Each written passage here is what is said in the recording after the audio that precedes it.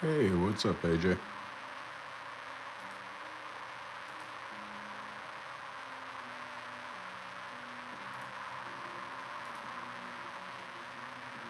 How are you, Angie?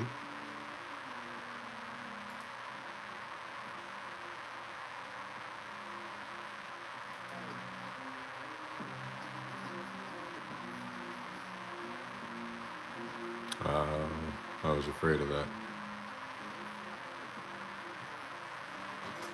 Hmm.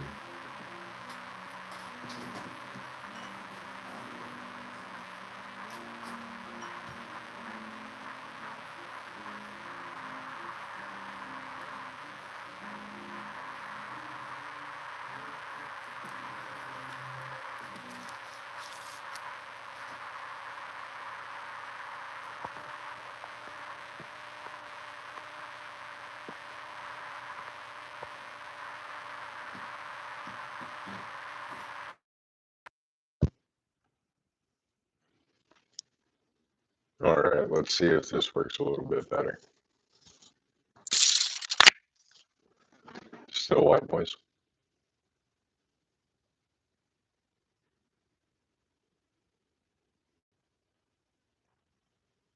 Yeah, I had a pretty good day. Not a bad day, that's for sure. That's good. All right.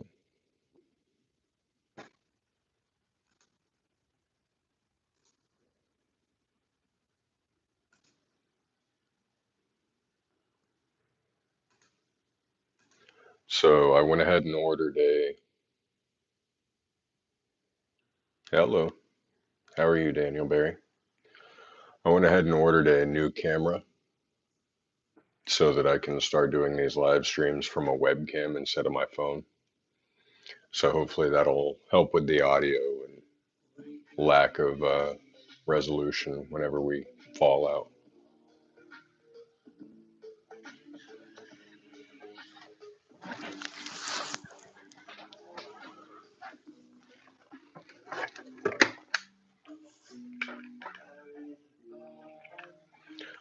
So let's see if we can't find some interesting coins.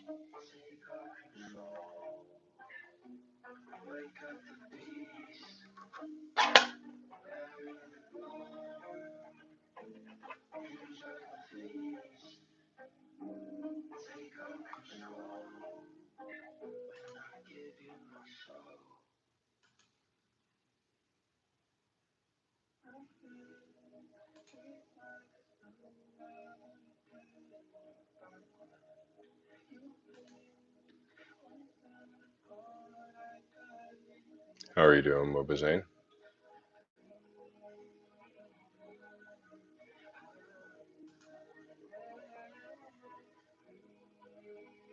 There we go. It looks like clarity is all there.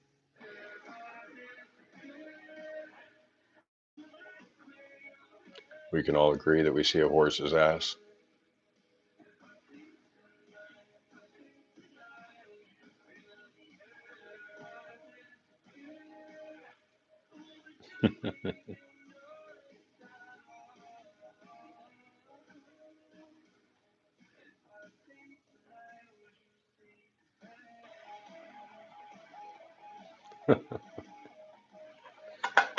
All right, bet.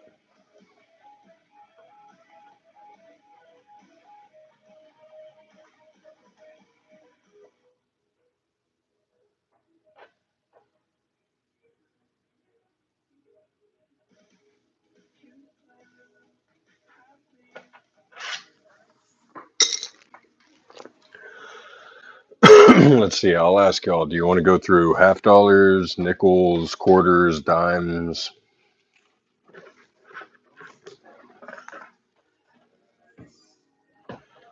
What are we in the mood for?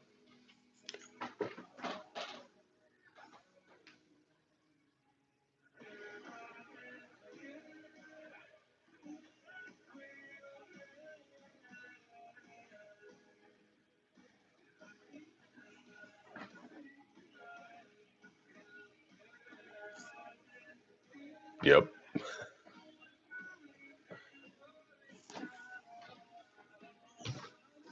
All agreed on the horse's ass.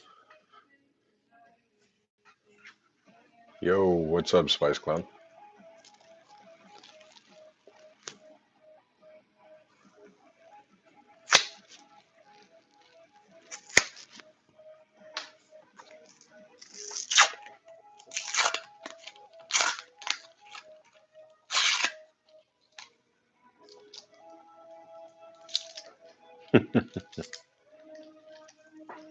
Gotcha, AJ.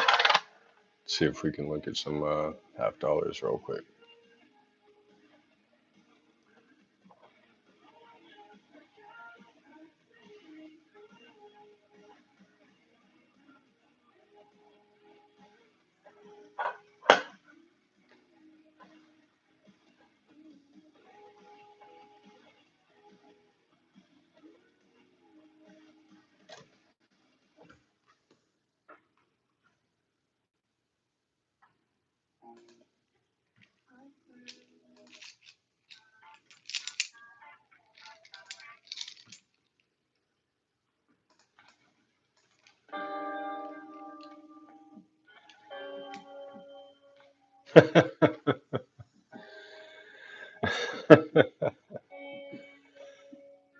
AJ single-handedly saying immortality is not what it's all cracked up to be.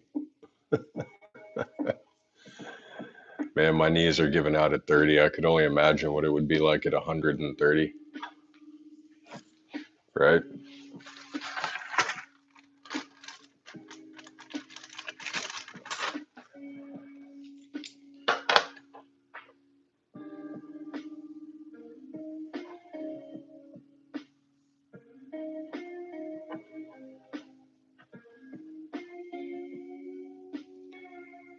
The thought is nice until you're actually there and all your family isn't.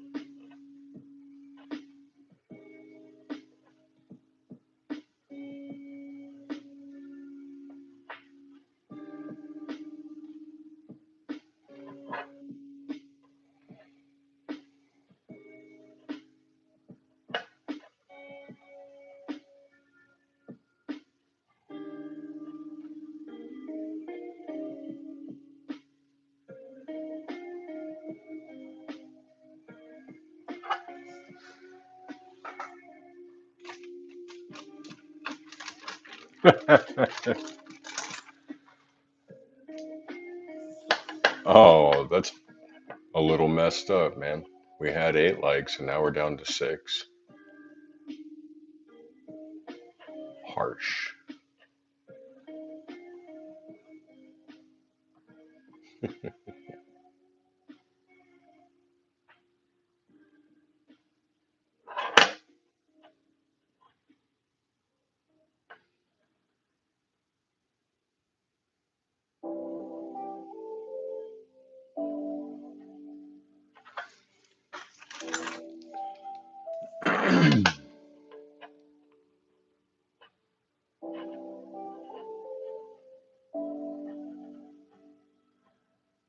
Let's see what a perfect PR69 deep cameo Kennedy half-dollar looks like to compare these two.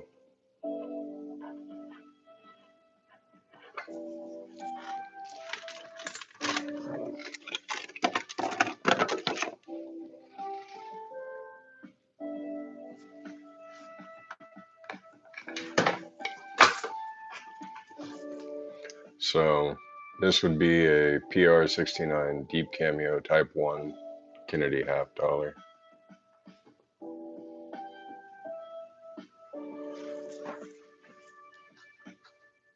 Hey, what's up, Thunder Mike?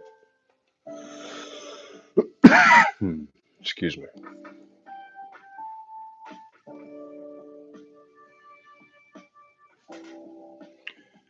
It's kind of difficult to see whether or not the scratches are on the coin or if they're on the case.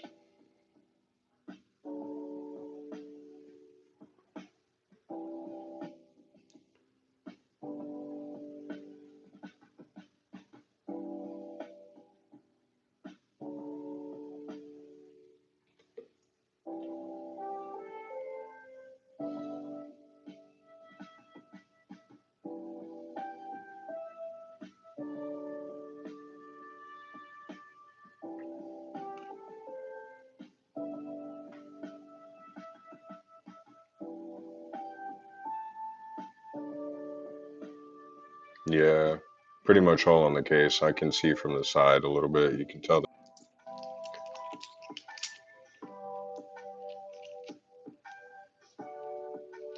Let's see if that helped. Hey, there we go. Sorry about that.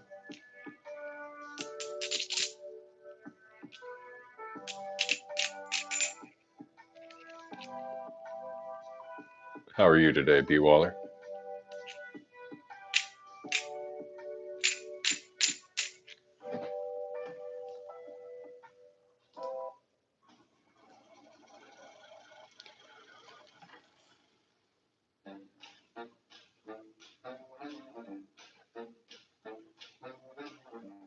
Ooh, looks like a slight strike through grease, but then again, it could just be from 40 plus years of wear. Oh, that's good, man. How were the races yesterday? I caught the last end of your stream where you were selling the copper brain.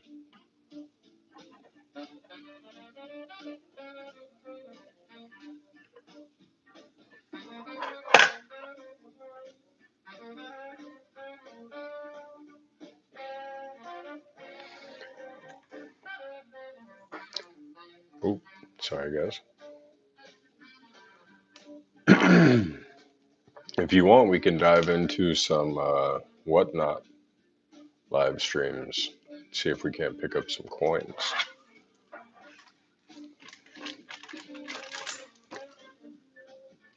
No races till Monday, but I'm not sure. Oh, okay. Why are you, is your car down or? Ooh, yeah, that's not good for an intake.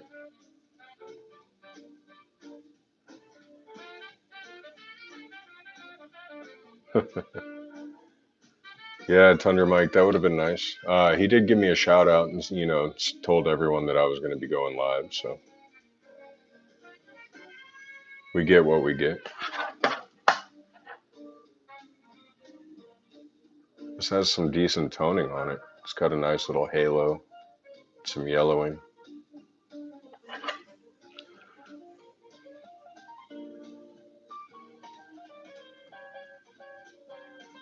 How are you today, Sullivan?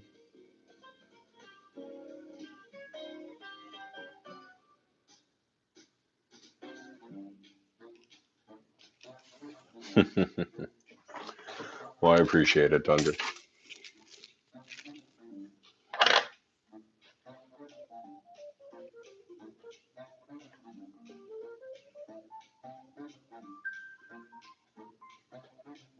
You hit yourself with a hammer. Well, that sounds painful. Why did you do that?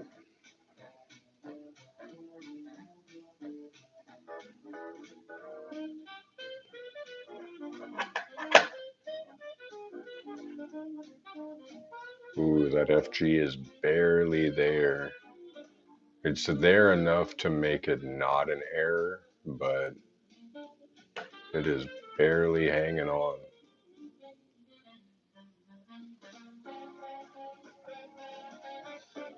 Yeah, you can see it pretty well there.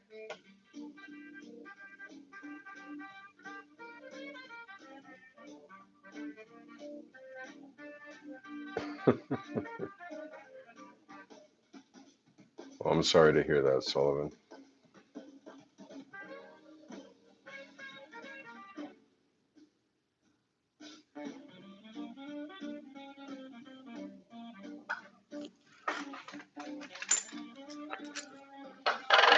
Let's see, I'm guessing a 23. There we go. Yep.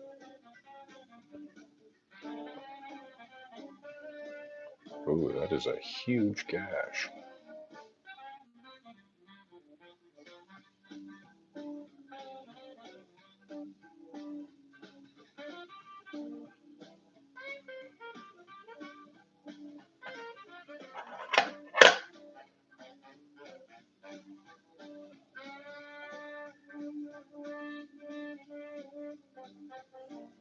Hmm.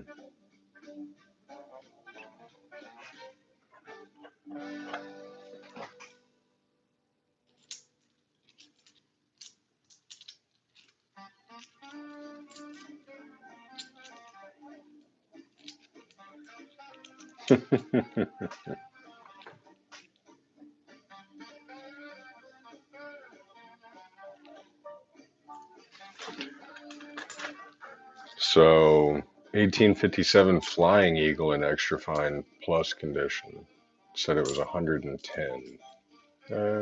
Okay. I mean, I won't disagree. It's probably not what I would pay for it, but said send it in for grading. Yeah, I don't. I mean, if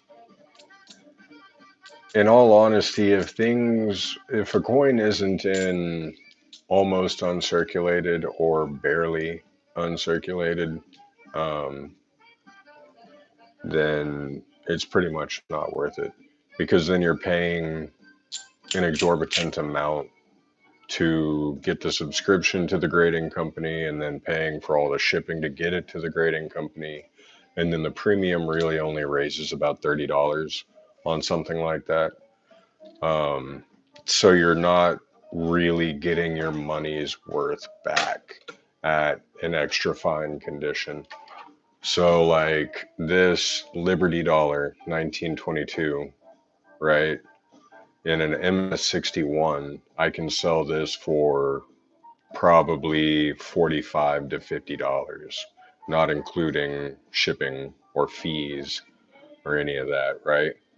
So just because it's an MS61. Now, if it was an MS67, an MS68, uh, that would be a different story. If it was a PR, then that would, of course, be a very big different story.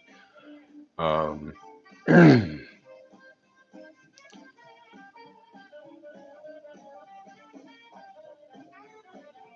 Oh, well, yeah, Flying Eagle counterfeits. It's the same thing with Morgan Dollar counterfeits. You can spot a Morgan Dollar counterfeit on eBay a mile away because they're trying to sell, Carson City Morgan Dollars for $4 or for $40.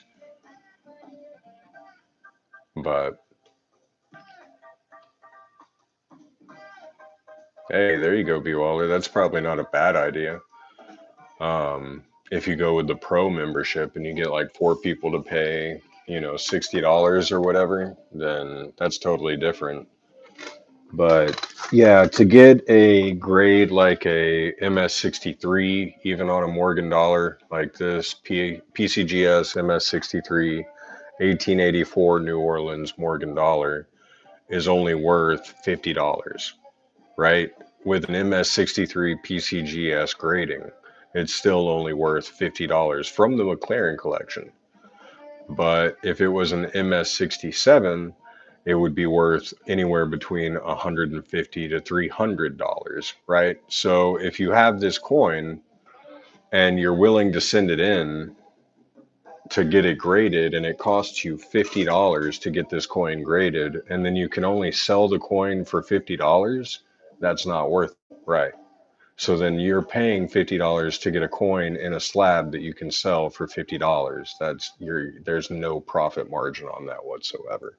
Now, if you take it to auction and you hope and pray that it gets a better grade, or I mean a better price than $50, then you might walk away with a few, 10, $20 or whatever in your pocket.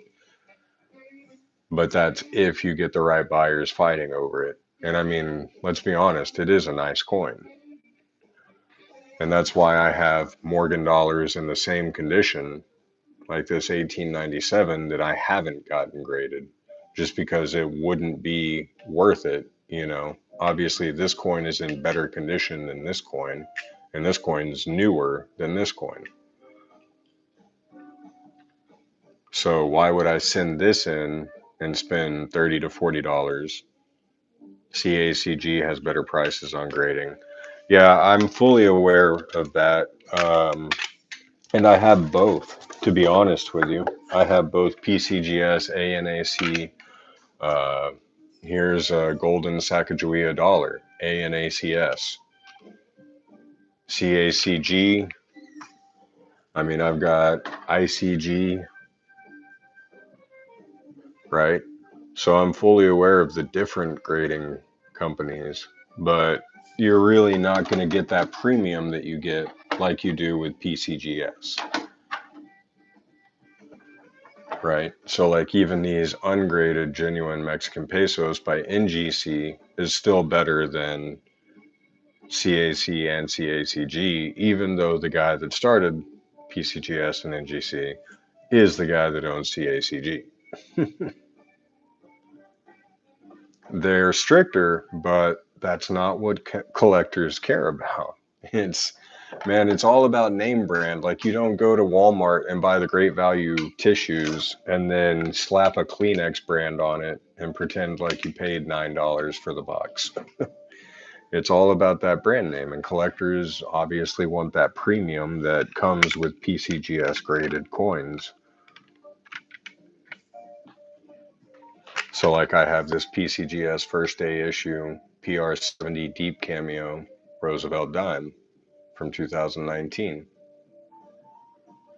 right? I can still only sell this dime for $20, even though it's the highest grade that it can possibly get, because it's a modern day coin and it's even the first day of issue still only worth $20 to $25.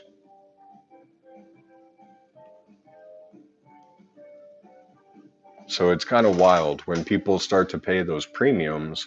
You really have to take into consideration when you're sending your coins in if it's going to be worth it to pay for the shipping, the grading, the membership, and everything else involved just to get that graded coin back in a slab that might be, you know, if it comes back in extra fine, you're not going to get any premium at all from that whatsoever.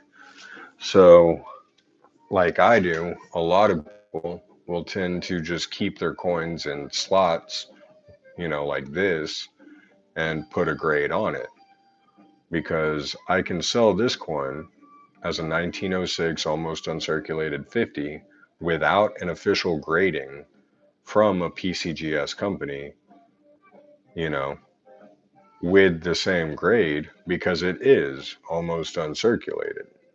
I mean, look at the detail on that. Being from 1906, almost 120 years ago.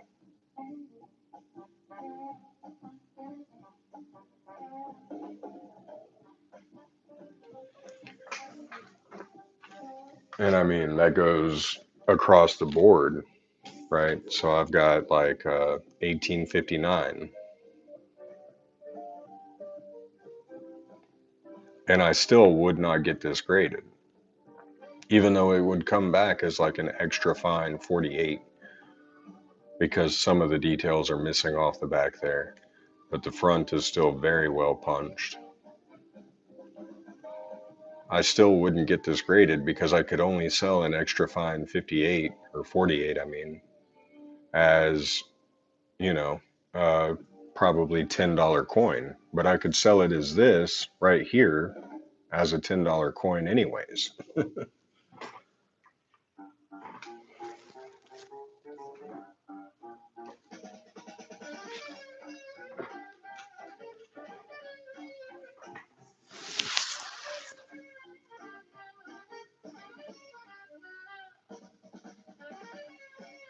I'm going to send a couple coins in just to see how they come back. A seated Liberty dime that looks dipped to me because of the weight, even though it has AU detail. There you go. Would look good on my Indian scalp bobber. Well, AJ, everything has a price, my friend. Yeah, that's when you really have to pay close attention to the, you know, seller review. You got to pay attention to how many stars they have and whatnot. But we can go through the rest of these half dollars and then we will go ahead and go into buying a few lots on whatnot if we can, because I'm trying to pick up on some stock. I've got quite a few Mercury dimes that I'll be looking to sell. Oh, another penny. 1906 on this one.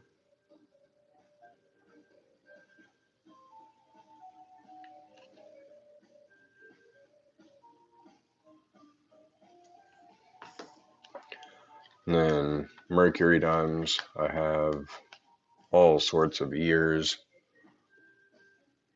43, any Indian head times 2 for my break MC lids. All right. 1942, 45,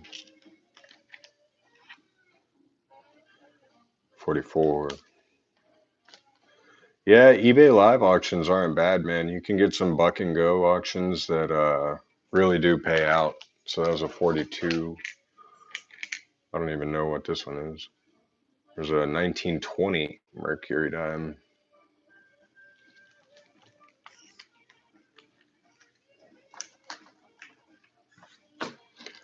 I definitely attend eBay live auctions as regularly as I can.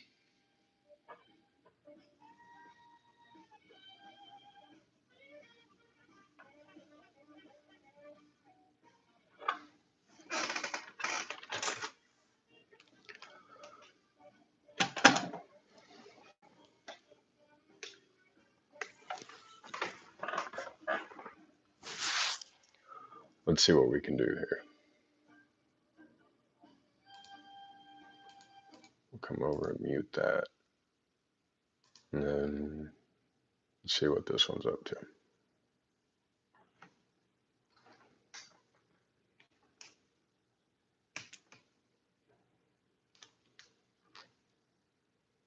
Yeah, 20 years ago, eBay was a different thing.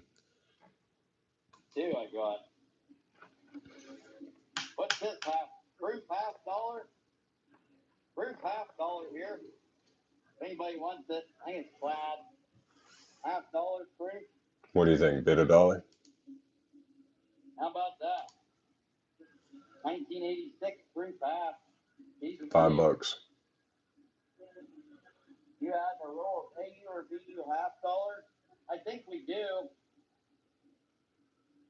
We do at $7. Gee, holy cow on a proof. Wow. We got 54 viewers there. Let's see if we can't get one with a little less. We got 15 viewers over here.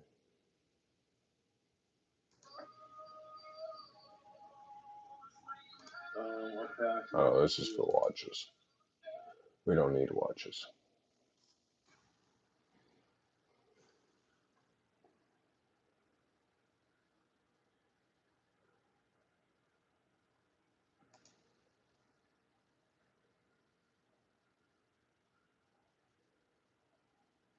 Nice. 22Ds are pretty hard to find.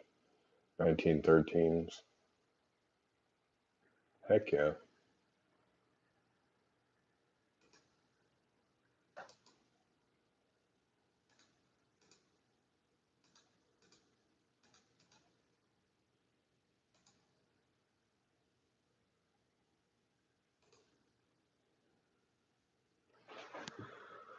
Hmm.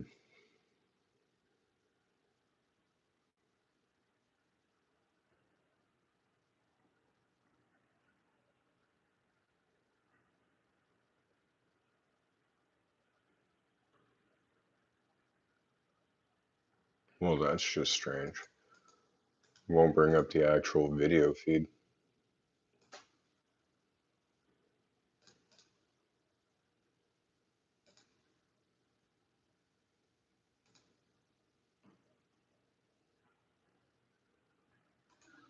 There we go. A 1970 T. I'd probably have that too, Steve. I'll run that too, Steve. Don't you worry. I got 70s. All right, here it is. Look at this plastic too. Look at that. 1923. Yeah, I'm on a desktop. That's nice. Oh, that's a nice silver Right, certificate. that. I hope you know Austin 3 Honda. Get it. Get that son of a gun. It's not a silver certificate worth 30 or 45 bucks, but it's a nice one. Come get them.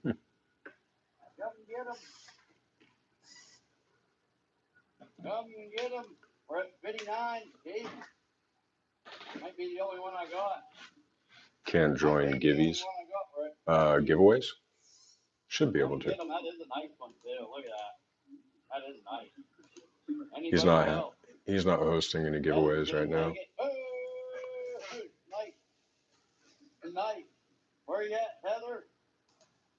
See, so over here, he's got giveaways that he posted before, but he's not hosting one right now.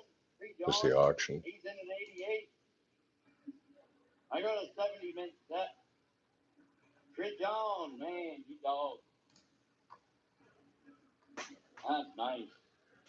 But yeah, y'all can spend my money. I mean, we'll go ahead and go through some coins, and then if he comes across something that we want, and we can get it for the right price. There's the Denver Steve. There you go. Yeah, I know. Come and get her. Old raw $50. I got a ton of them too, Steve. Got a ton of them.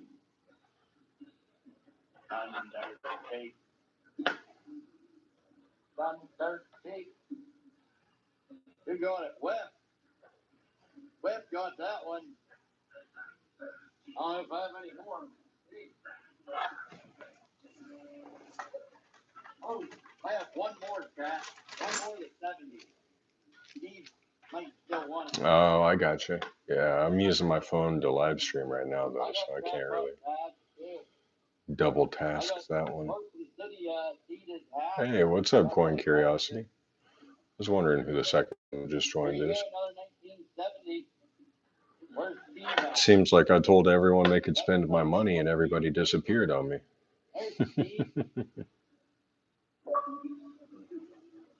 Uh-oh. Is that doubling? I don't know where they're at. Whoa, hold on, guys. Did we just find a doubled $50? Yes, we did. Look at this. That's beautiful, too. What else do we got? A doubled $50. Just found live on stream. Absolutely amazing. 96W. I don't see any more 96s. Unless they're underneath all this stuff over there. 1972, my guy. Look at the number. 1972. 68 P&D. Beautiful. How about that? Got no doubling in In God or We Trust or on Liberty at all. Not on the table yet. But on the back, for $50, boom. Very clear doubling. Wow, 10 bucks. It's almost like a machine doubling, though. You know what I mean? It's shelved. Here, let me see if I can't focus that in a little bit more. That's a 95.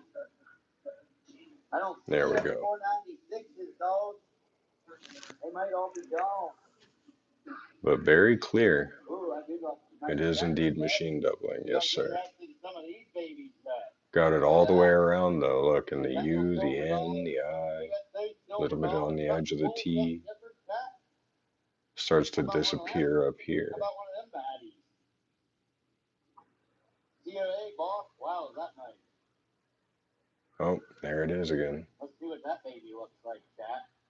These are some high dollars. Look at that. USO, Fruity. That's high dollars. Silver. Box and all. COA. COA, come get that. So let's see.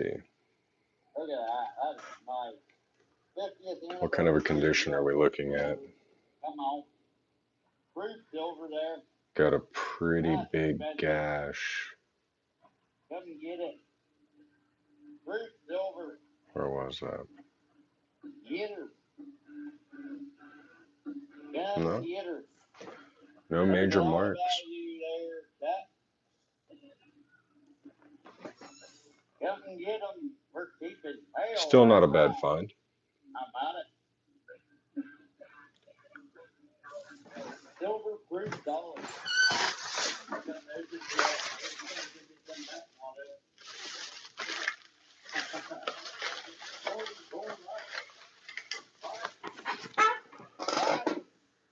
We'll throw it in a slat. Yes, A ding in the 7. Oh yeah, on the front side. You're right. that's a beauty. Good call, AJ. What a beauty. What's this one? There was also one up here in What's this one? Oh, this is a big thing. oh, where was that other one? Put these over here. This is his face.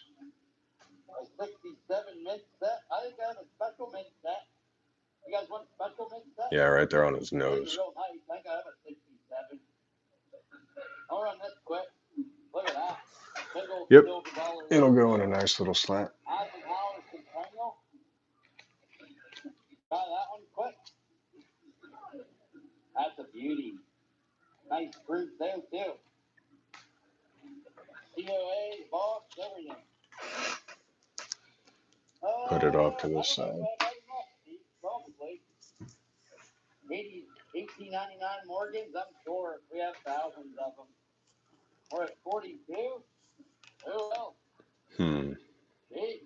Holy 1890 to 1990 Morgan. wow, gee. Nice gift. See, that one went for $42. That ain't bad. Somebody said a 67 mint set. Oh, that was an Eisenhower. Never Silver mind. six quarters, I know we got them, but where? I don't know. What's this one? What year's this one? 66? Hopefully they're not all 66. Oh, here's a 67. I got 66s too. These are the special mint set. If I can open them up. I'm trying. Machine doubling and true doubling. Okay, so true doubling is whenever a coin is stamped with the die, and it's a whenever they're so they do restamp coins. This is how you get P over D mint marks and such, right? By the way, cheers everyone. Tink. So what you do or what you get is a coin that's older than the year that they're stamping on it. So you get doubling in the sense that they try to go over what's already on the coin, and then you get a doubled number or a double letter, or if the die were to strike it twice, you can get double. Now, the difference between an actual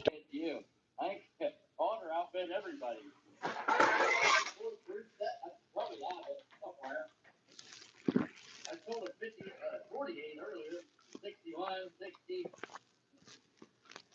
What's this one? I'll run this one right quick. What's that? 66.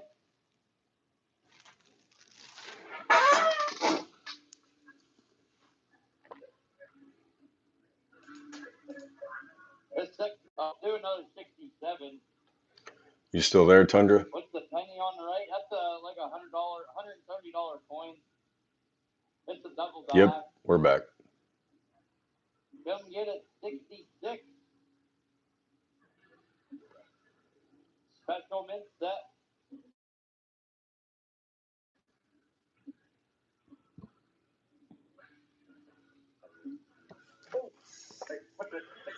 All right, there we go. Come here, run a quick Morgan again. Yeah, we should be back, man. 79 set, of course. I really got legendary days. 1883 San Francisco mint on that one, Pat. 83X. So the way that machine doubling works, Thunder Mike, is if this coin gets stamped twice, the line is prominent on both edges as it is from the edge of the coin for the first stamp as it is the second stamp. If it's a machine doubling, it means that the coin shifted in the stamp process and it creates a shelf effect. So it's not as hard lined as the initial stamp is, but it still creates a double. Not that it was stamped twice, only once, but it was machine doubled. That's the difference. We'll see, there's a 67, 67. Come get it. 2009 Lincoln cut. That's pretty cool though. That's my first double die or machine double that I've found myself. I got everything. It rotated on compression. Yep, that's a really good way to put it, AJ. Thank you.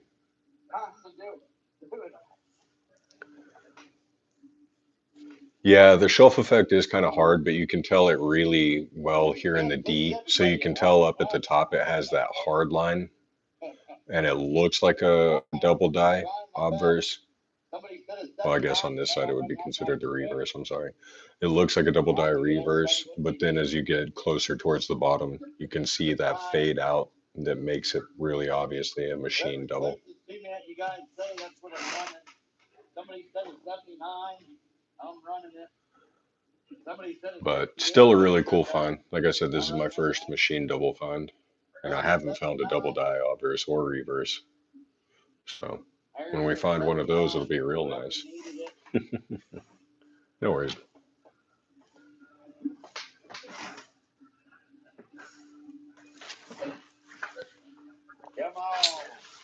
Cool. I'm going to consider that some good luck for the night, man. Let's keep going through them. We got another 1971 here. They're here. We got lots of them. Getting the gibbies. Hell yeah, 14 bucks. Instead of 16 as well. I mean, Brian, boy. God.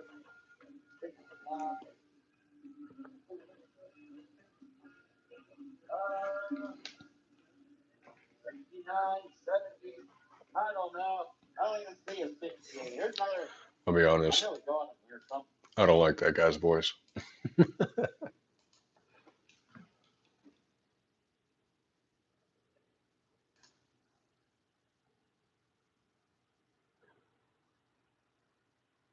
Oh yeah, man.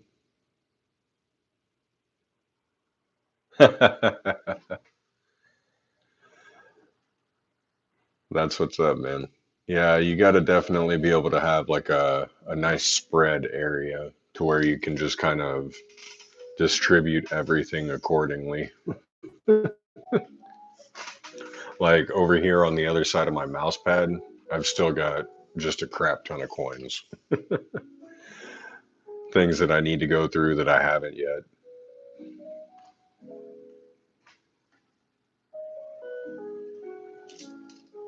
Yeah, you're all good, AJ.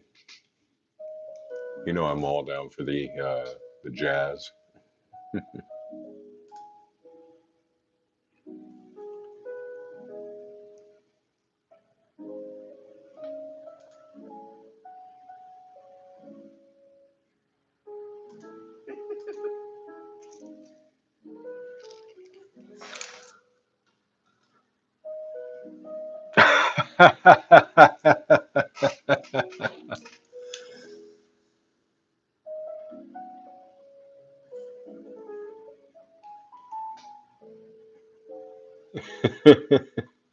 Yeah, man, wives tend to be that way. They don't I think they do it on purpose just out of spite for the most part, but they also just don't wanna.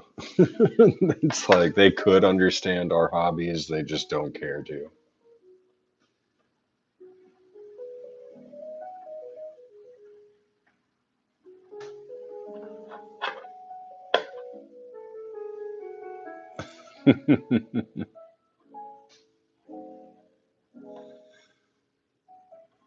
Well, I'm glad he read it for himself because I certainly wasn't going to say it out loud.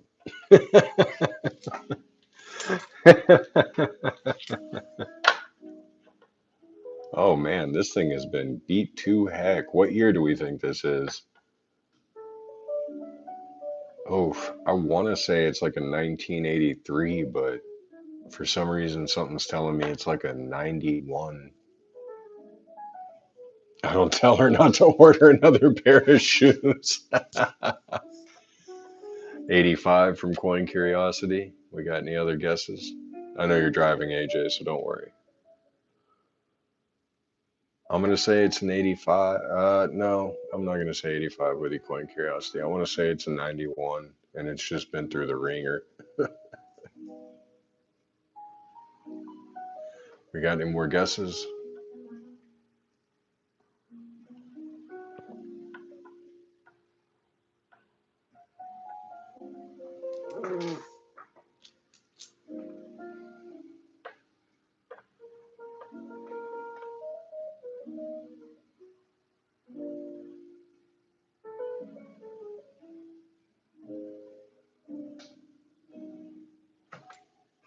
Oh wait, what is this going on back here? Five Liberty Dollars. Starting bid is $290. You can eat it.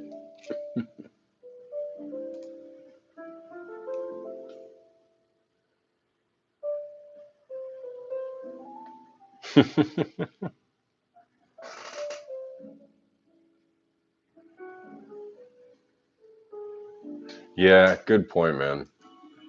They really do. It gets to a certain point where you got to wonder, what are these actually for? We got a 1996. Oof, that is a rough coin.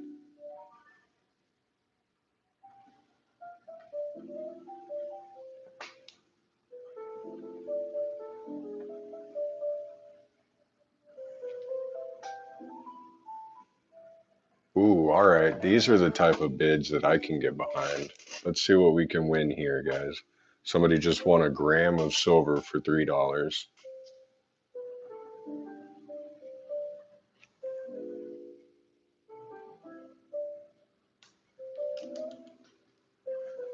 Gram of silver for $40. Yeah, we're not falling for that. Let's bid $4. $8.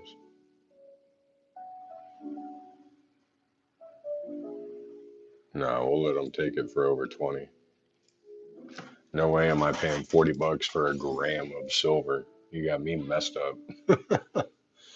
I'll pay $40 for a gram of gold. Now that's like $80 under melt.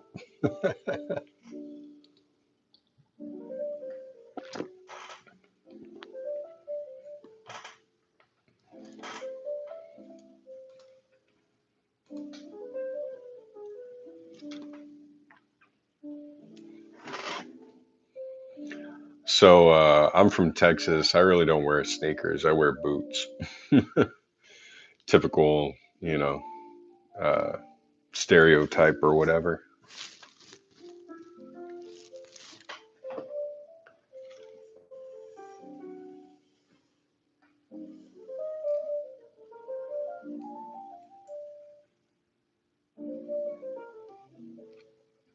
Hmm.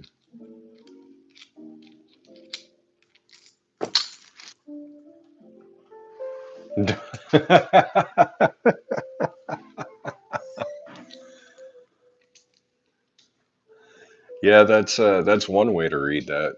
That's Marriott's or Oilers. Oilers.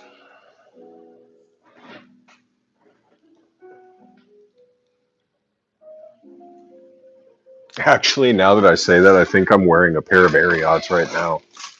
Yeah, I am. All right, so I'm lying right now. A pair of Marriott's.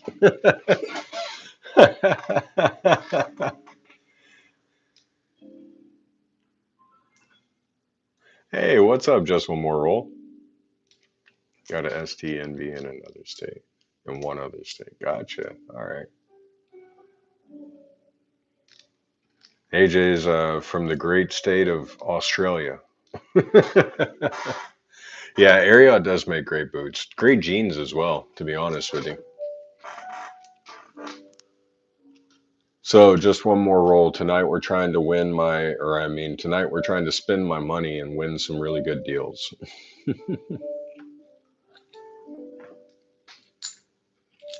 Gold bucks. Yeah, we did have gold bucks. Ooh, just one more roll. You got to see this, man. Look at what we just found before you came in.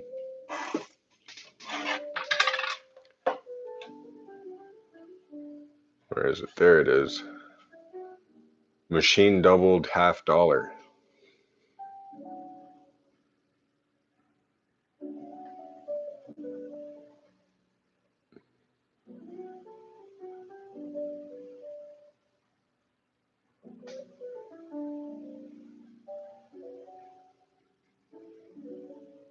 Look at that R. It's like perfectly doubled.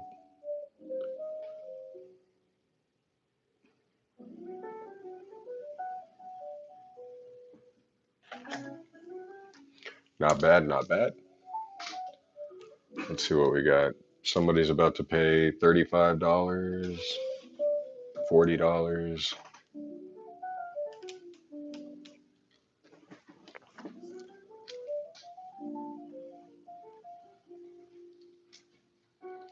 What is that? 35, yeah, $35 for a gram of silver. Guarantee you. Yep. You paid what, 10 times melt? Oh yeah, I 100% agree, Tundra Mike. I was just saying last night that the U.S. should get back on the gold standard. I mean, when money was actually silver and gold, it was worth having. Now it's not worth it at all. Oh no, I'm not doing that. What this person's gonna pay 27, 31, $34.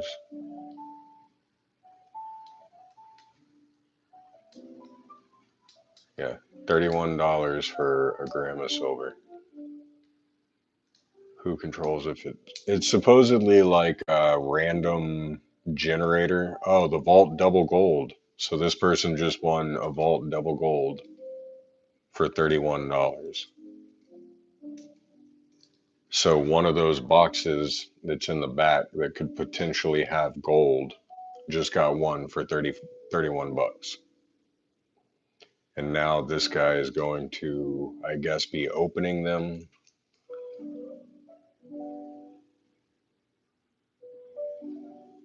Yeah, it looks like he's going to be opening them and then putting whatever comes out of it into, a shipment to send to whoever won it. Oh, wow. That's not bad. MS-69, it looks like gold coin. So I guess that's the gamble. You know what I mean? Like you could potentially win the gold for 30 bucks, or your best bet's going to be another MS-69 2015 Gold Eagle, or your best bet's going to be a gram of silver. So the dude's making his money, which makes sense. Yeah.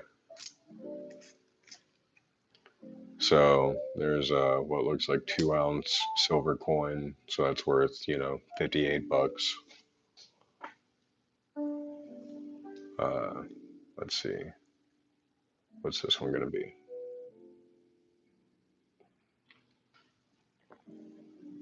Another 2 ounce silver Liberty dollar.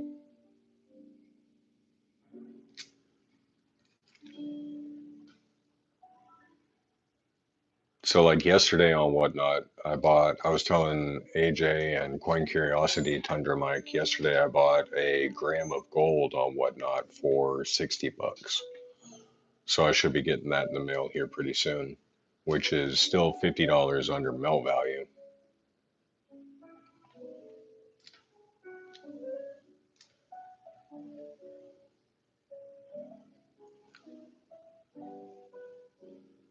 See, I would love to do whatnot auctions for like my Morgan dollars and my Eisenhowers and my Booker T. Washington dollars, all the things that I'd keep, just about for the heck of it.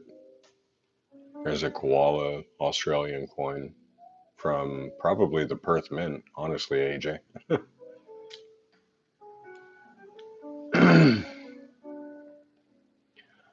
Interestingly enough, it looks like the same person won all of these boxes. 119 to $120, yeah. Yeah, it's I think gold goes for 110 to 112 for a gram right now on melt value. So, and it was natural gold nuggets too. It wasn't like a refined gold. There's another 2 ounce gold coin, or I mean silver coin. Sorry, don't let me lie to you. Gold rallied Friday along with silver. Yeah, it did right before the end of the market close. PAC-Shi was going up.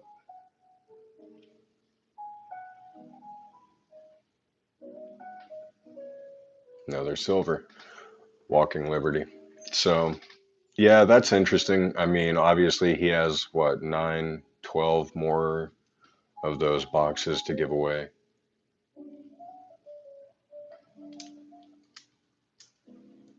Or not give away, but, auction.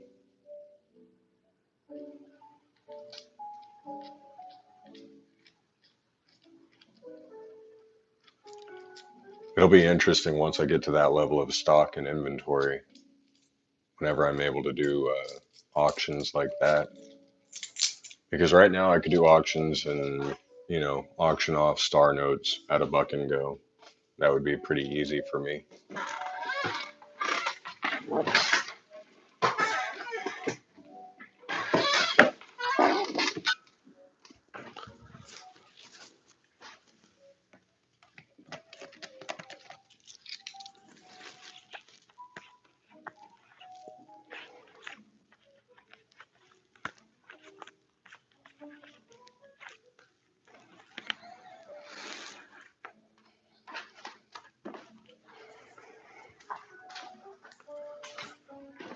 Okay, so these are all gold vaults, super editions now. Super gold edition. Oh, a rug pull is imminent. It's coming after 1x gold coin quarter ounce. PAX Live 10. 2x, I saw the bids freeze on someone's whatnot. I will not name them, but both times the coins were in fantastic condition from a book. HR was selling one at a time. He showed the book and started. Oh, gotcha. Yeah. That, I mean, sometimes with those, you got to really be careful. I can understand if, it froze and it was in the middle of an auction, but if it's continuously doing it, that's a little bit sketch.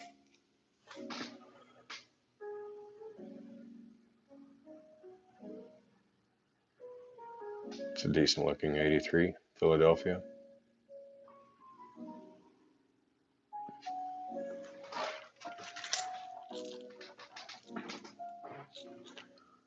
Let's see what this dude does. S&P at a historic high. PES should be at 18.5 on average.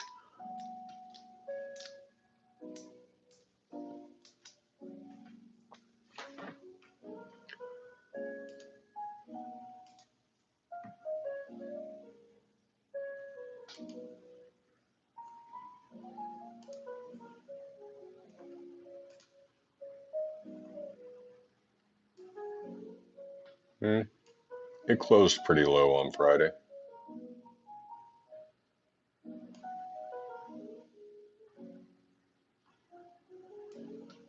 We are at the top of a bull flag, though, aren't we?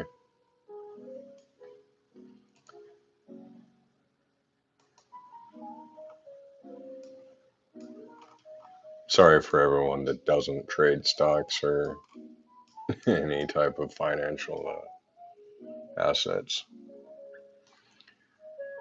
It looks like it reconsolidated over the last 2 days before the end of the week, and then it pumped up just a bit before the start of the market. for NASDAQ.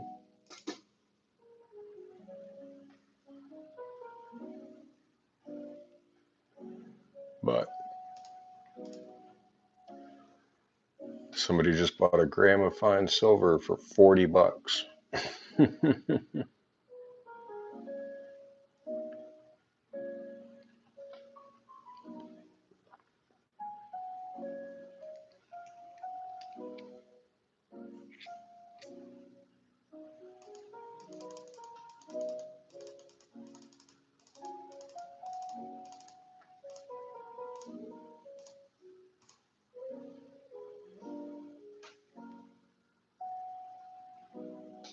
Let's see.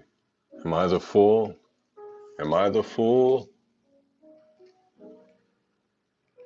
What did I win? Super. Nope. I got 1 gram of silver. Some straight up bullcocky.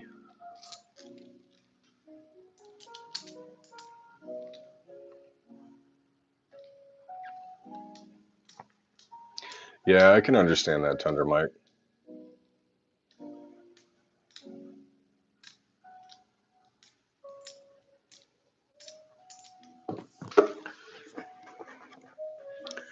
Man, I just paid $35 for a gram of silver. Ain't that something?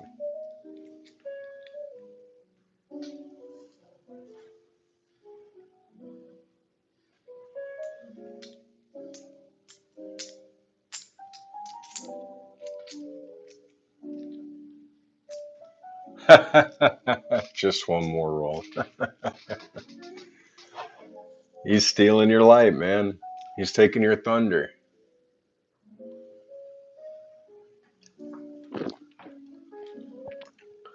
Yeah, that's all right, Thunder Mike. I'll just hang on to it. I've got plenty of silver, though. This is a cute little 1/10 ounce sitting Walking Liberty. Oop. Let's see, we're zoomed in, but how far are we zoomed in? There we go. Focus. Hey, there we go. Yeah, 1/10 ounce Troy silver. Cute little mini Walking Liberty.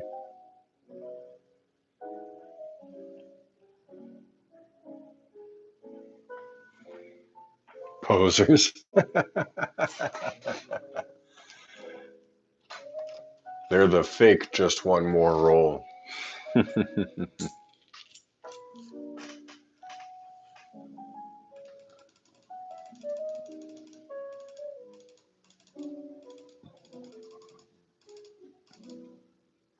No, you fuckers. Ah, someone else got it, thankfully. Oh, sorry, I don't think I can say that word.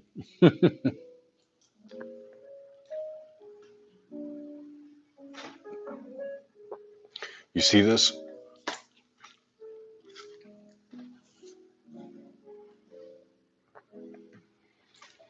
Silver here is Nats pisser over 60. Yeah, that's because, well, I mean, the exchange rate is a little bit extreme between Australian dollar and US.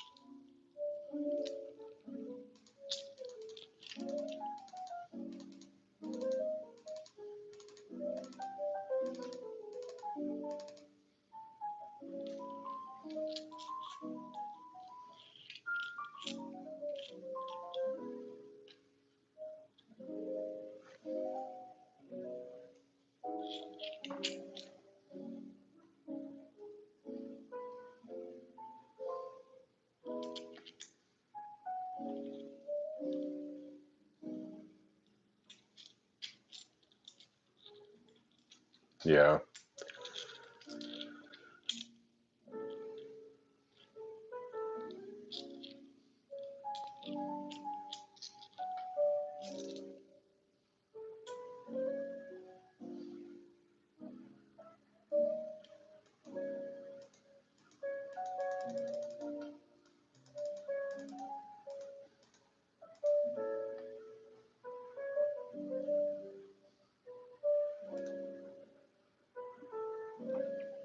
Won that one.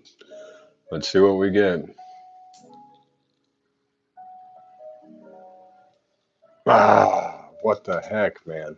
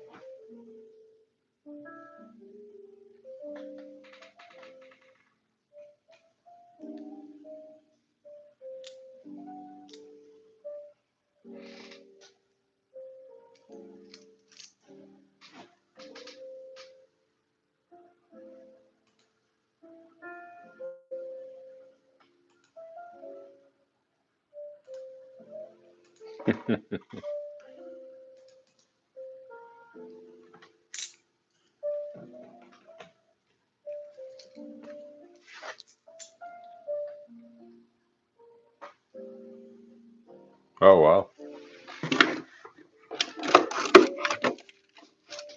That's not a bad deal at all.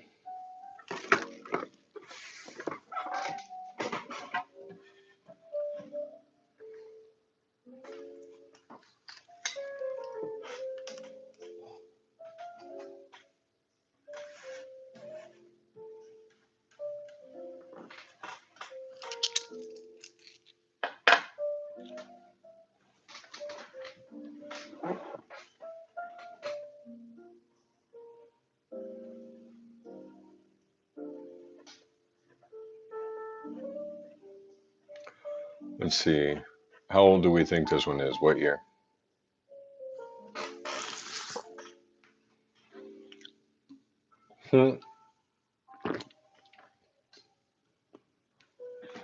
Just realized how zoomed in that was.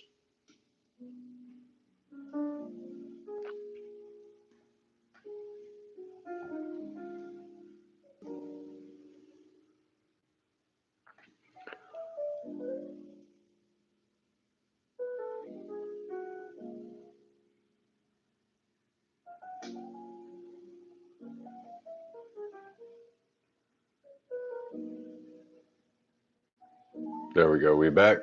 We should be back. All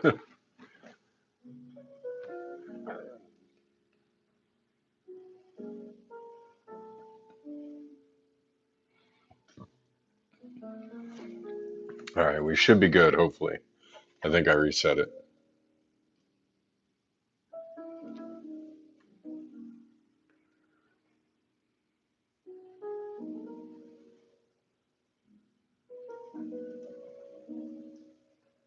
All right.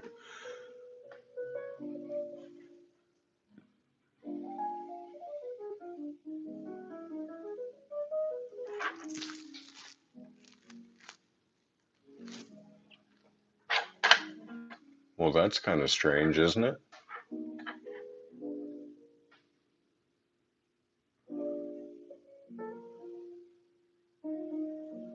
Doesn't it kind of look like something has been stamped into the shield?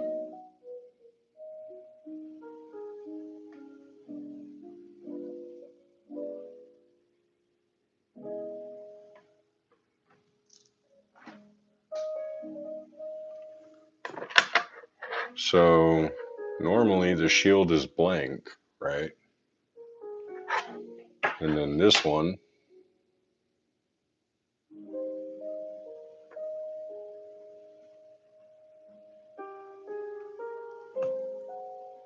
let's see, what year is this? This is a 1993. There's a 97 blank shield.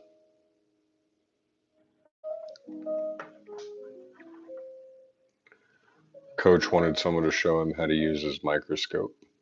Uh, One of the things that I had to learn the hard way and felt like a total dum-dum was there was a lens cap like plugged into the bottom of this thing that you actually had to physically like pull out and remove, right?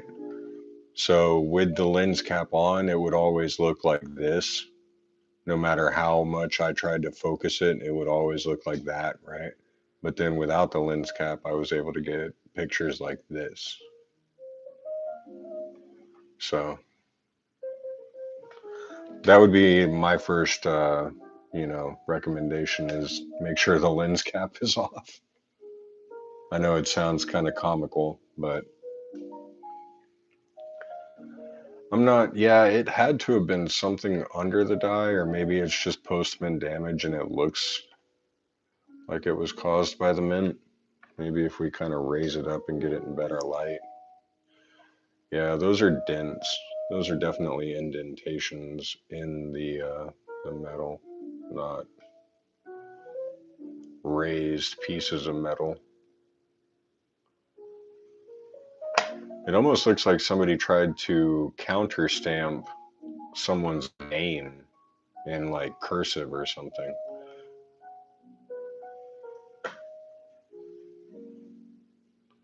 That's interesting.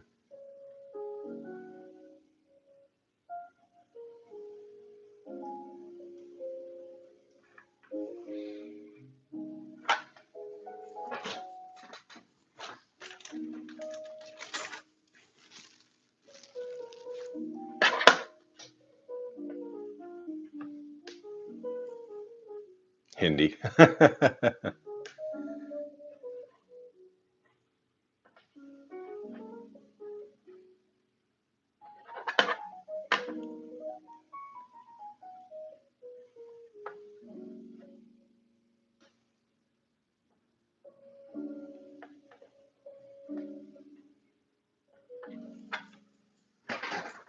or Arabic.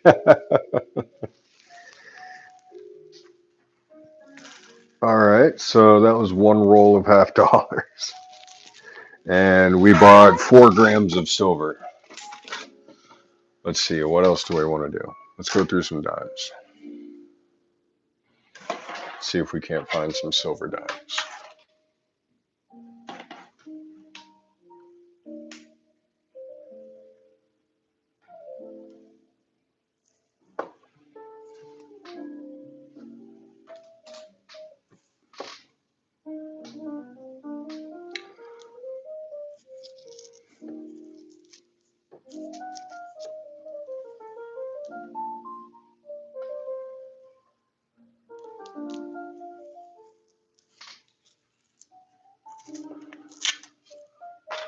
Let's see what we can find. Bitcoin back under 110K. Yep, it's at 109. Well, actually, it's at 108.6 currently, but it's all right. This bull run isn't over with. I'm still expecting to see 135 before the end of the year. And I definitely believe that Ethereum is going to make it to 5,000 before the end of the year. Now, before the end of the quarter, I don't know about that, but definitely before the end of the year.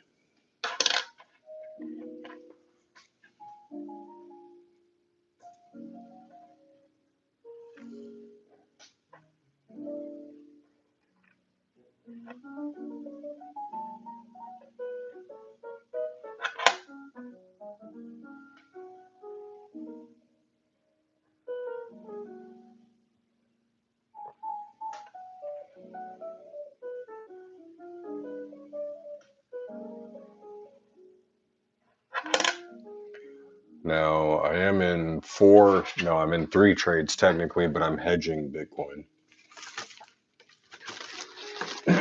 So I'm banking on ADA hitting $1 before Tuesday, and Ethereum should be at 4,600 before the middle of the week as well.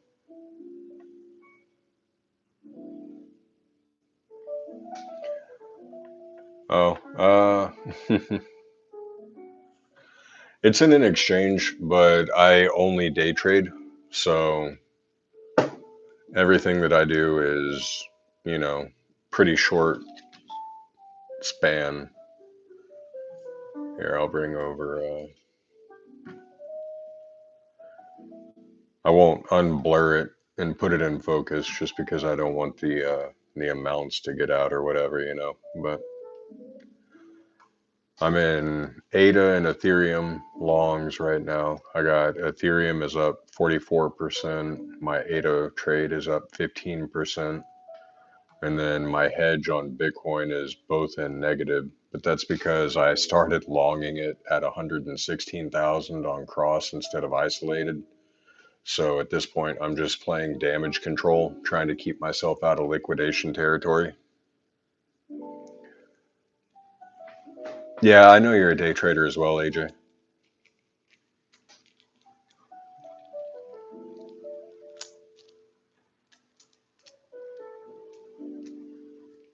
Yeah, man, 80s and 90s trying to be a, stock trader or a day trader when you have to go through a broker and you're paying the fees and commissions and yeah, it was not free by any means. You're absolutely correct, my sir. Nowadays I just, load my money up on the exchange website and go at it.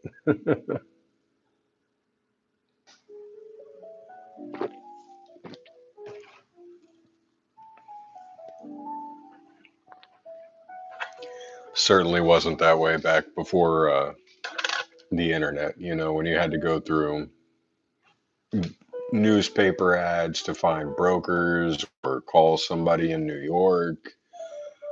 Mm, always having to look at the newspaper every morning just to make sure you could see which stocks were going to be, opening at a certain level. It's pretty wild to think.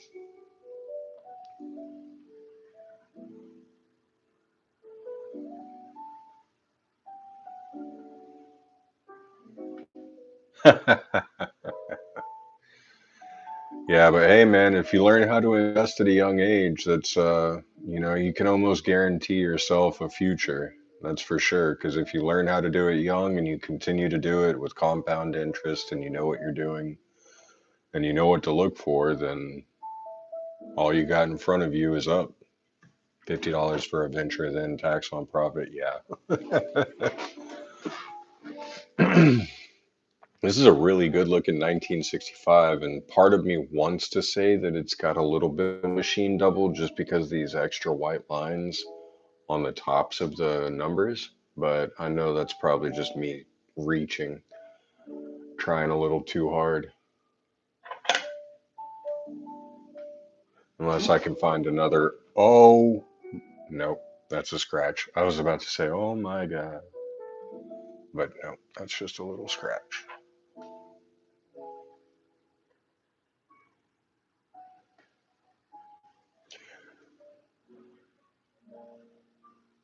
Yep. So you do mainly limit orders, AJ? That's one of the things a lot of people don't realize now that I have to take into consideration as a day trader is I'm going up against bots that are programmed to buy low and sell high. It's like I can't beat a robot that's literally programmed to read the chart and buy at the lowest point and sell at the highest point within a 24-hour period.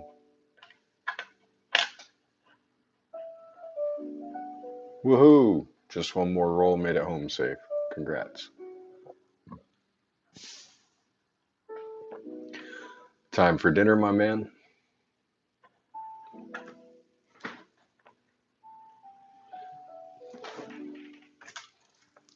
Yeah, I mean, it really doesn't matter where you're at in trading culture, whether it's fortunes, whether it's futures or options, crypto or stocks, you're always going to be going up against retail conglomerates, the usual BlackRock and ETFs and whatnot.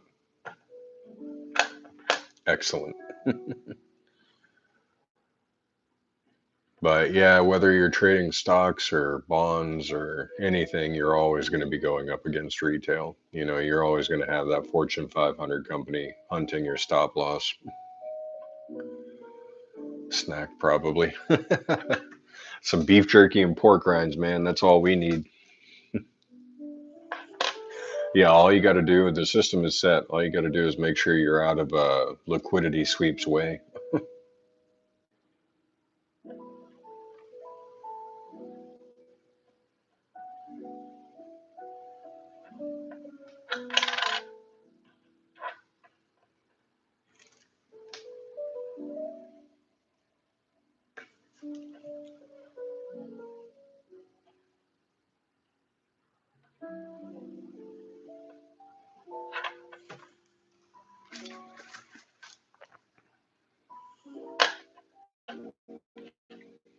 Well, I mean, Bitcoin is still predictable to this day. It hasn't, not a whole lot's changed. There's just a much larger scale of volume. So, one of the reasons why I have no problem trading Bitcoin whatsoever is because I know even if I get in the worst pickle of a situation, that I can pretty much, for the most part, get myself out of it because there's no way that Bitcoin's going to drop from 120,000 to 95,000 in a day. That would mean that literally trillions of dollars would have to leave the market at once. And the only way that's going to happen is if, for some reason, like the US government decides that they're going to outlaw Bitcoin and cryptocurrency, which, with Donald Trump being president, absolutely is not going to happen whatsoever. As we've seen, he wants, a huge Bitcoin reserve and whatnot. But what I'm more afraid of is the presidents to come after Trump, what they're going to say, you know? Because who's to say the next president comes in and he's like, oh, crypto is the devil. We are outlawing or banning crypto. It's illegal to trade and own. crypto in America now. So the next, president can come in and be like, well, I'm going to veto all of those laws and bills and everything that Trump put into place, and I'm going to make my own law and make crypto illegal. They can still do that.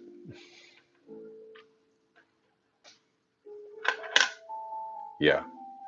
So it's very much still in the finite stages of beginning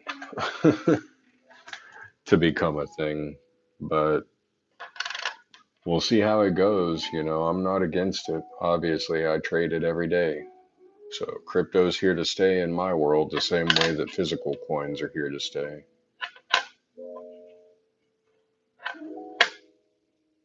Is this off-centered die? Let's see. Flip. Wait. Flip. Nope, it's centered. And it looks like somebody put a cigarette out on it. Wonderful. Or whatever that is.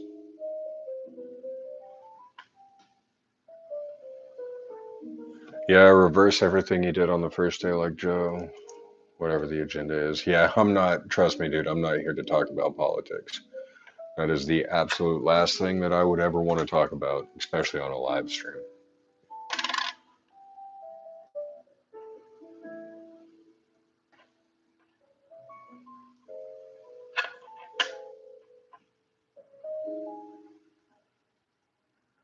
Oh, yeah, no, that's actually that's one of the biggest reasons that I cannot use the money that I get day trading crypto. So anytime that I pull money off the exchange is a taxable offense, right?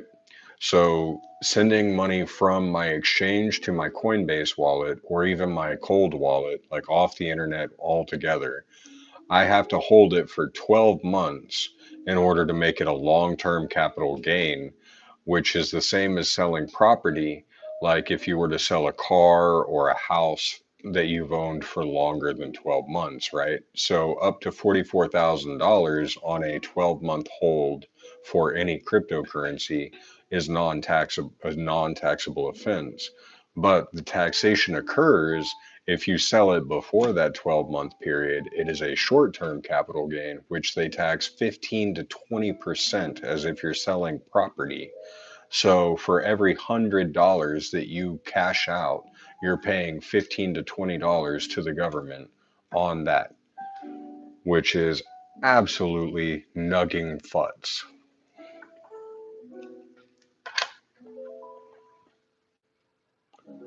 Because there's no way in hell that I am willing to pay $20 for every $100 that I want to take of my own money. Can you have crypto in a self-directed IRA? Nope, but they are trying, Trump is trying to pass a bill where you can get crypto in your 401k and an IRA. He's trying to introduce crypto to 401ks, IRAs, Roths, and everything like that. But for right now, they still consider crypto to be a property. It is something that you own, like a car, a house, a baseball card, even.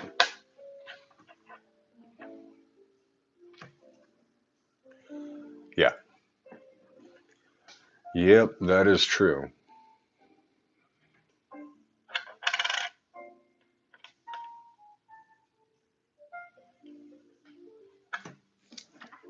Yeah, as long as I don't take it off the exchange, then I can trade it all day long because all I'm doing is transferring between wallets. So to transfer from one crypto wallet to another, you don't have to fill out a 1099-D, because it's like taking money out of one pocket and putting it in your other pocket. You know what I mean? It's not actually, uh, you're not actually trading your property as cryptocurrency into fiat currency.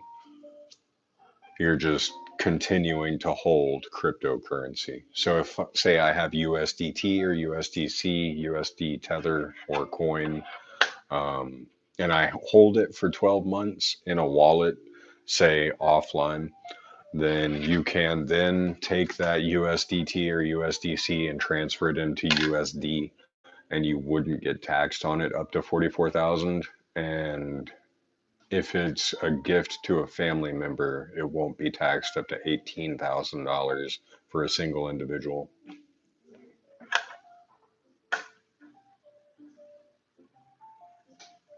Yeah, that's very true. So there are not tax specialists for cryptocurrency assets, really. You have to go out of your way to specifically find, a tax specialist that's willing to even deal with someone that has to claim cryptocurrency. But I have a digital logbook for all of my trades that keep my P&L and all of my percentages, wins, losses, everything like that tracked and logged. So whenever I do go to declare my 1099-D, I don't have to worry about it as much because I just have an Excel sheet put in front of me of, what's green, what's red, how much I made this month, that month. And I try to do it quarterly, but here lately I've been doing it bi-yearly, or you know what I mean, every 6 months.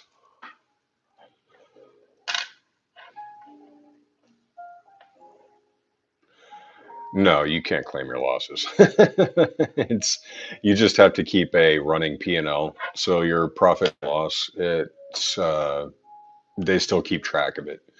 You can't claim your losses, but they still want to know about how much money you put on the market.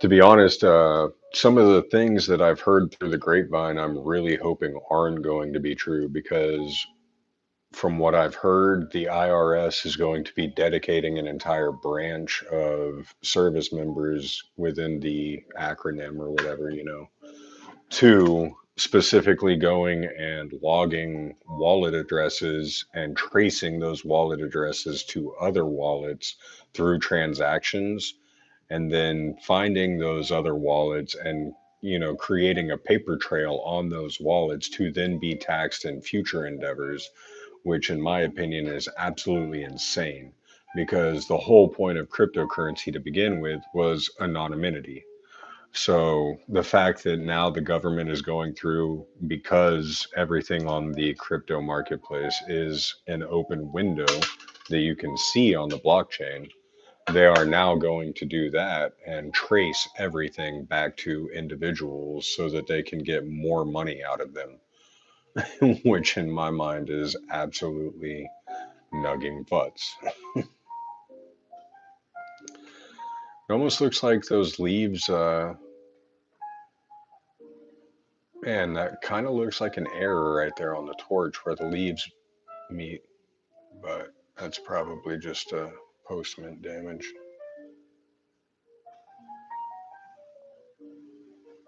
Oh, yeah, yeah, exactly. Coin Curiosity. They listen to everything, they follow everything, they watch everything, and they will find out about everything eventually or not. It's like your mom, man. Freaking eyes in the back of her head. Yeah, exactly.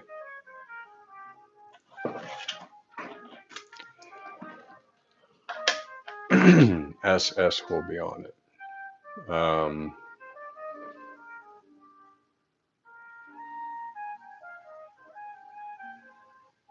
I don't, I guess I don't understand. I don't know what you mean by S. Oh, gotcha. Thank you for that one, Coin Curiosity.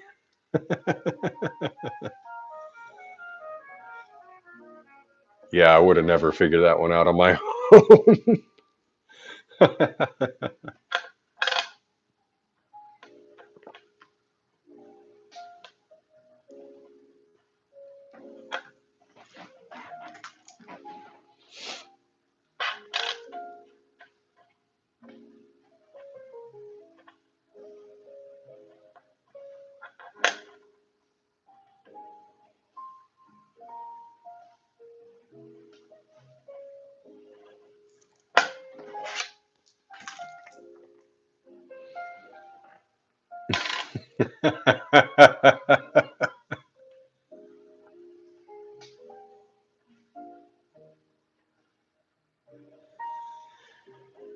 Stood for Silly Susans.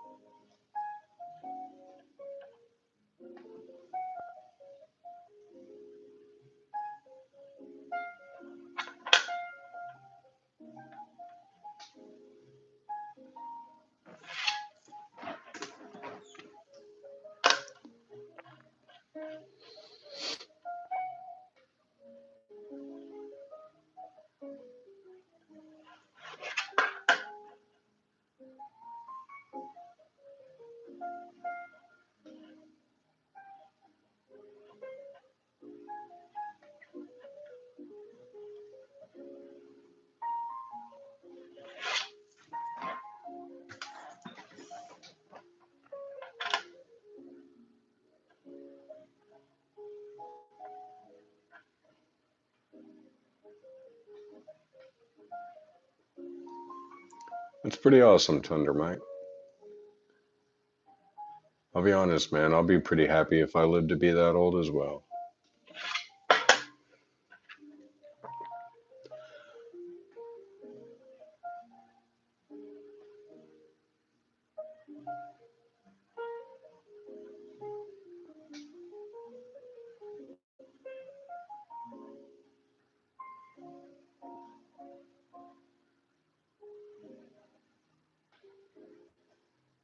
There's no sense in getting mad or jealous either.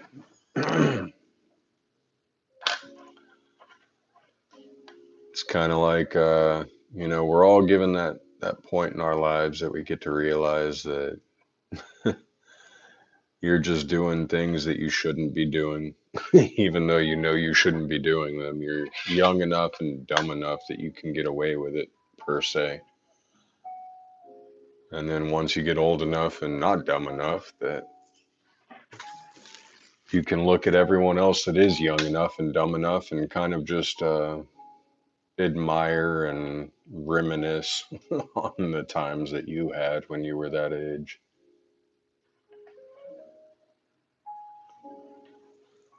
Only regrets is what I did not do when I was younger. Oh yeah. Yeah, man, that's certainly why I have. Oh man, that is really far off.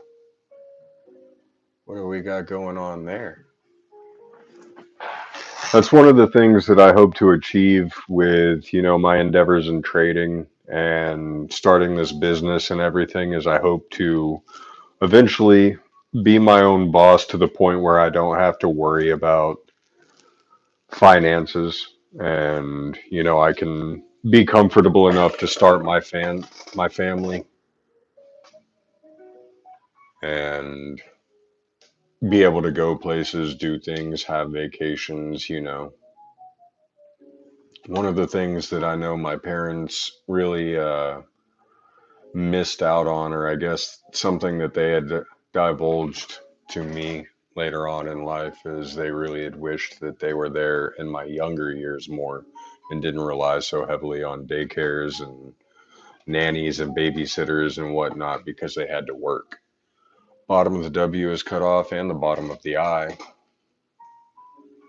It's a 1971. So, yeah, that's something that I hope to achieve whenever I do eventually have my family is the ability to spend time with them, because that is what life is about. Time is one of those things that you will never get back in life. And that is the most expensive thing that you have to offer to the world is your time. Uh, so if you spend your time to make money because it's the most expensive thing that you have to offer to the world, then you end up losing all of the time that you would then get to spend with your family and loved ones. So hopefully, eventually in life, I have something worth more than my time to offer the world, and I get to spend my time with my family.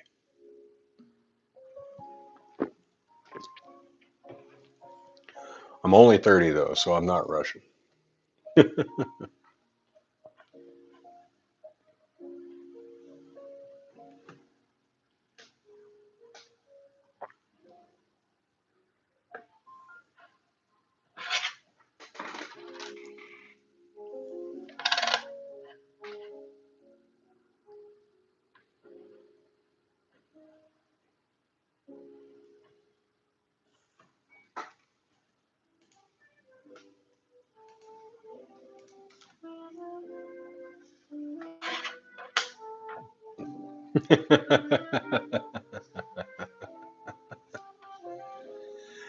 Nope, I'm Texan.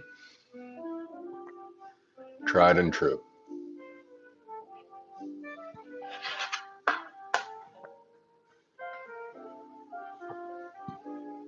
I just got the joke. I'm not Russian. I'm Texan. Yeah. Not rushing into anything in life, that's for sure. Oh, there's 1970. Let's see if we can find something wrong with it. Yeah, that one took me a second. Coin curiosity. I'm not gonna lie, it almost went right over my head, dude.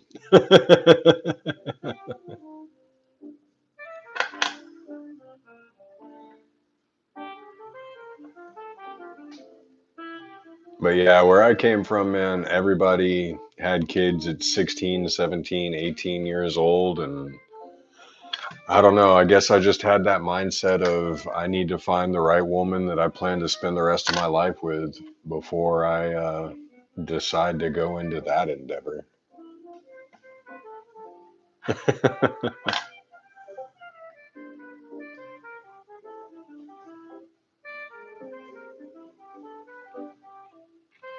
Because I'll be honest, I know myself, and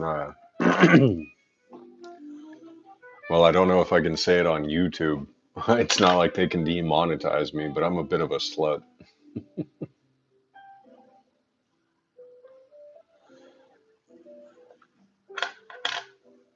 Yes, sir. No need to rush. That is absolutely true. So my father had me when he was 40 years old, 39 or 40.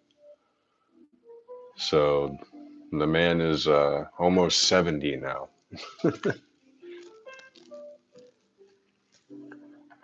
And to be honest, I'm pretty sure he's going to live to be at least 80. So hopefully he gets to see his grandchildren at some point.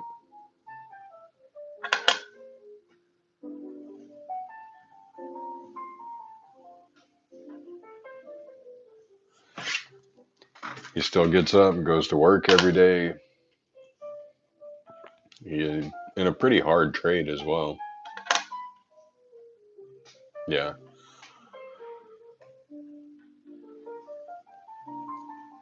Oh wow. So we're all product of the older generation. That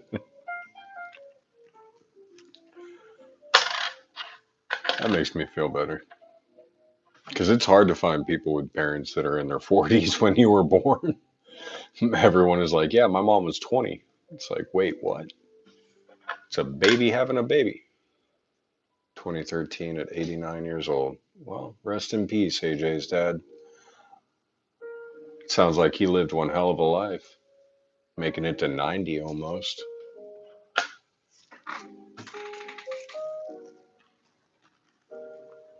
See, that's something else that I believe in is you really got to have that reason to live. And I know that can get kind of dark really quick. Retired at 71. There you go, Tundra. Congrats to your wife, man. But yeah, I find that if someone has a reason to live, if they have that family, that, driving force, that camaraderie, I guess, however you want to put it, that there's more of a will there. Because I've also known quite a few people that died a lot younger. There you go. Pretty much bulletproof. I love that. There you go. For chess.com.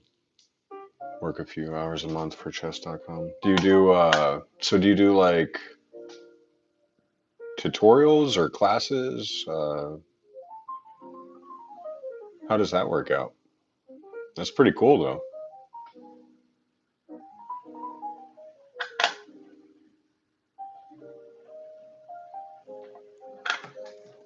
Yeah, same thing with my dad though, AJ. Bulletproof for sure. Like I said, man is still getting up every single day, going to work at a hard trade. He ain't going no time soon. Yep, exactly. If you end up, just kind of falling off, then it's pretty much what happens now, isn't it?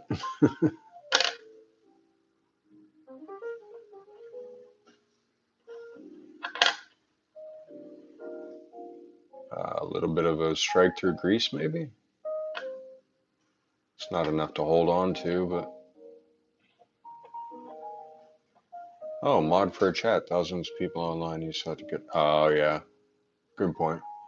That's pretty cool though, man.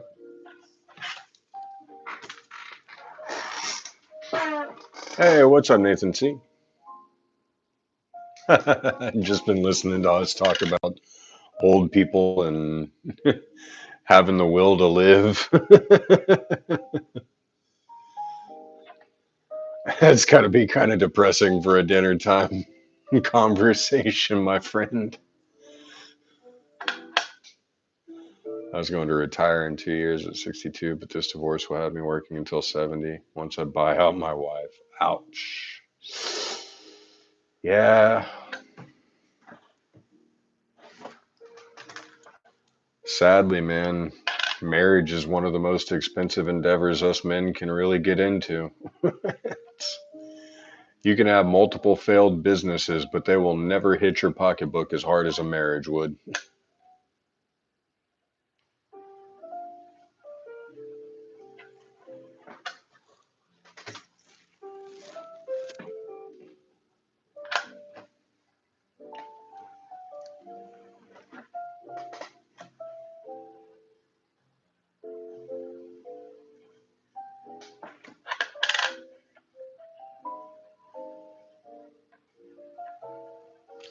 So yeah, guys, tomorrow my new streaming camera with a built-in microphone and my new mouse pad should be here. So we'll have hopefully a completely new setup where I'll be running it through my computer instead of my phone.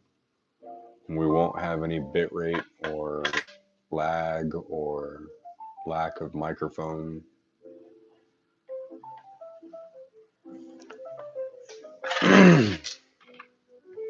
I always told my wife, you divorce me and you get half the debt.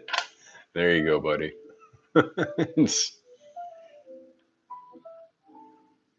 Dirty deeds done dirt cheap. uh,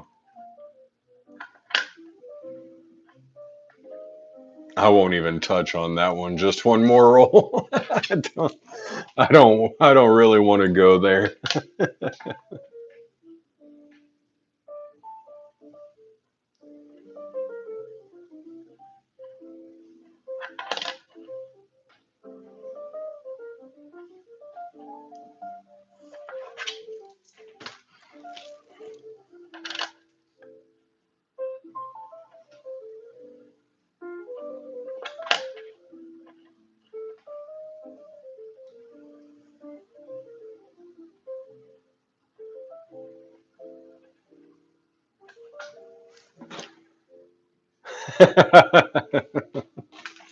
Sensei of dark humor. Eh?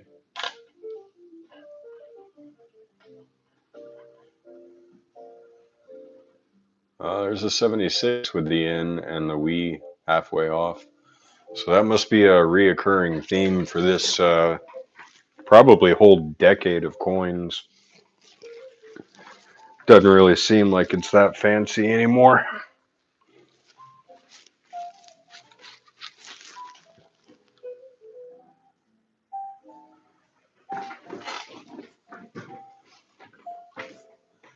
I own all my own assets. Do bingo. I lose. This is my second marriage and only 10 years, no children. I can show the finances.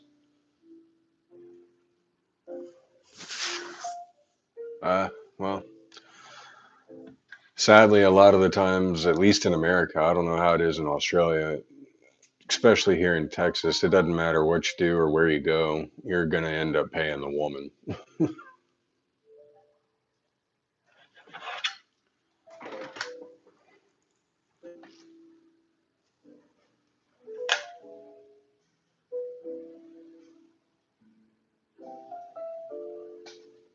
Yep.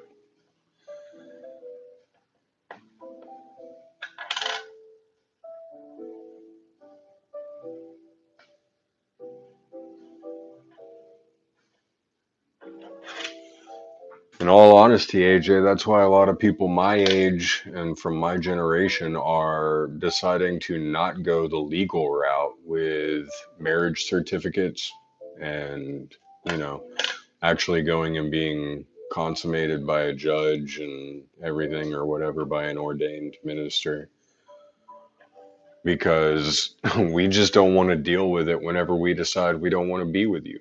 And we know that that's probably going to happen.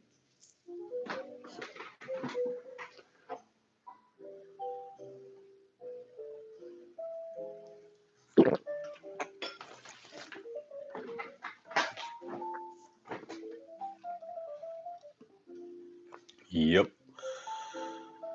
Costs more to get a divorce than it does to get married. It's like $50 to get married, and it costs half of all your belongings to get divorced. Yeah, I agree with you, Coin, that the state should have nothing to do with marriage. But at the same time, they made it a part of their, you know, I guess repertoire or whatever, however you would word that.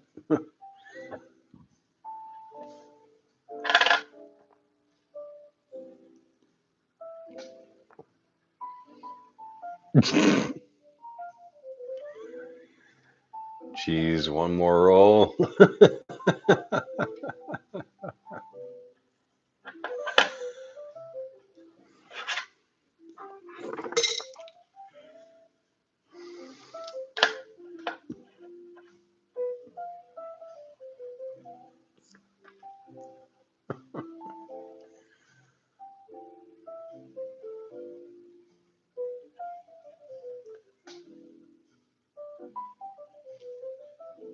Oh yeah, so same thing here in Texas, but it's actually half of that, AJ.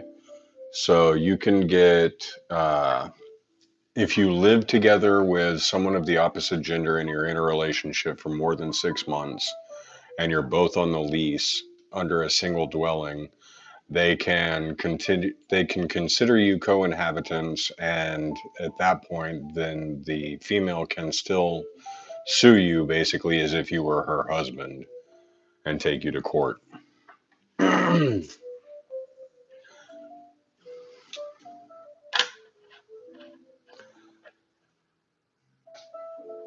Yeah, I agree.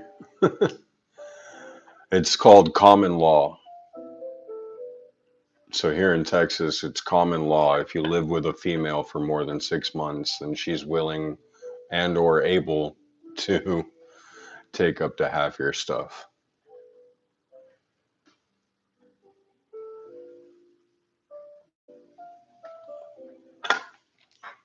Oh, crap. I just threw that quarter in the dime bag.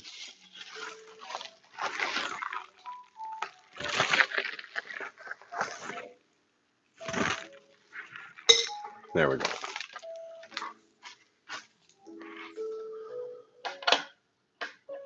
Yeah, common law is pretty wild. I've actually had quite a few friends get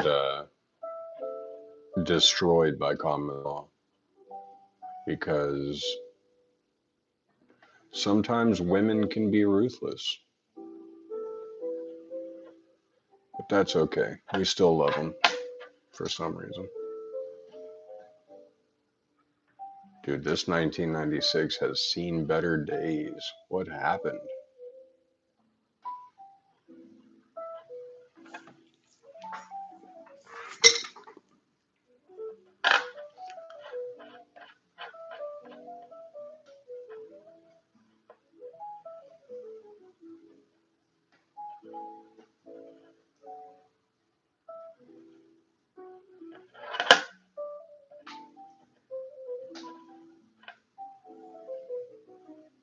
Kentucky. Ah, that explains all the banjos in the background. No, I'm just messing with you, man. I want to say that's machine doubling, but I know it's just pressed down on the bottom. I don't know what caused it, but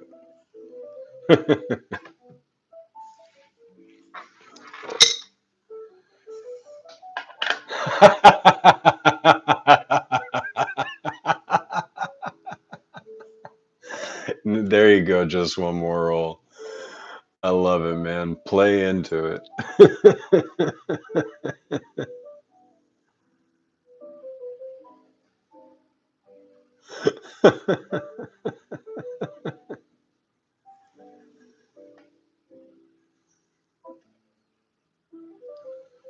Yeah, that's the thing. You can show all the finances you want, but she's still going to get that alimony.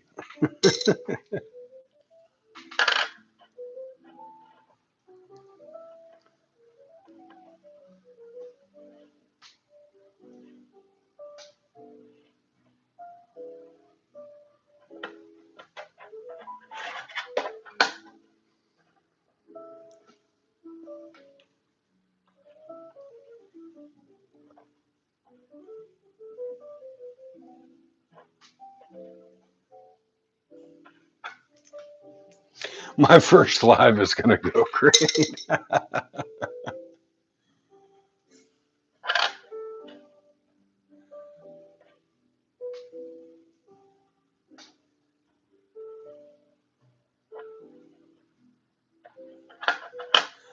Yeah, AJ, that's all right though, man.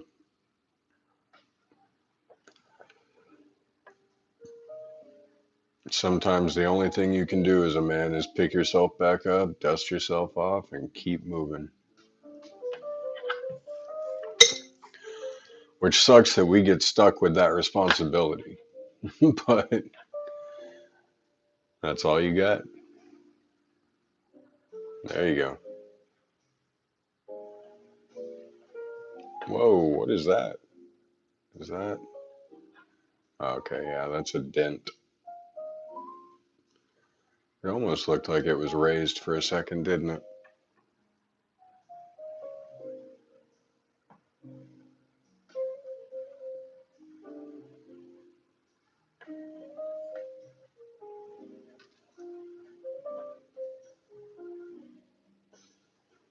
Yeah, that's an indentation. Would have been real cool if it was a cud chip or a die break.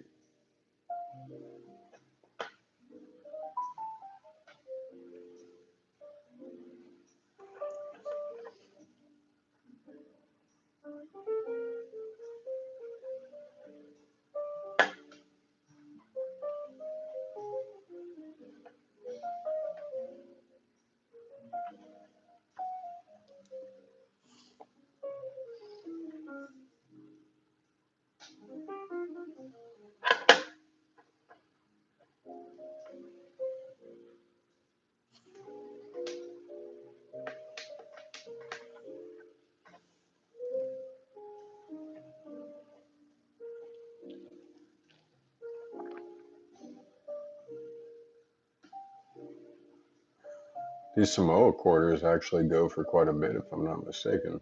These 2009s. But as I say to my son, what makes the man is when you are knocked down, what are you going to do when you stand your ass back up? Yep, that's it exactly, man. When you pick yourself up and you dust yourself off, how do you go about, continuing on with whatever it was you needed to get done? You're going to complain about it. You're going to be the guy that, you know, nobody wants to listen to by the end of the day because you got nothing to say but some terrible crap.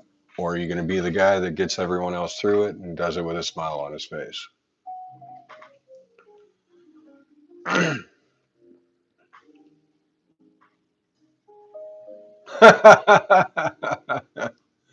Yes, you did. You dodged a bullet there, Coin Curiosity.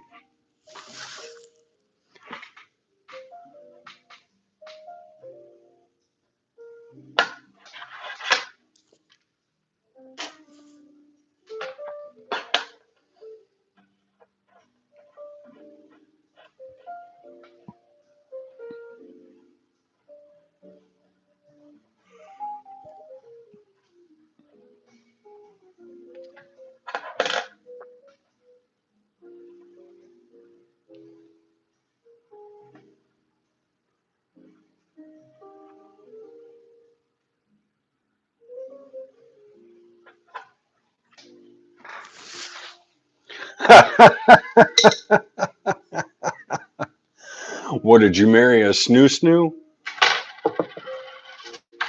Did you find you an Amazonian?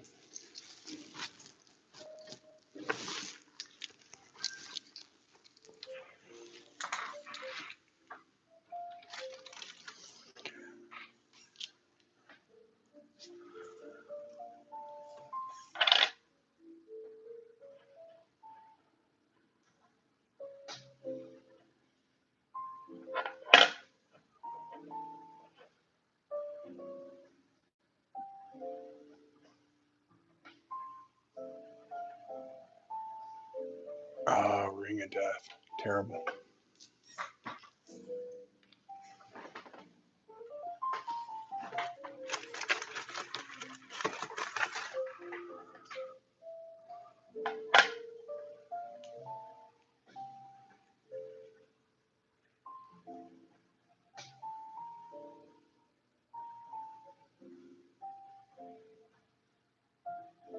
There you go, Coin Curiosity.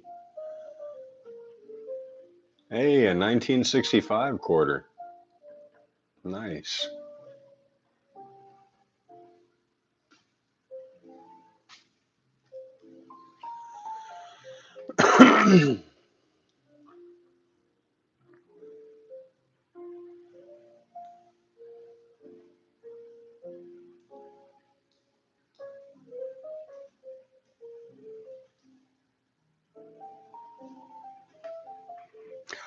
Corporate fraud investigator.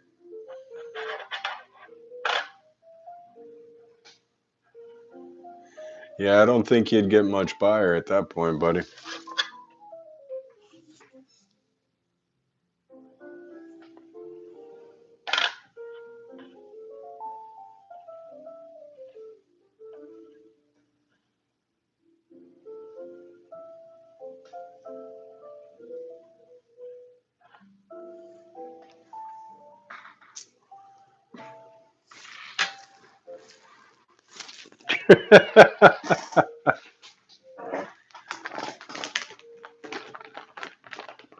Except your sister.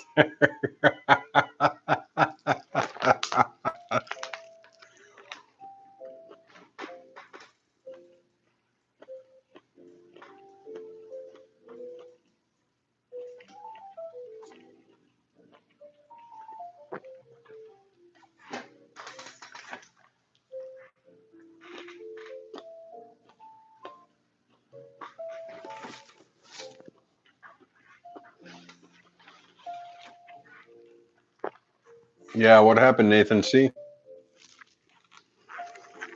She's right sometimes.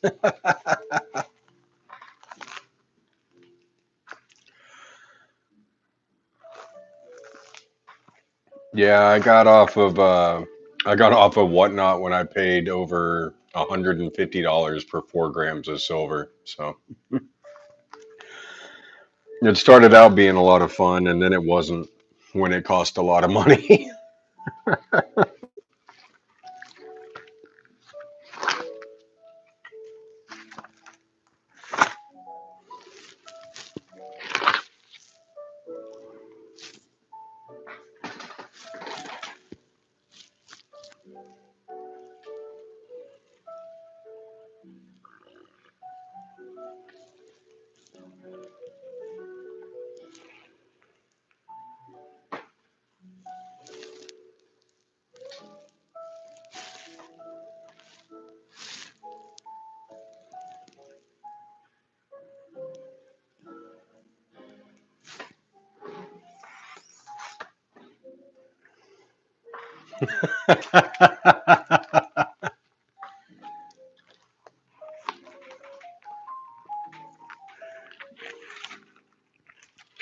That's funny.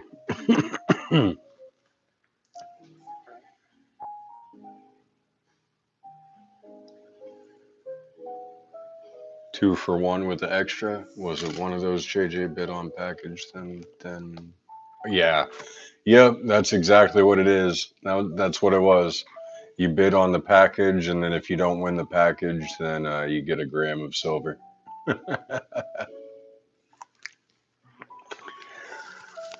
That's all right though. You win some, you lose some. You know what I mean? No sense in getting upset about it.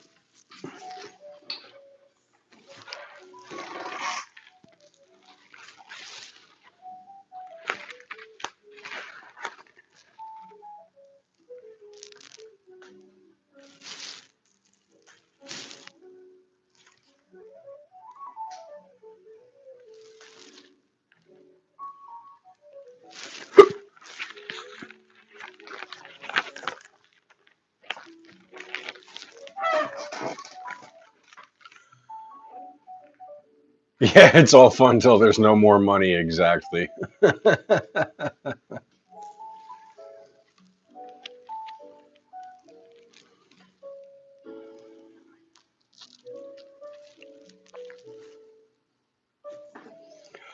So I'm looking at how many of these 1965s were minted, but this one doesn't have a mint mark, so that tells me it's a Pennsylvania.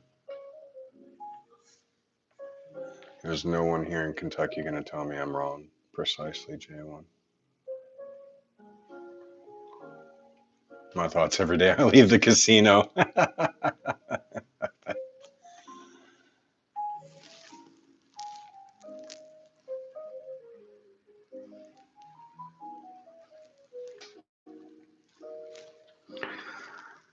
Ah, so there was 1,819,717,540 of these 1965s minted.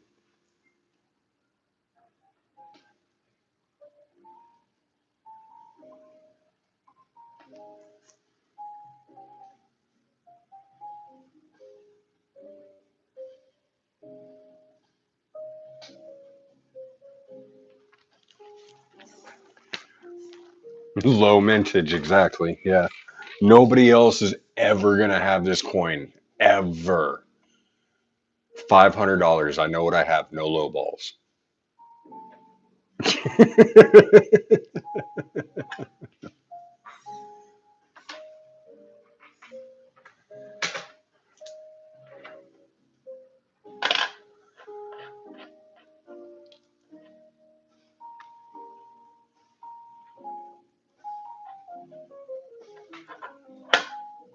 Corner the market.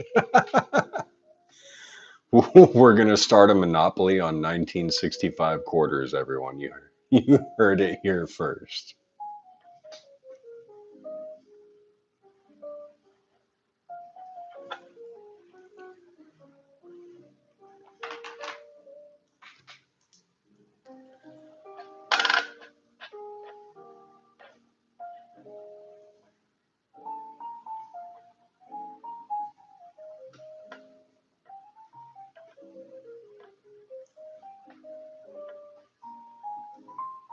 Whoa, what happened to that E? Look at that.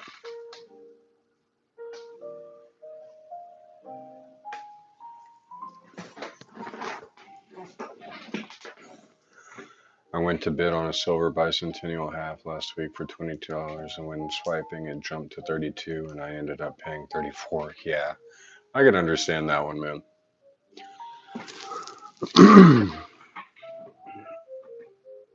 Yeah, the reason I said that you win some, you lose some is because, like I was telling the guys before, I think you came in. I bought a gram of natural gold nuggets yesterday for 50 or $60. I think it was like 61 or 59 bucks on whatnot.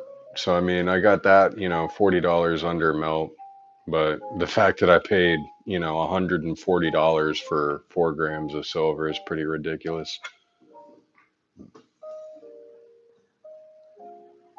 Oh, what year do you think this coin is, guys? So it doesn't have it on the front.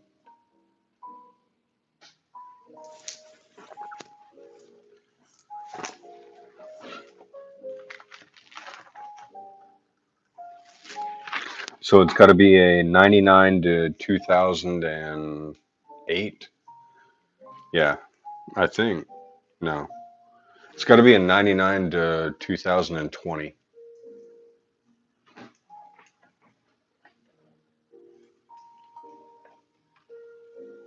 04, 06.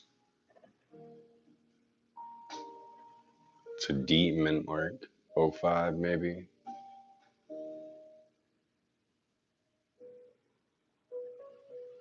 Not bad guesses. Let's see. 2020. Oh, it's a back coin.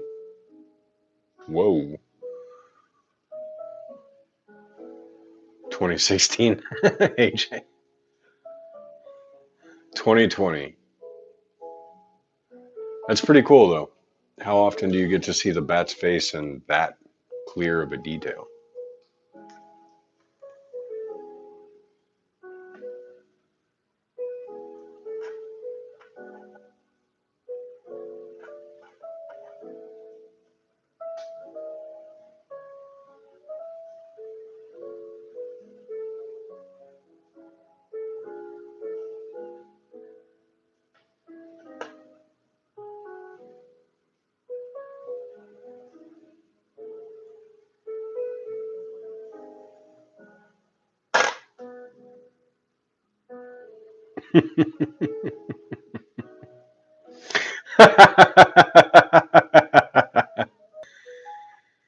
Good thing I haven't ate any gummies.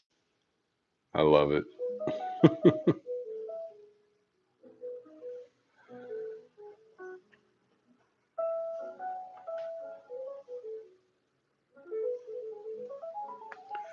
He crying his ex left him with that.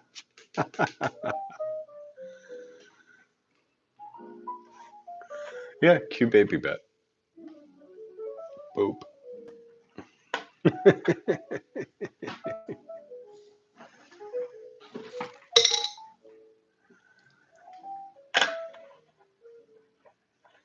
All right. So what year do we think this one is? It's got to be from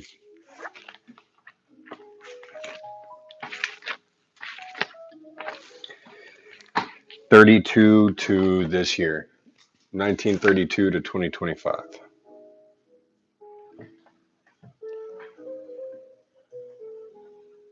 Ooh, and it's kind of beat up too, like all around the outside edges. Can be a 2025. You on weather coast? Oh, are you asking if I'm on the west coast? Yeah, no, I'm in the central area, Texas.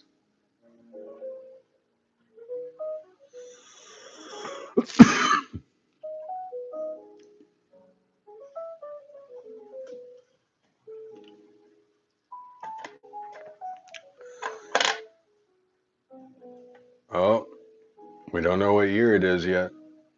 I don't even know what year it is yet because I've just been looking through the phone. It's a P mint mark. Ooh, the In God We Trust is not looking the best. Saying it's a 77 now.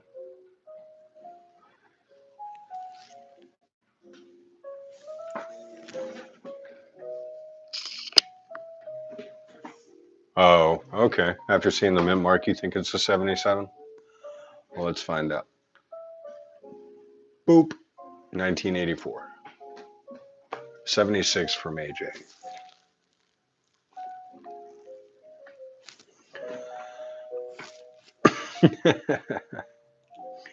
All right, we got another one. Let's see, what year do we think this is?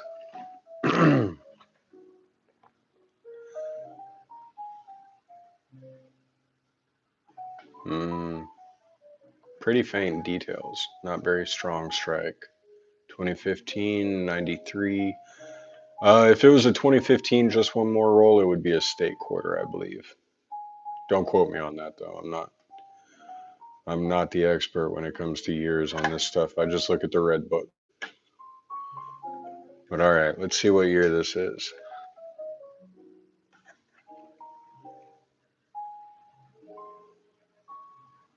$22 packages coming from whatnot. With the In God We Trust, I want to say this is like a 1980s or 90s quarter. It's got a pretty strong strike here on the front side. Saying it's an 89. Okay. I'm gonna go 1995. I feel like this is a 95. We ready to see?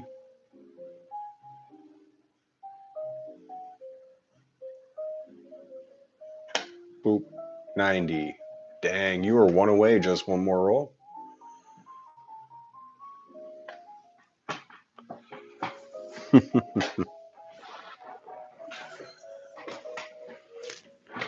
So I'm assuming that the West Coast comment was due to the conversation about attitude adjusters. I was in the right decade, though.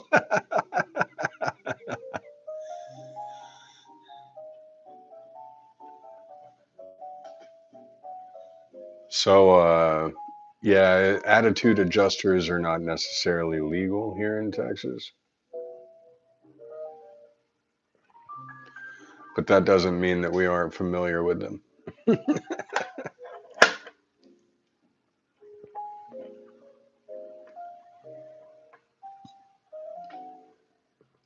Oh, wait, that could be taken two ways.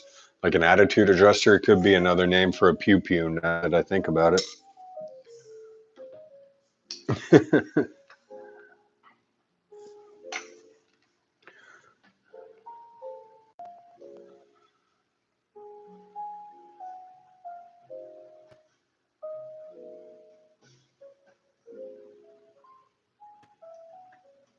Mountain Dew, Moon Rocks.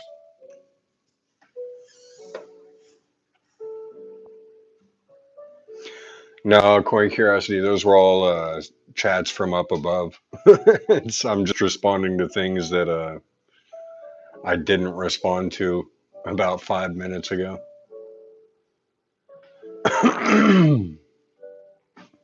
Woohoo, Mountain Dew.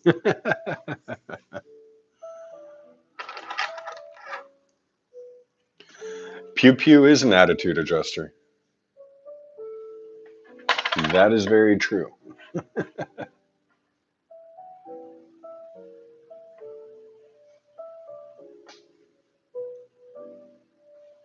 See, these are Susan B. Anthony dollars.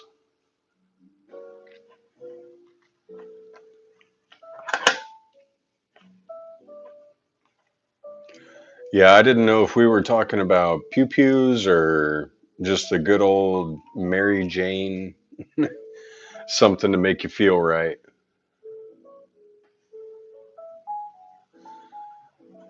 No, I have these Susan B. Anthony's honestly just because I like them. I've got a stack here that I've been holding on to for quite a while.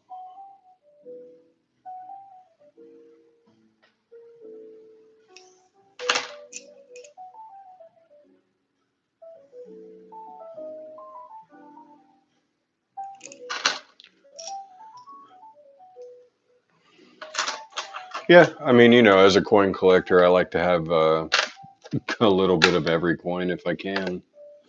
It's like, for the most part, you really never see these, but they are extremely awesome.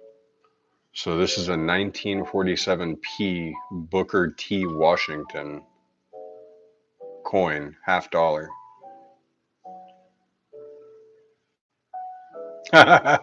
There you go.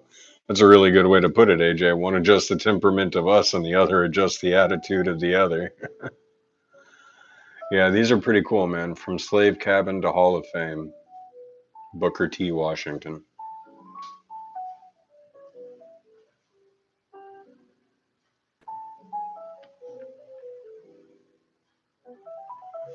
$79 to 81 mint cents. That's cool, Nathan.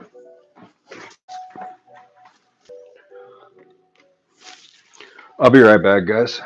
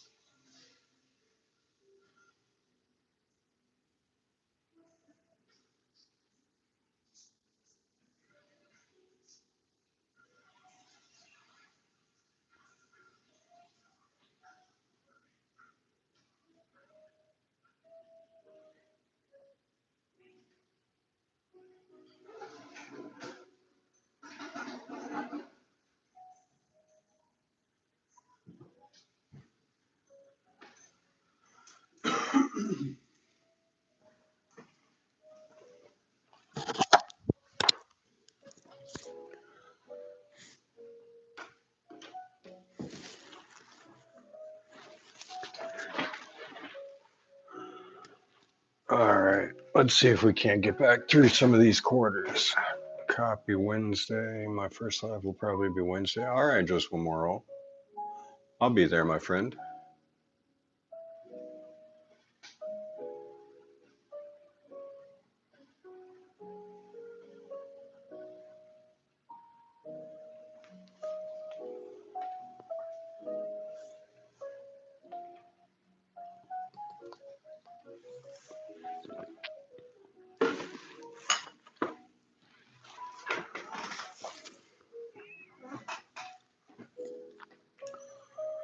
Got a specific time, just one more roll, or?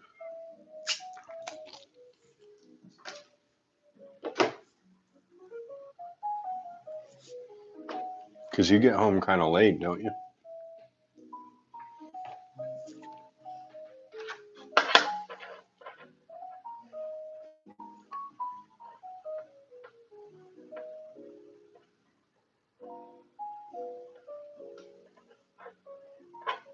I would like to do a full 24 hours straight.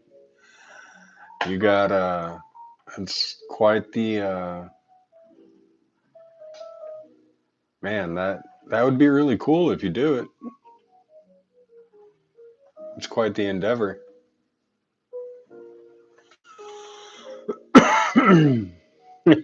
There you go. I like it. Balls to the wall. And that's till I dropped it. That's not a bad looking 2008.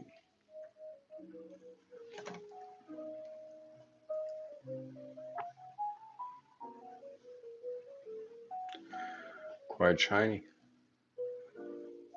What is that on my finger?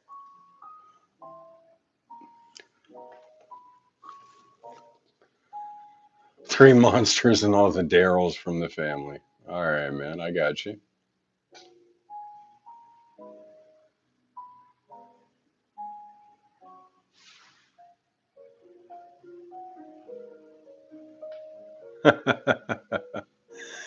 That is absolutely true, AJ.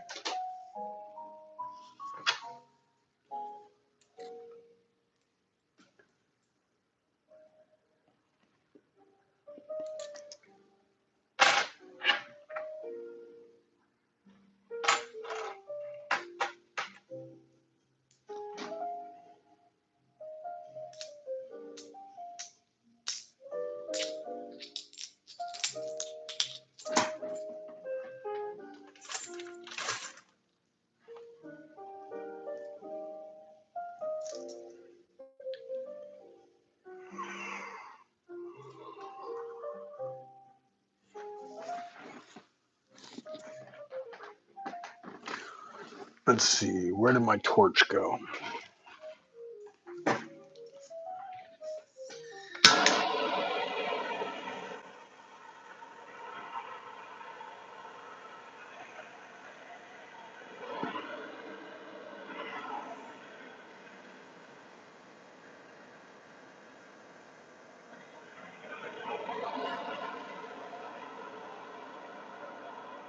I need to hustle some old people for some coins.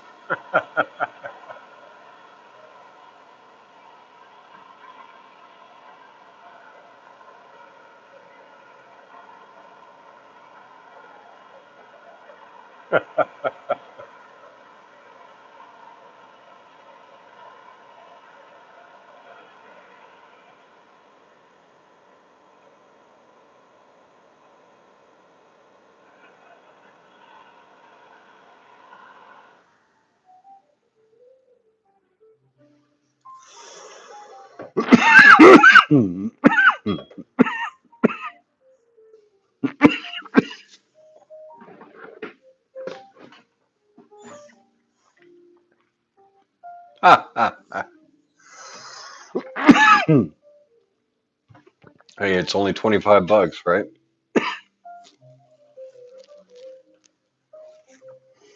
Whoa, Nathan. Nothing was going on my end of the, stream. We're doing nothing but taking it easy over here, buddy.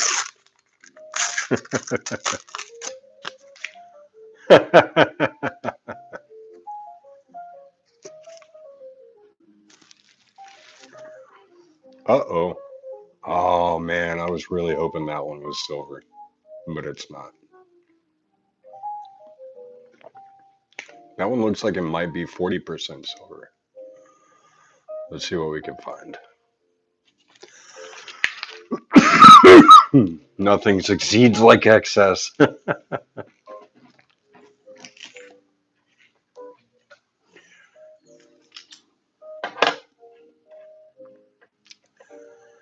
a 96.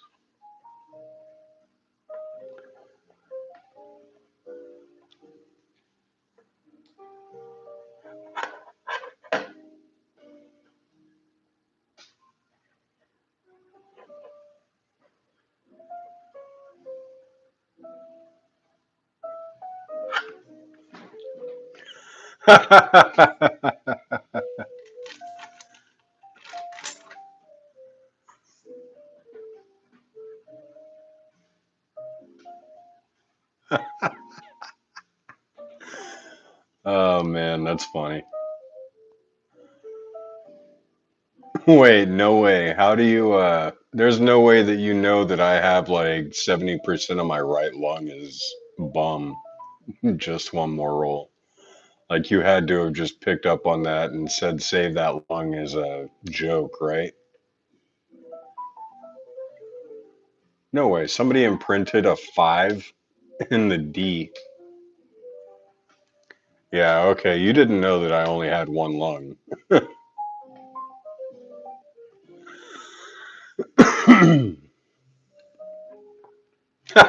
You can get another set.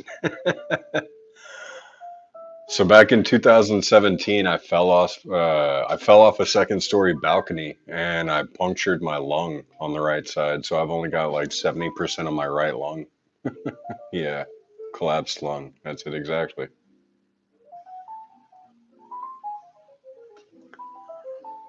Why would somebody put a 5 in this D? I don't understand this. A tattoo show and tell. Ah, no, it's all cool, Jesuit Moral. I obviously survived. I just had to drain like 475 cc's of blood out of my right lung. A tattoo show and tell. That's I don't know. That's a bit of a weird one for me because I do all of my own tattoos. So for me, it's not really a show and tell. It's just here's my tattoos. The story behind them is I wanted them.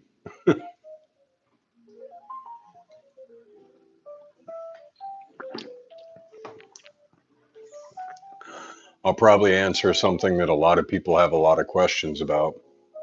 This one has nothing to do with Satan or any demonic anything. That's actually the astrological symbol for the god of Mercury, which is the god of messages. So, what look like horns on the head are actually wings. So, the god of Mercury had wings on her head and on her feet, right? So, that's what that is. While laying on the ground, did anyone ask where you came from? Balcony.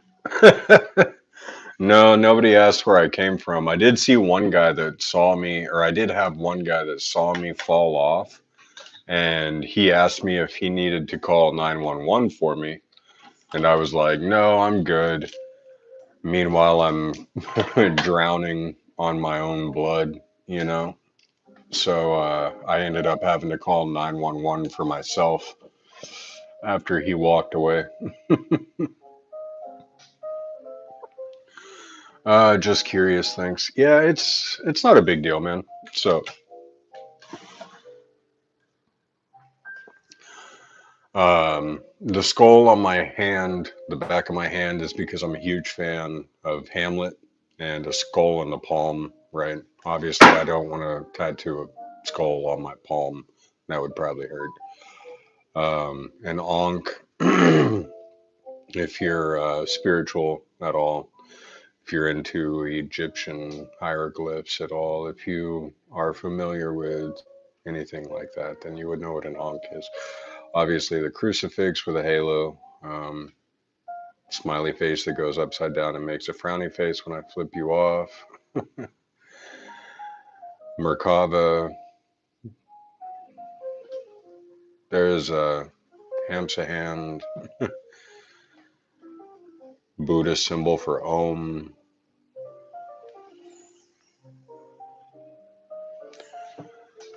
And then I've got tattoos all up and down my shins, calves, thighs, legs, all over that I've done myself.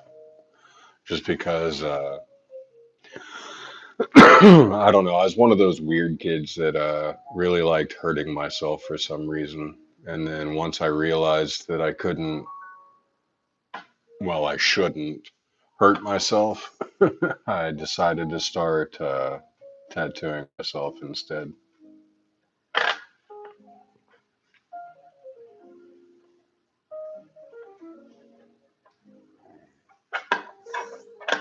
Ooh, blade in the back.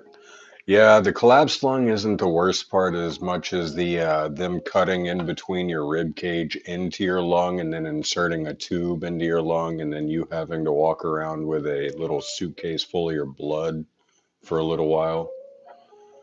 I feel like the actual shame of having to walk around the hospital for a week with a suitcase full of your blood and a tube sticking out of the side of your chest is enough shame that you need, much less having to tell people you just fell off a balcony.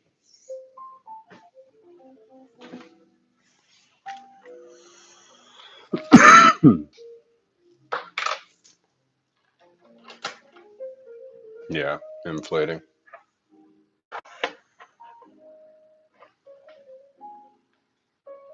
Training. Yeah, that's the what. Yeah, that's what it was for. Yep. Oh, and they give no warning when they take that tube out either. They came into my room at like 3 o'clock in the morning while I was still in the hospital, obviously. And they just came in, and the doctor woke me up with a nurse there, and they were like, "All right, we're here to take that tube out." And I'm like, "You're what?" And they just cut the stitches and pulled the tube out and stitched me back up. And they were like, all right, go back to sleep. I'm like, wait a second, you just violated me. There's no way you're going to come in and violate me, pull a tube out of my chest, stitch me up, and then tell me to just go back to sleep. It doesn't work that way. I'm sorry. Yep. Yeah, that's so true, too. So afterwards, I would put my hand over my chest and like hold the hole whenever I would cough. and I could feel the skin like inflating from underneath where the air would escape my lung and push out of the hole into the like pocket of or the area between my skin and my lung and my rib cage and all. It's pretty wild.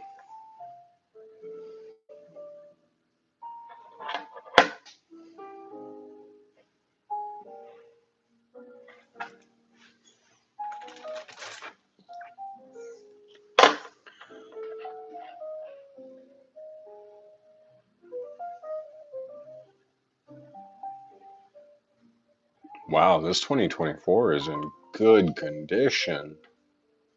There's like not even a mark on this thing.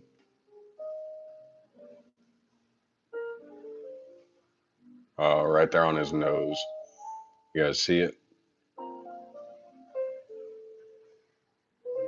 That little bitty blemish. Sharp sucker. Not anymore. His nose ruined it. But yeah, Coin Curiosity Wowzer is right. Like to have a gaping chest wound and just feel like the air blowing out of it whenever you cough is a totally different life experience.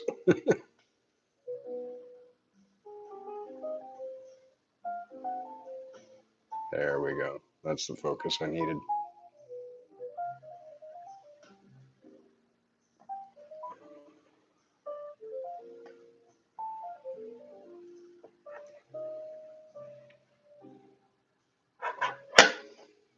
Died twice. Please do explain, Nathan. That's wild.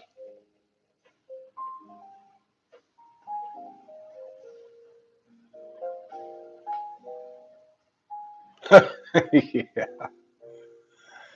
Yeah, I'm actually really happy that you don't have any stories to relate, Coin Curiosity, because well, it's no fun to have stories like that, honestly. We can joke and laugh about it in later times, but in the moment, it's definitely not fun.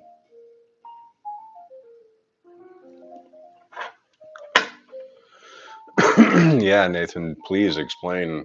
Pneumothorax wound is a whole nother thing. Yeah, gaping chest wound.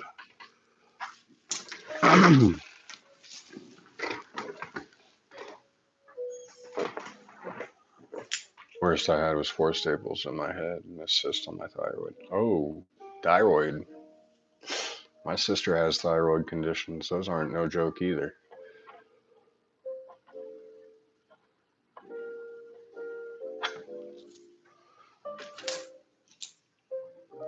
Did we lose Tundra Mike? I feel like he probably fell asleep, huh?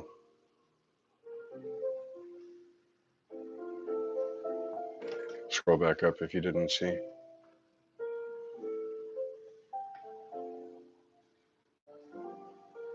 Had COVID and double pneumonia 3.5 years ago, coughing cups of blood, ended up losing my right lung. Wow.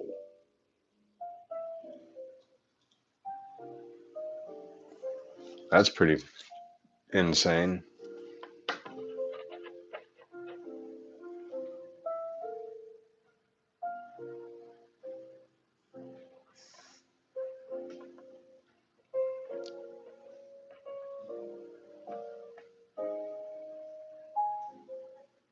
Oh, no, Tundra Mike's on whatnot. I got you, buddy.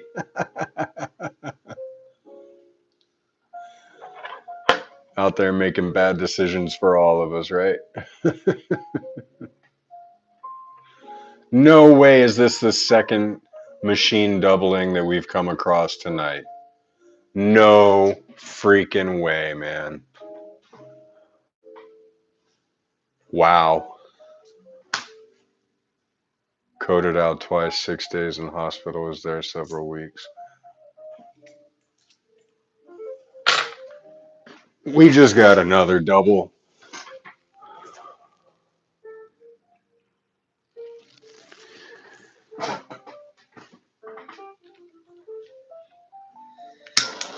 That's two doubles in a night. Two different rolls, two doubles. We're not even halfway through this roll yet. Yeah, it is another machine rotation. Absolutely. But look at that is some pretty intense doubling right there. Even to be a machine double. Look, it's even on the star.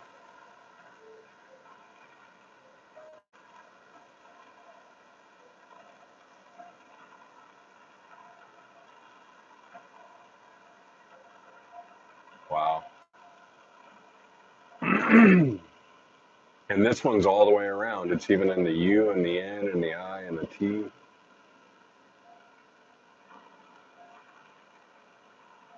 Let's see if we can wipe this away. Nope.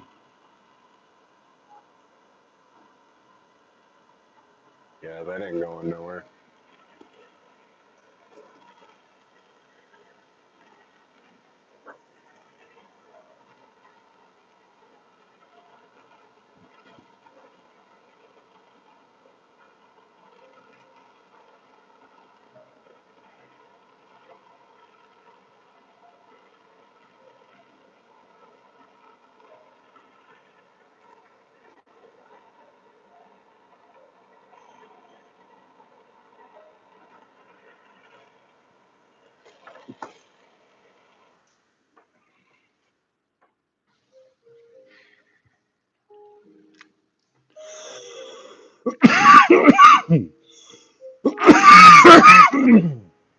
Excuse me.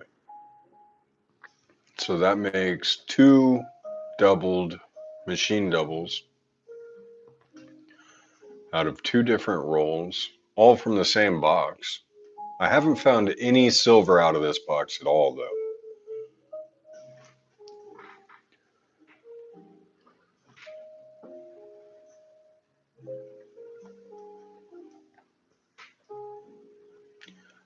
It's on the stars there at the bottom, all the way around to up top.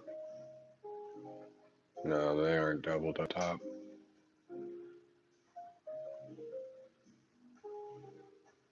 1972. Another 1972 double.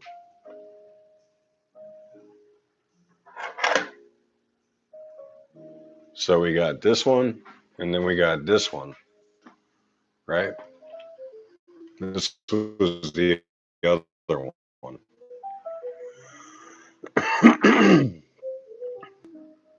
Which, without it magnified, you can't even really see the fact that it's machine doubled, except a little bit there on the L, maybe. But we got that one, and then we got this one. This one isn't as machine doubled as this one is either. This one's a lot more prominent.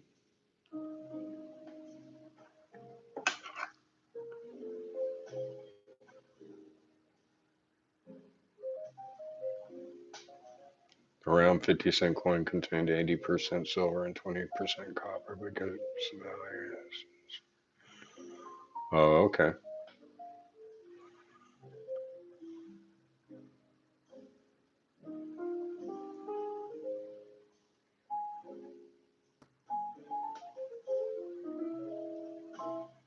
$18 each for 50-cent piece. That's not bad.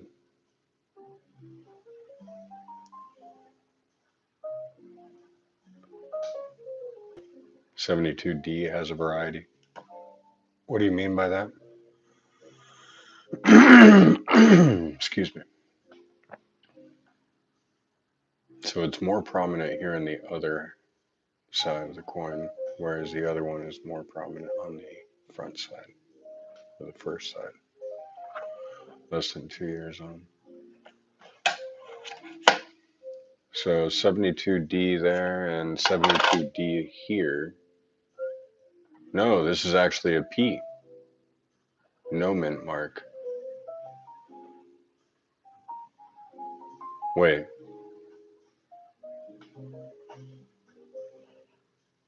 There it is. I was like, this should have a mint mark.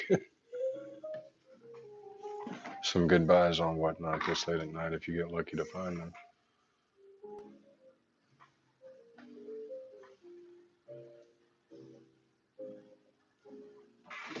I understand what you're saying, Corn. Yeah, it's got the FG, just barely, but still there.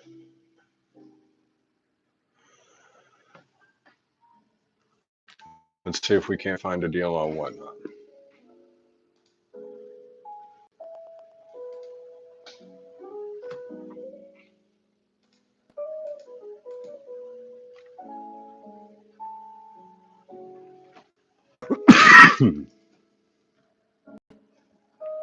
$18.79 Morgan dollar for $330.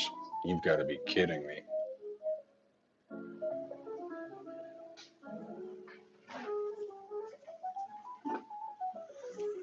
Oh, an MS-65 1957 Eisen. No, that's a. It's not an Eisenhower dollar. That's a Thomas Edison. Had to put my card in the freezer. Does that look like a double die to you? Ben Franklin, thank you. Yeah, I'm not the best with, history and whatnot. You know that. But does that look like a full double die to you?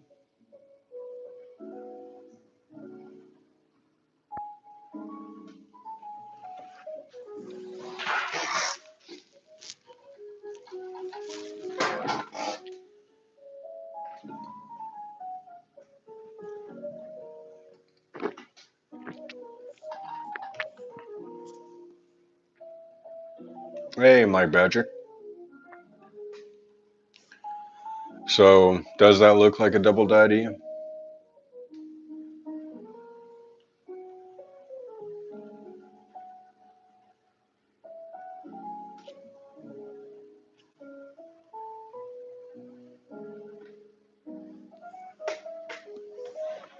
Yeah, I did have FBL and the little more attitude adjustments needed. All right, let me fire up the torch.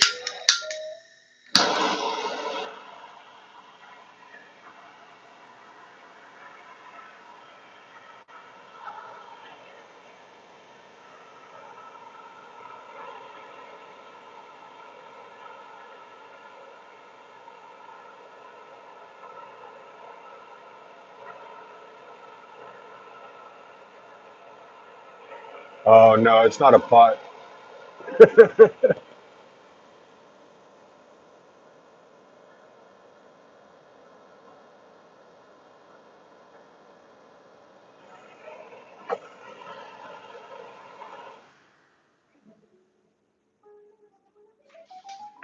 Yeah, it's not a pot, buddy.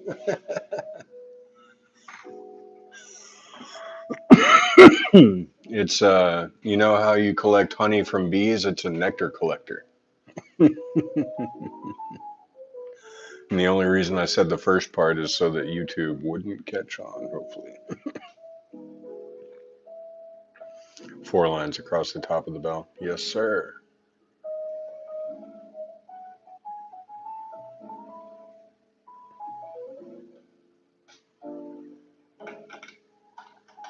What's our bitrate doing? Is it skipping on you at all, or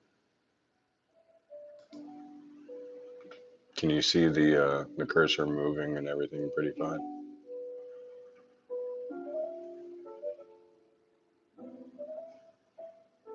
It's a good price. Nice. How long was PCGS marking full on the pennies? Shoot. I could probably look that up real quick in the red book.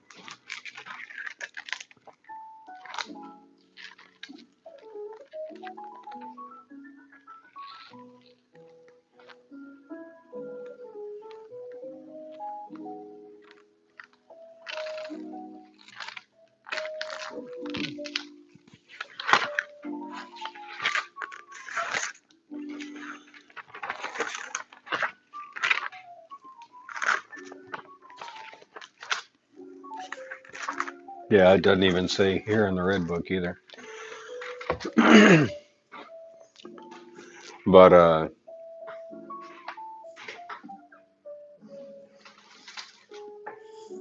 That is an interesting question. Of course, it wouldn't say anything about PCGS in the Red Book. I don't even know why I would look at that.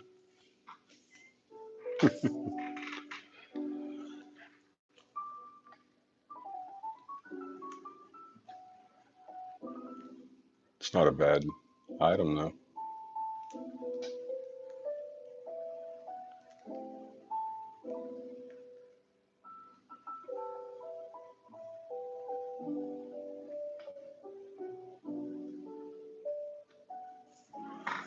Well, I went ahead and got this one in its own little slat.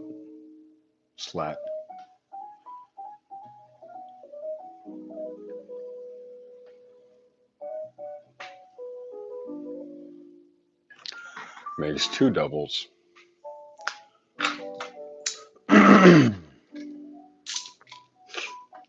Got a 86 Silver Eagle at MS70 from, what is that, NGC? I think that's the original NGC Gold.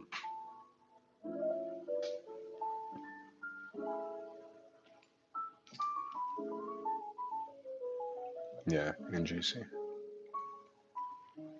I was surprised one guy I bought from threw in a couple Mercuries and a Barber Diamond. I opened it. Hell yeah, man.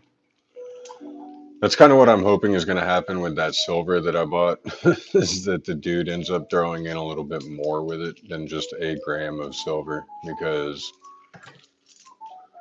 if not, he's making a freaking killing off of, well, people gambling at that point.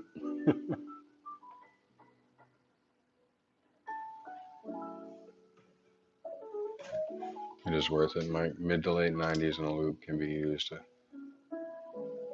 Bought it for $25. Nothing ever since MS 64. No, I won't lose money on it. Yeah, that's true. Won't be in a catalog, but PCGS is world recognized and respected. Absolutely. Yeah, it's a major ripoff. Dude's got to be making some major bucks with that bull crap.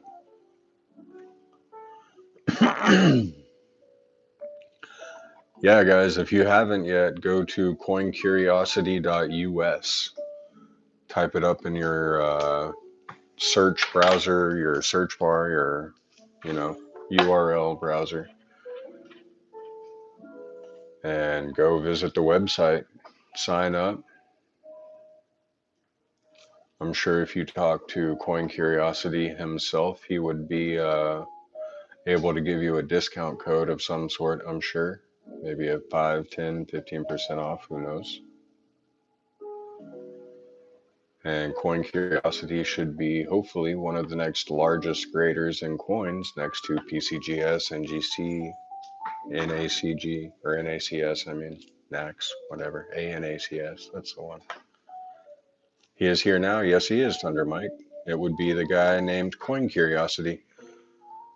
And if you want, you can just email him at support@coincuriosity.us.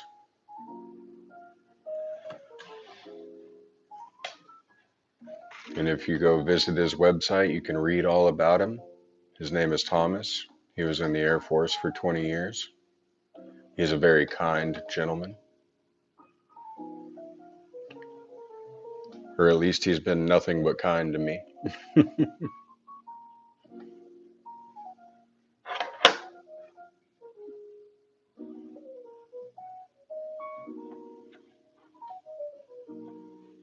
And yeah, Coin Curiosity is, you're welcome, man.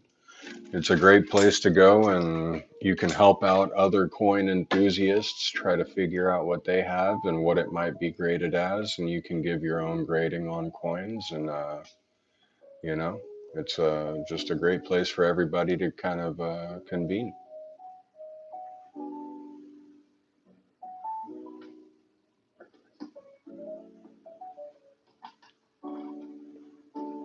Signed up for the balance of the year right now is CACG, but that will expire in 4 months. I have to send in my free ones. There you go. Yeah, you got to make sure you take full use of that membership when you have it. That's absolutely true. You are grading and slabbing. Ah, that's a question for you, Cece.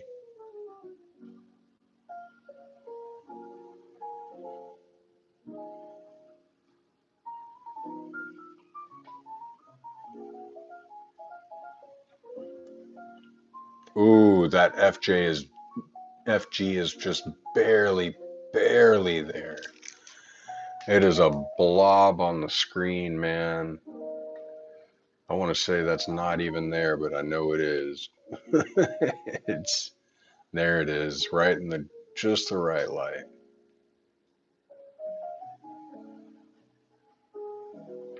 Lay it down flat and it almost disappears.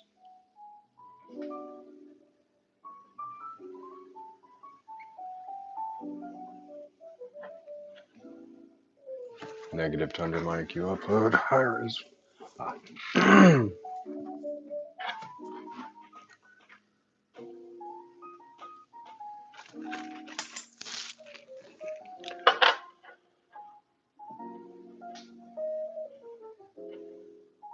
Uh-oh.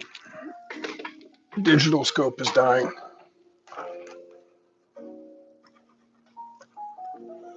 Well, he's selling a Morgan right now. It's going for $85. What is that, an MS61? That's ridiculous, my guys. What is that? MS63 Morgan selling for $85. Must be nice. If you tried to sell that on eBay, it wouldn't go for more than 48.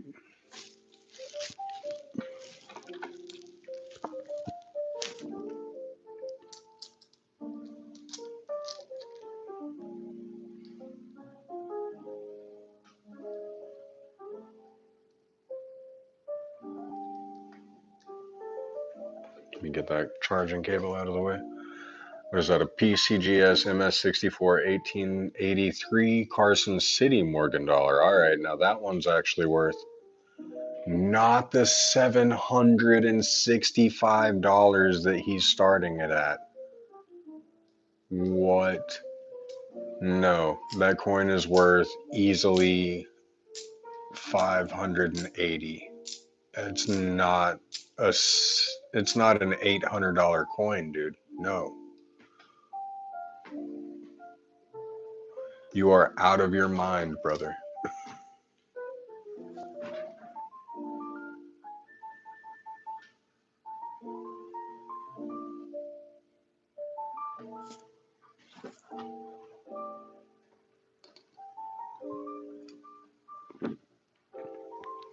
See, 1879 San Francisco Morgan dollar, PCGS M60 MS64.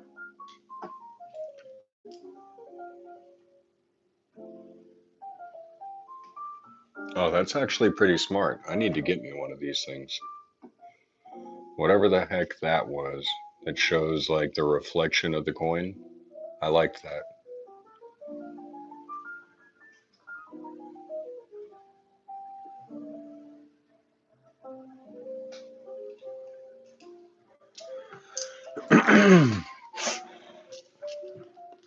Whoa, look at that. Isn't that awesome, man? Completely free membership. All you got to do is email him, dude. That's going to be email of support@coincuriosity.us, and he will take care of you.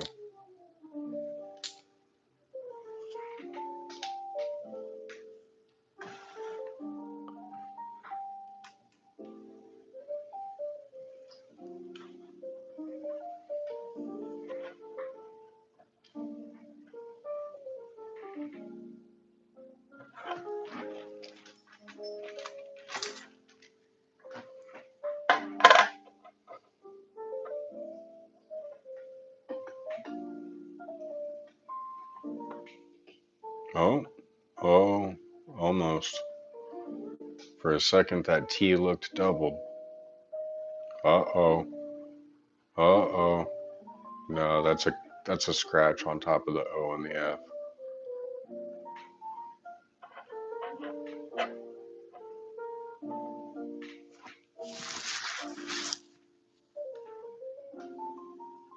Yes, sir. Support@coincuriosity.com.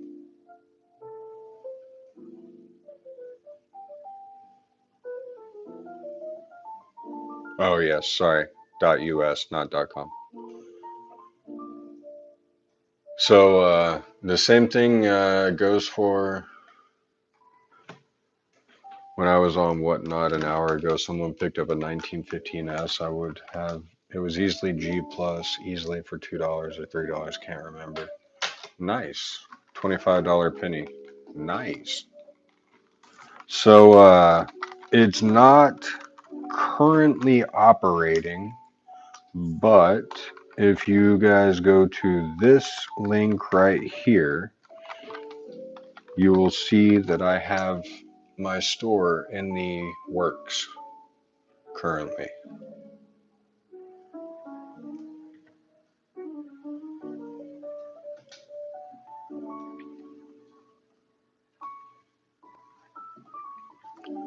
I don't even know if you guys could see that. Did you see what I typed as just guinea pigs 01?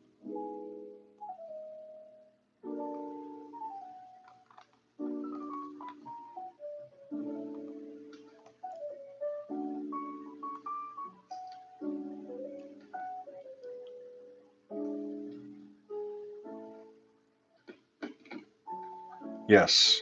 Yeah, I'm gonna be on Whatnot, Tundra Mike.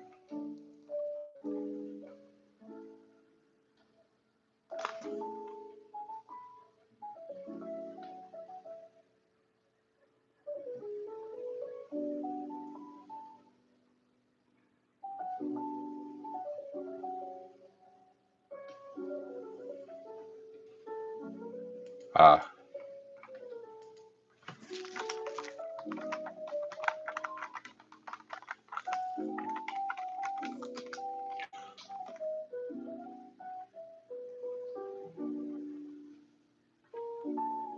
I will buy your dimes and pennies, JJ. Well, sadly, I'm not selling dimes and pennies, brother.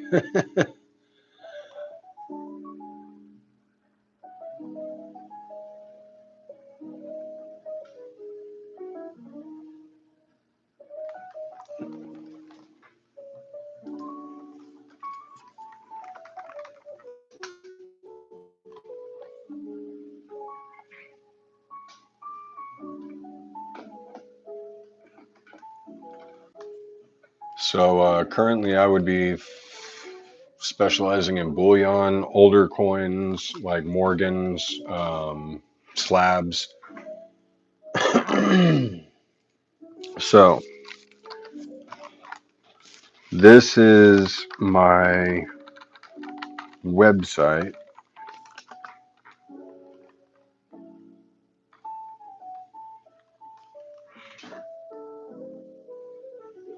$1,800 slabs. So let me see here.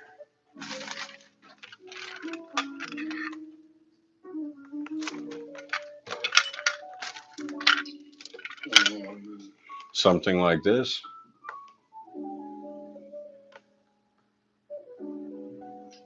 Let me check. Let me check something.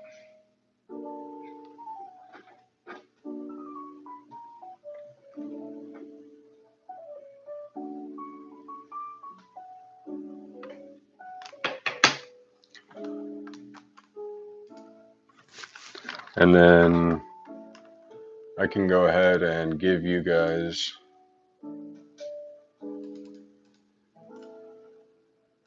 here is my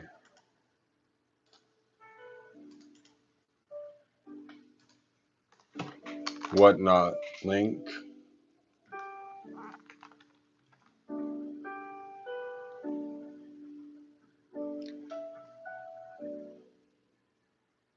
And then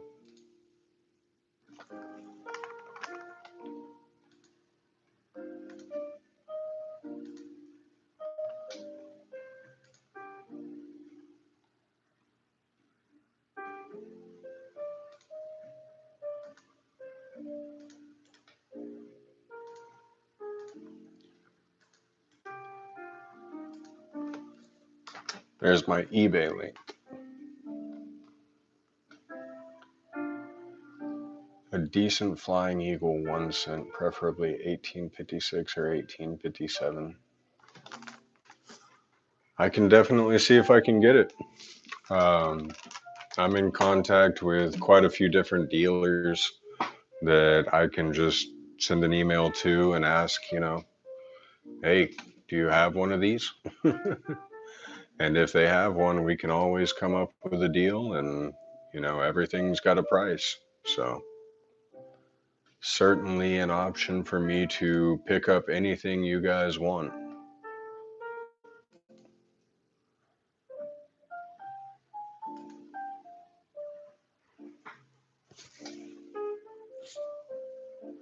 Around 1K. No, I don't really have a limit on my spending ability. If you can spend it, I can get it.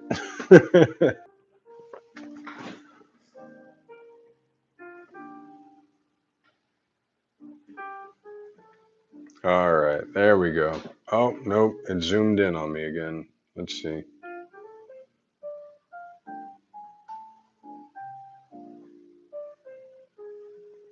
Nope, hold on.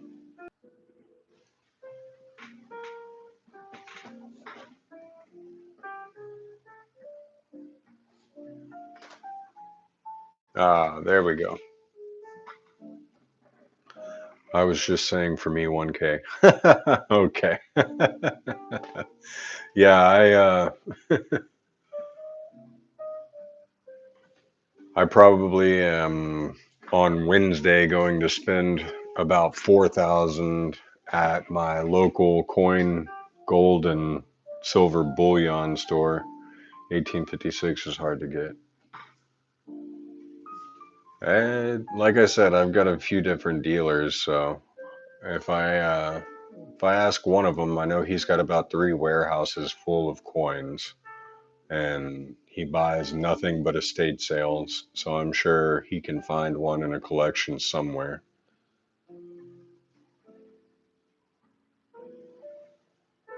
Uh, but I'm not going to make that guarantee either because, yeah, 1856 is a key date. It's a hard date, especially in a flying eagle. But no, it's not impossible either. So,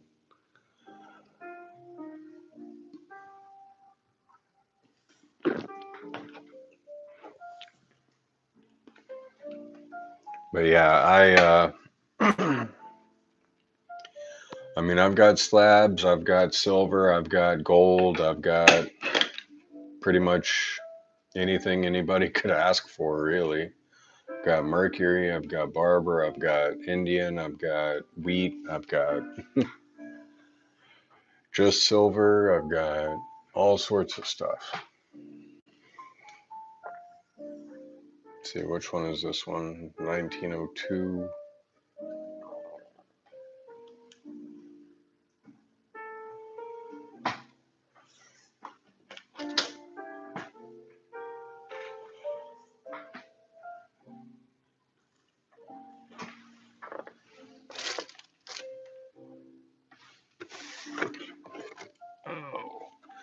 And then we can even go world coin.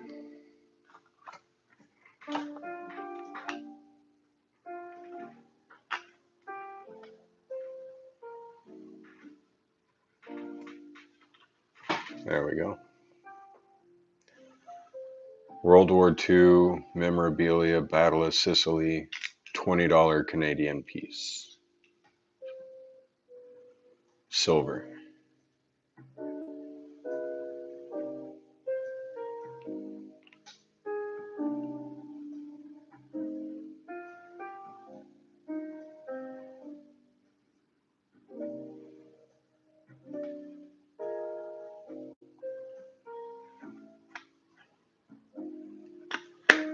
Five first redemptions are now available for the site, 100% free for first order. Promo code is JJ. Yes, just scored 2 tickets to Nick Cave and the Bad Seeds in Australia, January 26th. That's nice, Jay. There wasn't many minted of the 1856. It was to see if the small set was going to be approved by the public. Nice. That's a nice bit of lore, Mike Badger. Hey, let's all give a hand out to our very good friend Coin Curiosity for giving the next 5 people free signups to the website. That's pretty awesome.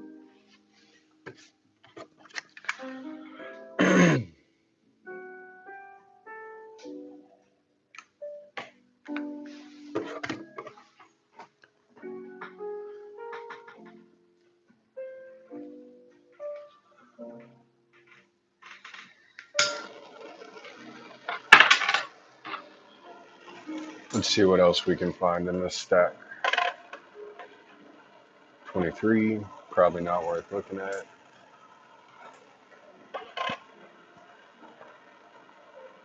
89P.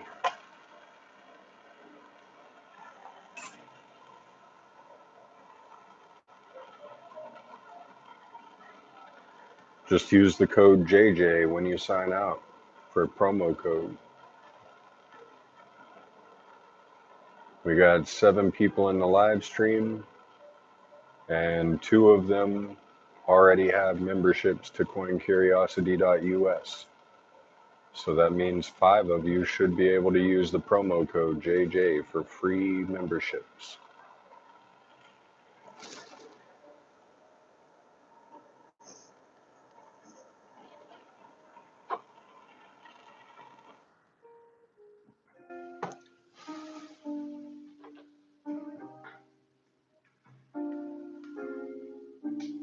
Yes, sir. Just one more roll. You got to head out, or it's looking like it's Coin Curiosity, AJ, just one more roll, Mike Badger, and myself. That's all 5 of us. Unless there's someone else hiding in the background.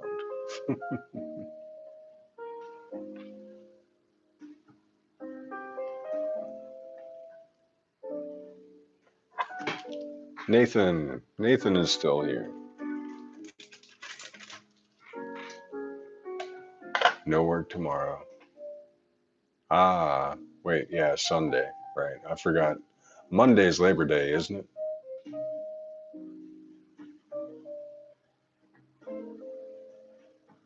Yeah, Monday's Labor Day. Nathan C should hop on that for sure. AJ, I can give out more. Don't be shy.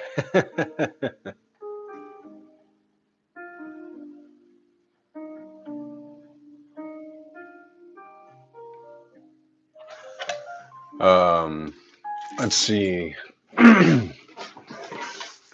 So, Coin Curiosity. I know last night you were preaching all about LLC.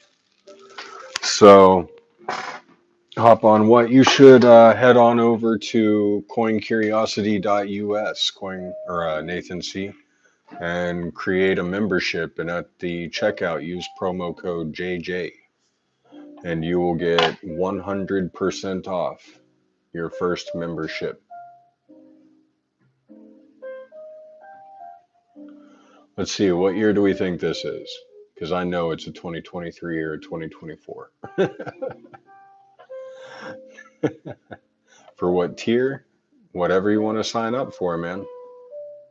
I don't think there's a limit.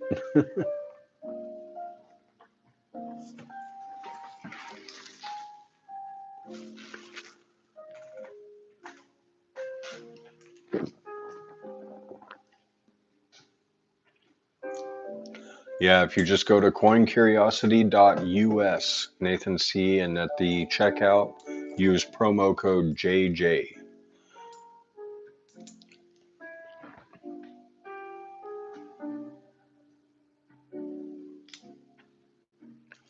Yeah, so they don't allow ampersands in LLC names here in Texas for some reason. Save $150. Go all out. Yeah, go ahead and get you an annual, yearly subscription, guys, for platinum, or I think is the highest, I believe. Don't quote me on that. Sorry. Check the montage of 1856 cents. It was 2000. The mintage. Gotcha. I don't know if or how much I will use it, but thanks. I don't want to waste a spot. And yes, are out. Uh, so yeah, the ampersands are out, and so are the apostrophes. So it can't be J ampersand J apostrophe S, and it can't be J the word and J apostrophe S. It has to be J and JS space currency. So that it's kind of a downer, Debbie Downer on the whole, getting the perfect name, but that's all right. We'll still get the LLC because I definitely need to separate business from personal finances, especially in the sense of taxes. I already deal with enough of a headache on my taxes. Never seen one. Yeah. Hmm.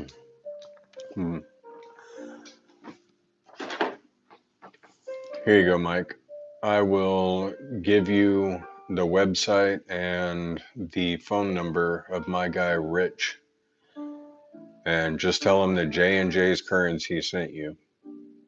And I guarantee you that this man in one of his 4 warehouses has whatever coin you could ever be looking for. He personally goes out and buys estate sales and buys out just entire collections from people. So just like my PCGS Morgan dollars from the McLaren collection too, Rich goes out and buys specific collections that are, hundreds, if not, well, hundreds of years old. So tell Rich that J and J's Currency sent you. And if whatever you want, I guarantee you this man can get you. That's my personal recommendation.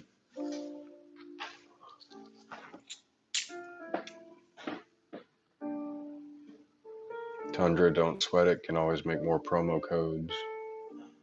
I just don't want to sign up for the sake it's free. I have no idea yet what it's like. Schedule C, I make it sing in the day. Well, guys, I mean,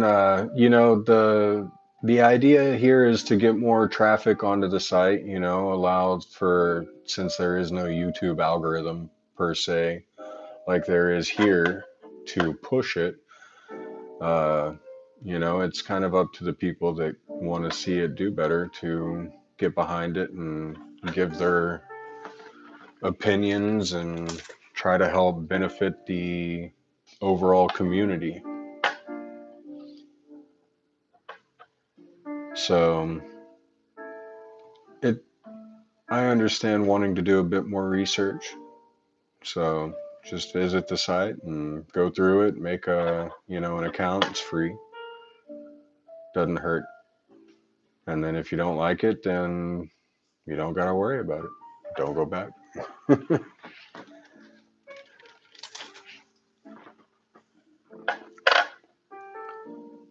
Man, every single one has such a prominent FG on all these older ones though. 74. Wouldn't it be nice to see that doubled we trust?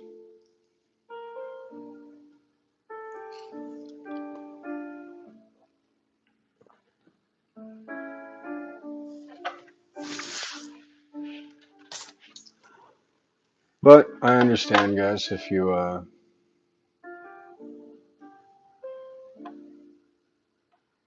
hesitant. Man, that it's always there in the right light, but for some reason, if you lay it down flat or move it one way, it looks like it's not there. How much does that non-FG coin sell for right now? I think it's somewhere between like $300 and $500. That's ridiculous. Had a poker business, my own website, not on a platform. My son got the shopping basket and customized it. Was doing great till Black Friday came along. All the banners I had on my homepage. I don't.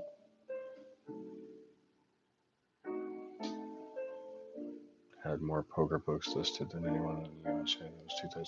Oh, yeah, man. So you were probably hit by that whole like. Were you still operating in 2008 when that 2008 FBI operation went down, where they cracked down on like the money laundering that was going through online poker? I realize I repeated myself twice there. I'm sorry. The banners were click-throughs to sign up people.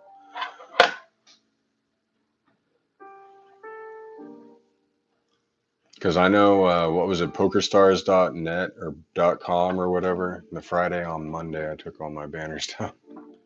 That Friday on Monday.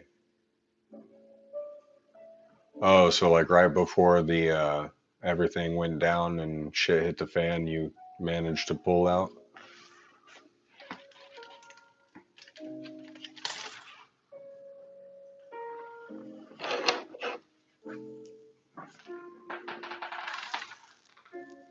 Wow, that's pretty wild, man.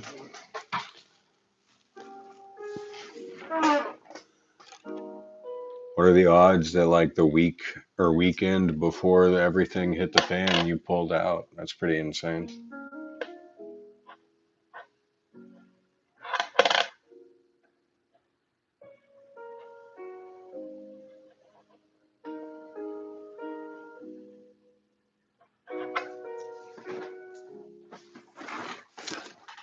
Nice.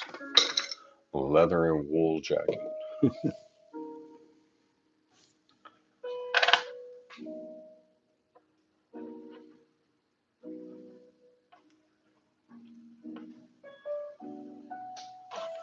Oh, this dude is still overselling things or overpricing items. Let's see if we can. Boom. PF69 Ultra Cameo. No, I still wouldn't pay 185 or 165 for that. Well, that's good, man. So is that something you still do to the day, or to this day, or is that just a nice past story?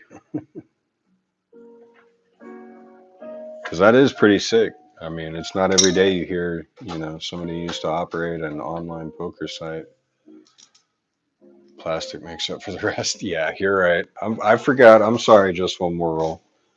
I mean, if that's the case, then my Mexican pesos here should be worth like $180, right? These are 1958s, and that dude's selling like a 1980 something. These are worth way more. Took my website down about 3 years ago. All right, man. And I've got three of them, so that's I'll take 300 for the whole lot, and not a penny less. I know what I got.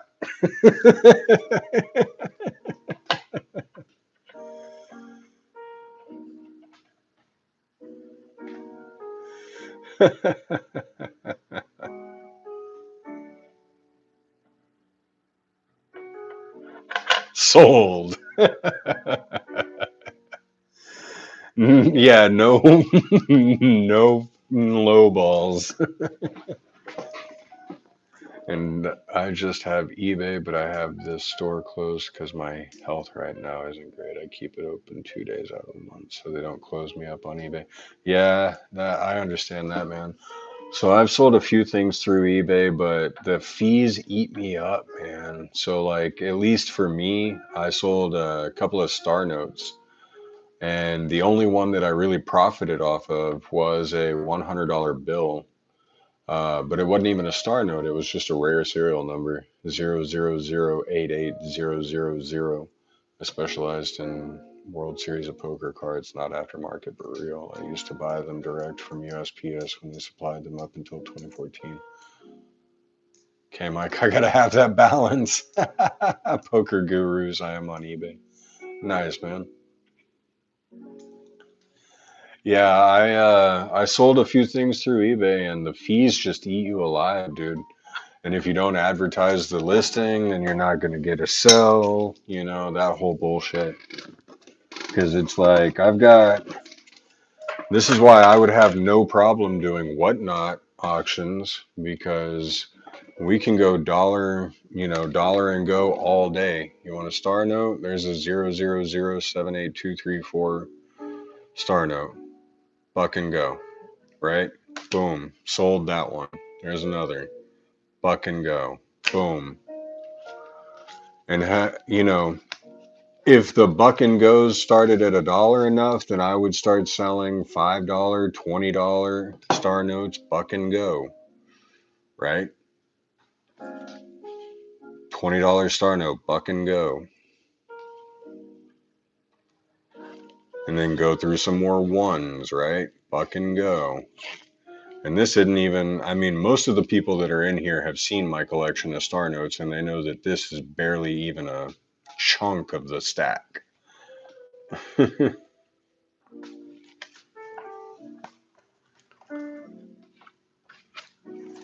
In fact, I still have all of those fives from the other live stream the other night. They're sitting right here on top of my tower.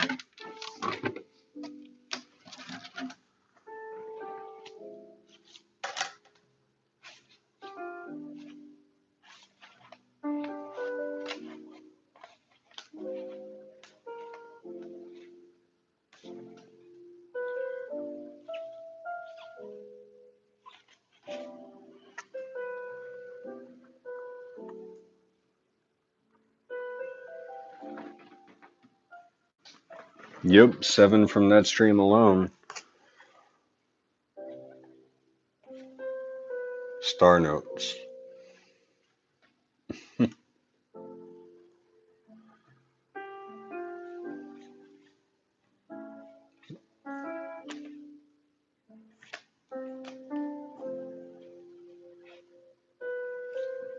Who makes the note sleeves? I bought them off Amazon, so those are all just special serial numbers: 77223372, 1717, 7017.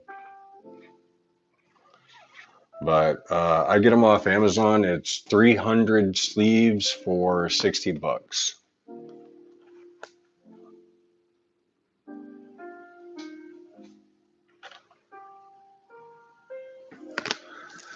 Oh no, that's definitely not the last one. I have way more. Like I said, everyone else pretty much has seen them. But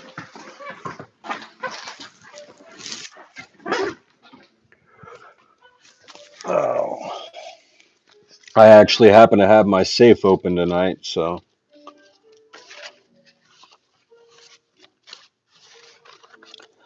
Did we ever come to a conclusion on how many fives I searched that night to find those 7 star notes?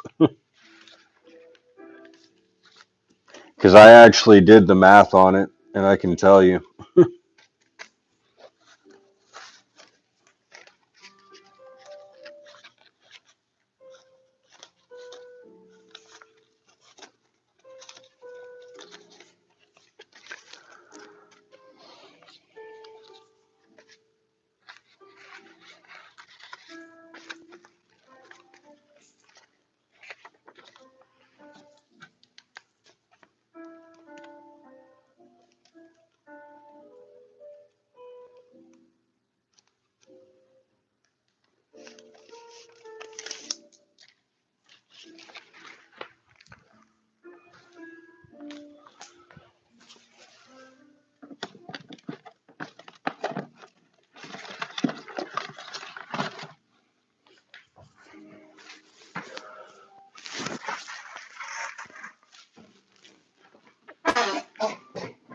$400 or $500. It was actually 700 $5 bills. So I took 300 of them and put them back in the bank, and then got them traded out again. But yeah, it was 700 fives that we went through to get 7 star notes. So that is a 1 in 100 shot of getting a star note. And then, yeah, this is just a little bit more of my star note collection. So we have that stack, and then we have that stack, and then there's another stack that's in the safe as well. But yeah, you guys want to buy some star notes? Oh no, that's a rare serial number. More rare serial number. So let's see. We'll actually have to separate these now. So there's a star note. Star note. Star note. Star note. There we go. Give you $1. Yeah, that's pretty much all they're worth, right?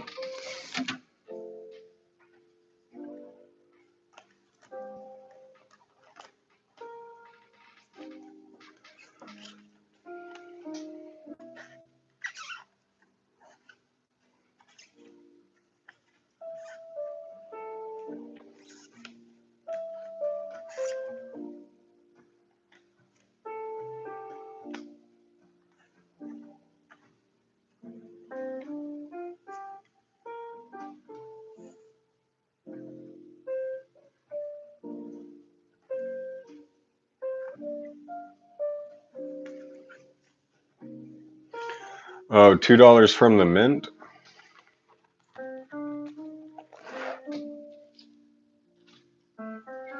Oh yeah, you can buy uncut sheets of $2 bills from the mint directly. They're about $118 for a 36 count.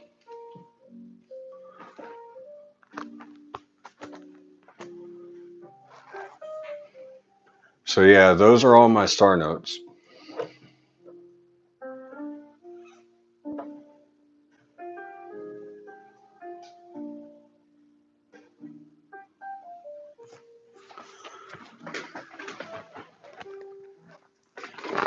So when you say $2 bills from the mint,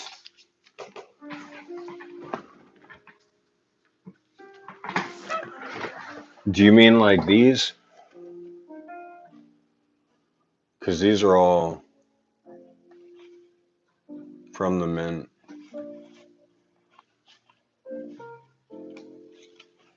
Like never been folded, never been creased. And then I've got more than a few of them that are consecutive. Like here's 07, 08.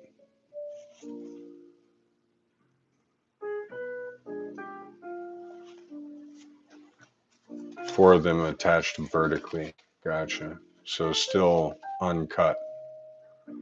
Yeah, you can pick up the 4 sheet of $2 bills from the Mint website for I think it's like $32.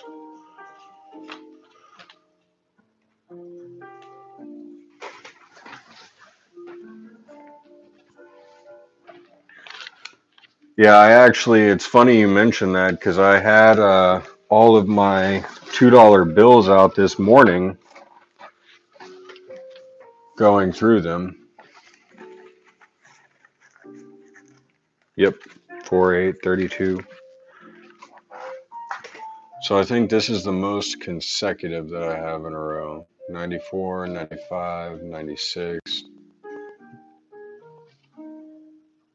Wrong bill. But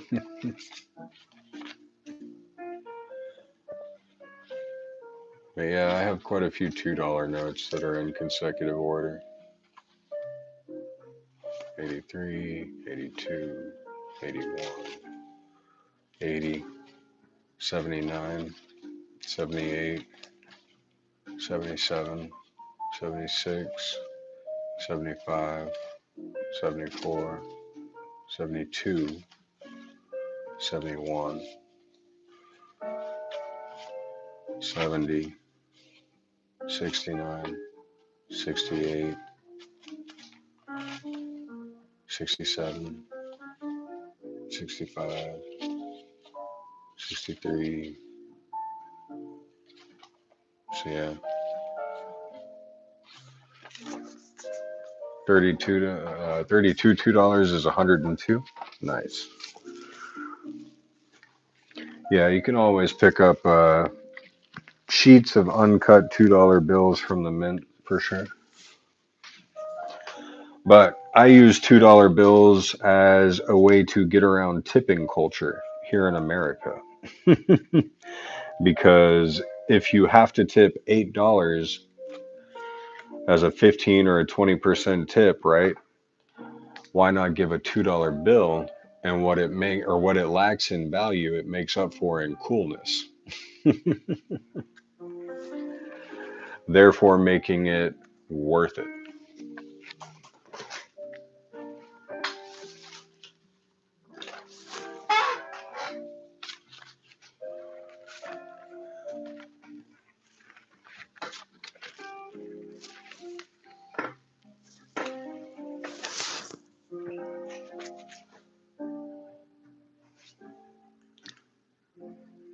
Oh, you go like Japan, huh? No tipping at all.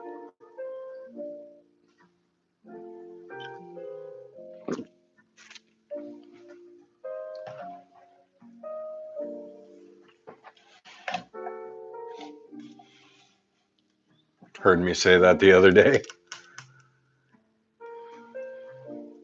Did I say that the other day? That's hilarious.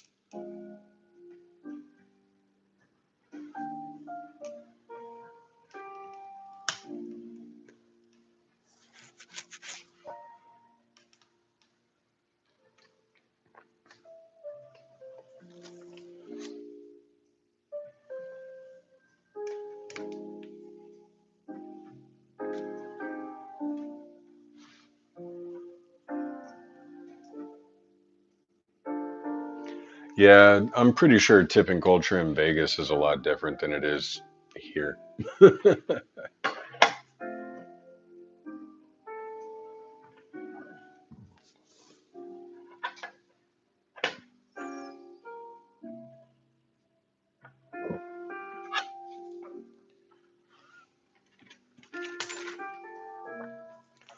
Wages are different. Yeah, and plus like I suppose like the cost of the dollar, right?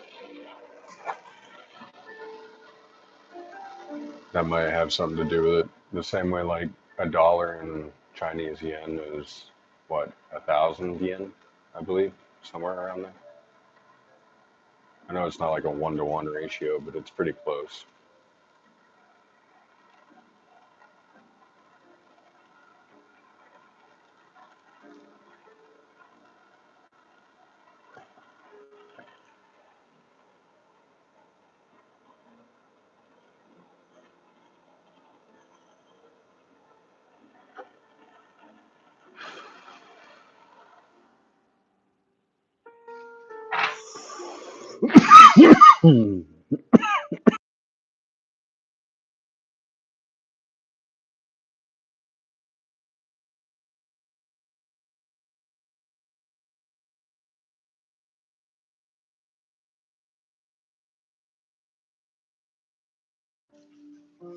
Haha.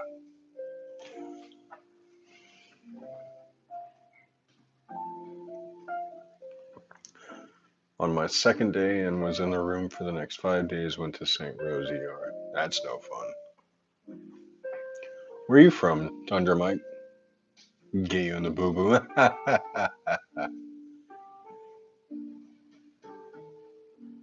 Paradise Lost and Paradise Regained. Melville. Melville. Melville Borning. Wait, Alabama? No. What state is that in? I am very geographically retarded. Wisconsin, 54 years. Gotcha. What was it like growing up outside of New York City?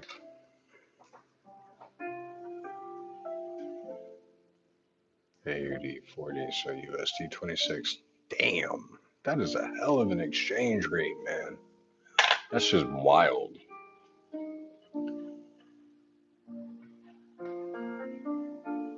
It was so boring to read that shit. It was like a jungle.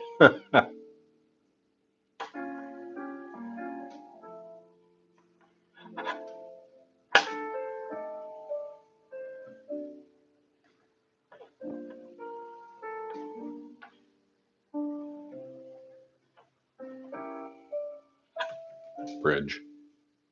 10 minutes from the bridge. Gotcha.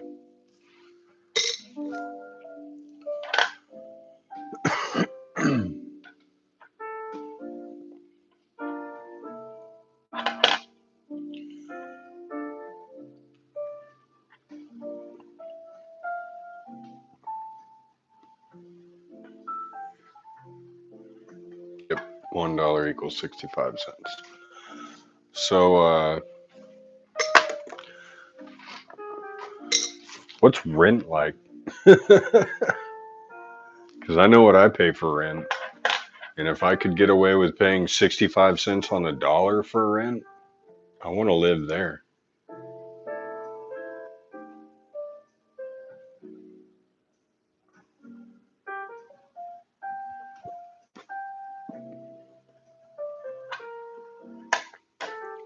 Crazy dollars. Yeah, it's crazy dollars here too, man. 1 bedroom apartment, 1,600 a month.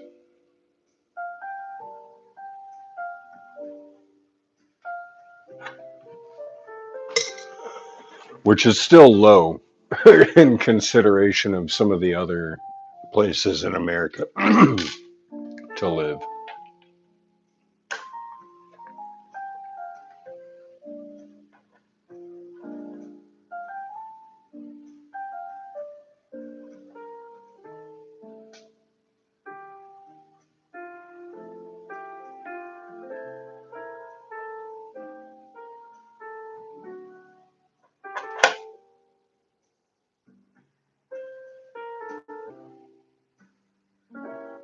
$650 a week.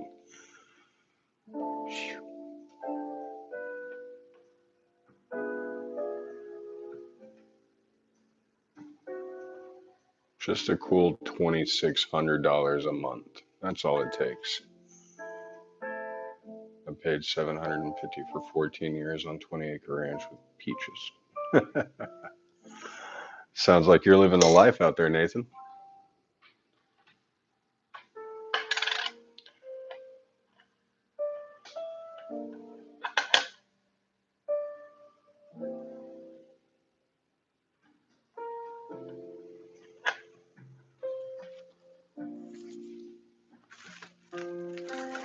So I know why I'm still awake, but how come? And I know why AJ's still awake. What's the excuse for you degenerates? Tundra Mike, Nathan C, Coin Curiosity.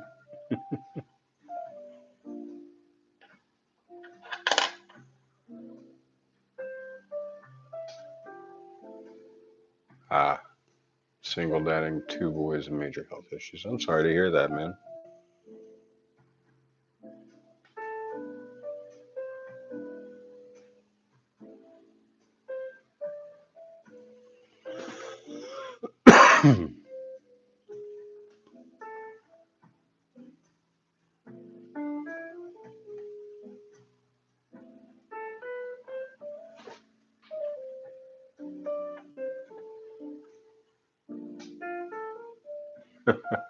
Fair enough. Yeah, I'm a night owl myself, so I understand. I operate better in the dark than I do in the day.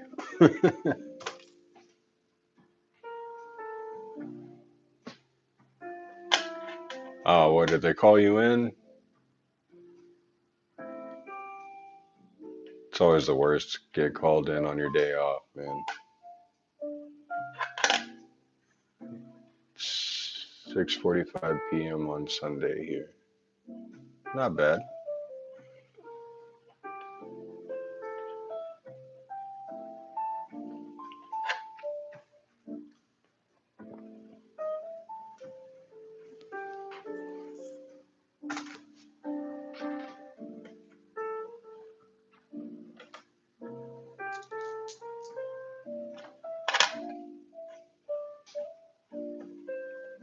Got a 1978 nickel.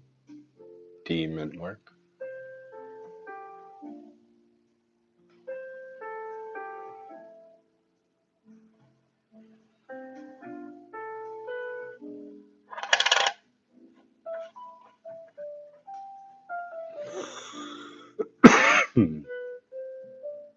Yeah, bingo's actually, I guess bingo is going to be big here in Texas as well. Camping on a bear reserve. I don't sleep well here. Well, Mike Badger, I hope you make it through the night. That's for sure.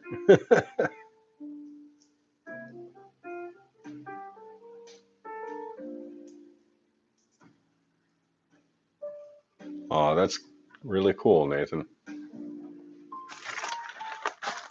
My mom is the one that got me interested in collecting coins and currency when I was younger. So it's always nice to have a parent that, can kind of teach you the way and really kickstart that drive. Plus, let's be honest, coin collecting, currency collecting is just a great way to save money. He opens up the packages, nice.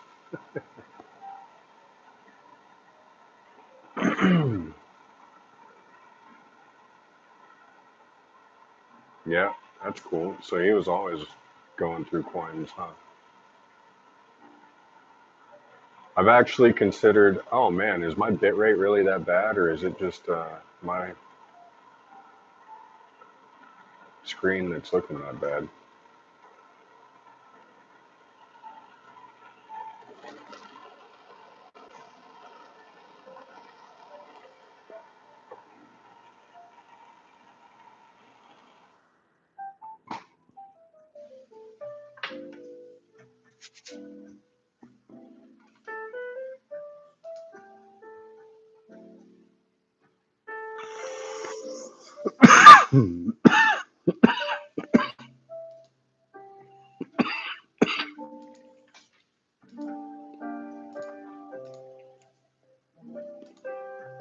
All right, there we go. Looks like that's a little bit better. Yeah. So, what year do we think this nickel is?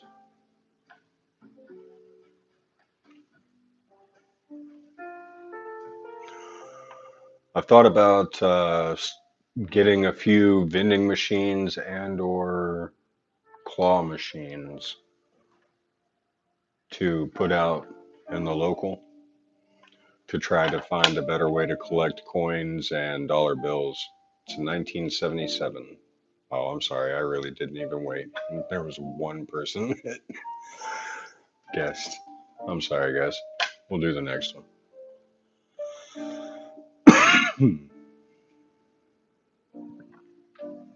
Oh, no. Well, who was your visitor, Mike? I would hope it was a badger and not a bear.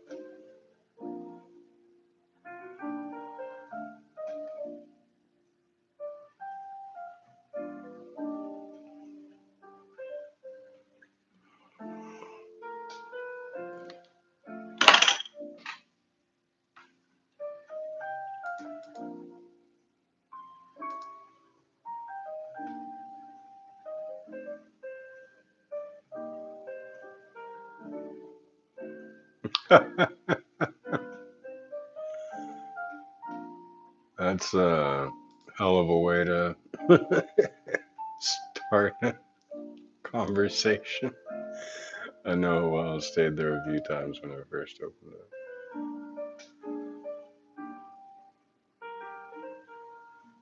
300 pounds, so he was young. All right, if you say so, buddy.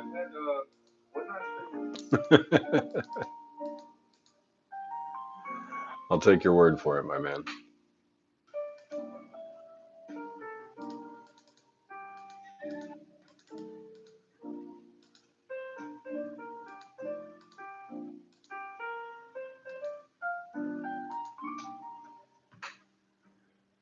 as 50.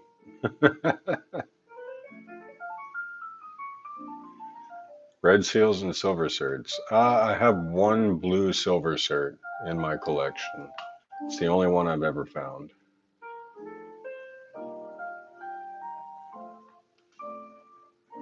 Boulder, Colorado has been on the map as being a yippie town for quite a while, I believe.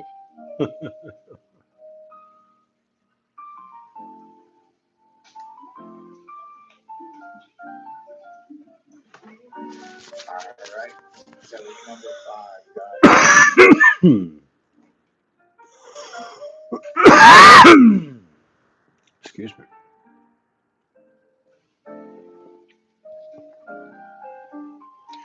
Yeah, Colorado is a pretty state. Do some shopping. You guys are bad influences, all right?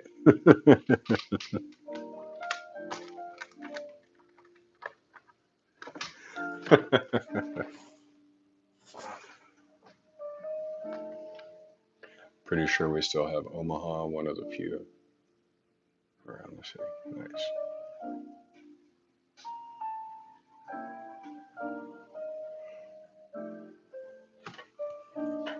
So what year do we think this nickel is, guys?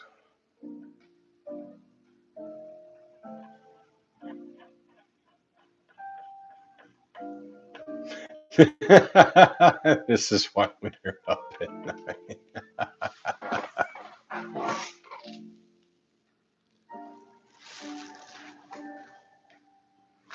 I'll say cheers to that, my friend.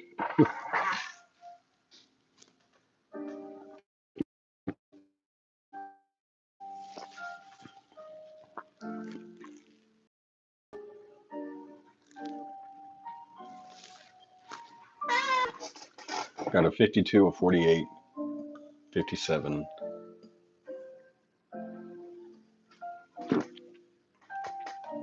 Whoa, you guys are going old. I don't know about that. I'm thinking this is like a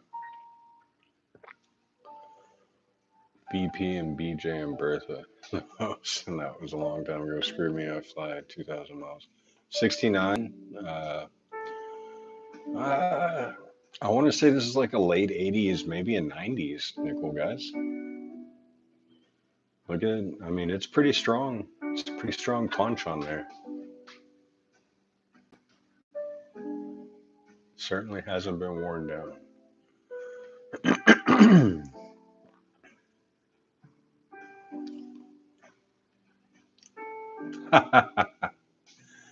Nathan C., that's when you know you have a problem, my friend. When you go opening secret bank accounts so that you can do things in the middle of the night without the other knowing.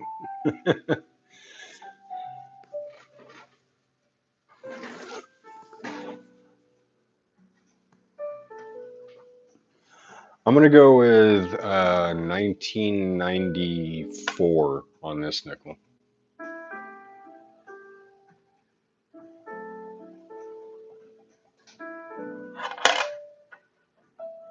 Boom. 98. Dang. Wow. That's actually a lot younger than I thought it was. I was thinking it would be 80s if I was wrong. Turns out it's closer.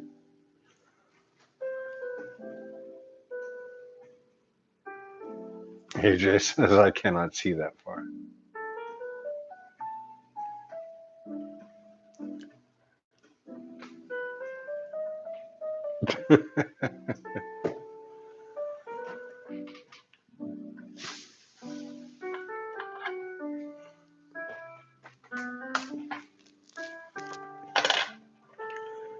All right, this one. Oh, this has to be like a brand new coin. Like, look at all the detail in that. This is like a 2018, maybe 2020. I was close with 57. Yes, you were, Coin Curiosity. Absolutely close. Boulder Steakhouse is a hidden gem. And you guys are talking about steak, and now I want steak. It is 5:26 in the morning. I cannot go and get a steak. Although I guess if I was in Vegas, I probably could, right? It's the city that never sleeps.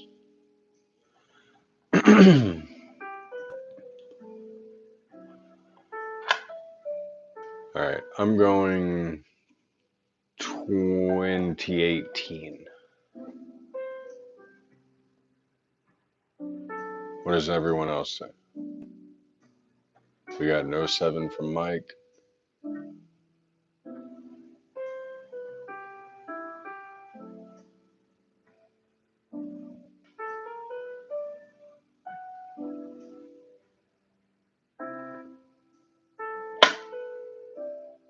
$15.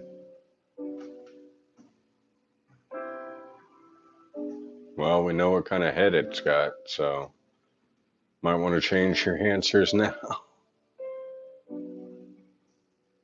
Steak and eggs does sound good, actually. Yeah, I'm sticking with 2018.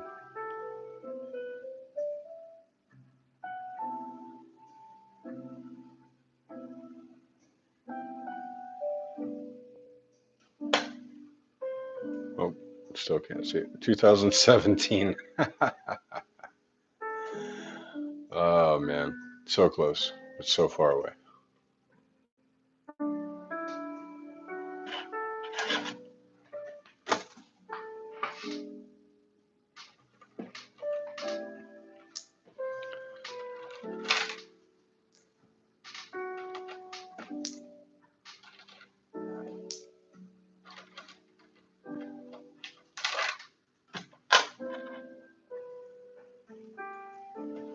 Down in the Arts District. Are we talking about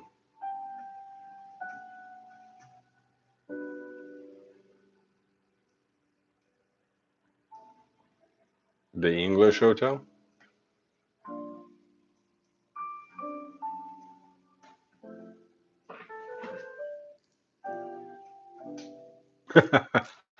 Eggs for snacks, but no steaks. Hey, not to quote Meatloaf, but 1 out of 2 ain't bad.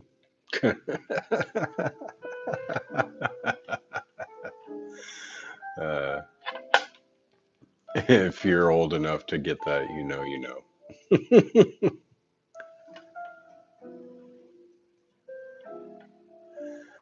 2 out of 3.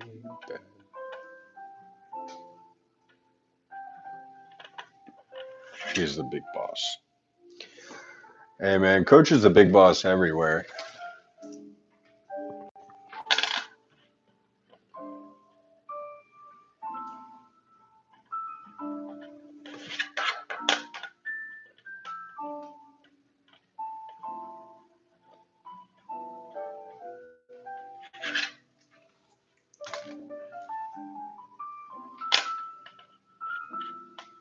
Let's see, what year do we think this one is? I'm gonna go with 2011, just because it's still got a little bit of faded detail. Does have full bands though. Also, a real good friend Marty Jacobs used to play poker at Boulder, eat at Longhorn Cafe across the way. Nathan C says 2012.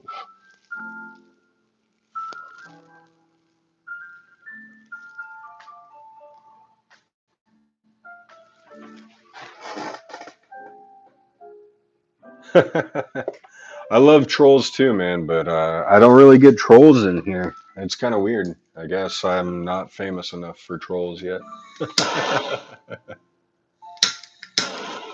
That's all right with me. In all honesty, I kind of like the smaller chat room where I can interact with you guys more. I would go cook a steak and eggs for breakfast, but I don't want to share with my neighbors. To be honest, I have the leftover steak and mashed potatoes in the refrigerator that I could go and cook right now, but I'm hanging out with you guys, so I'll wait until after we get off of here.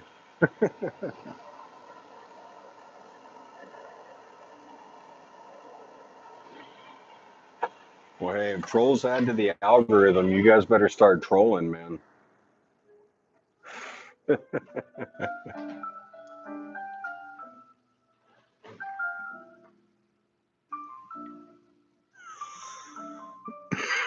Hmm. That's a hell of a story.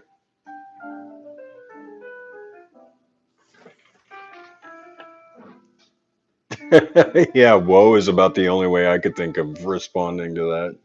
So 2012 is the only guess that we got here. I'm gonna say, what did I say? I think I said like 2014 something. 2019. Whoa, that is a really good looking 1984.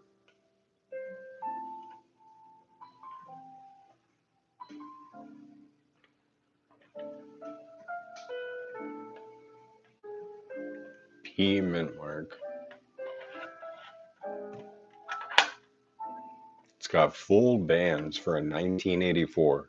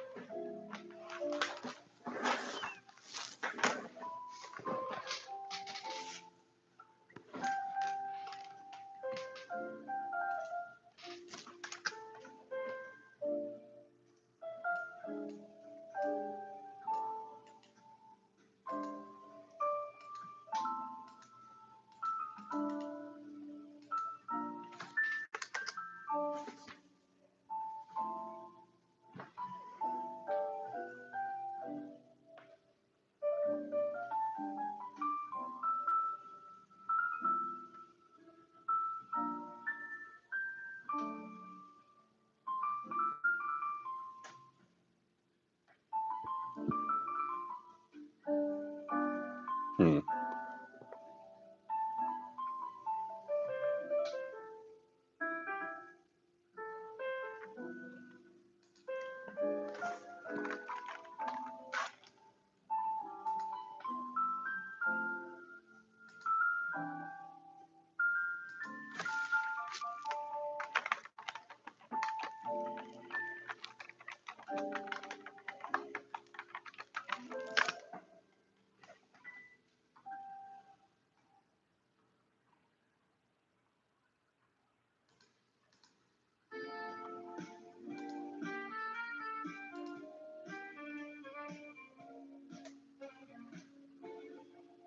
Oh yeah, that's about what I expected.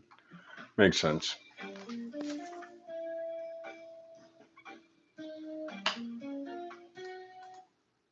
Oops.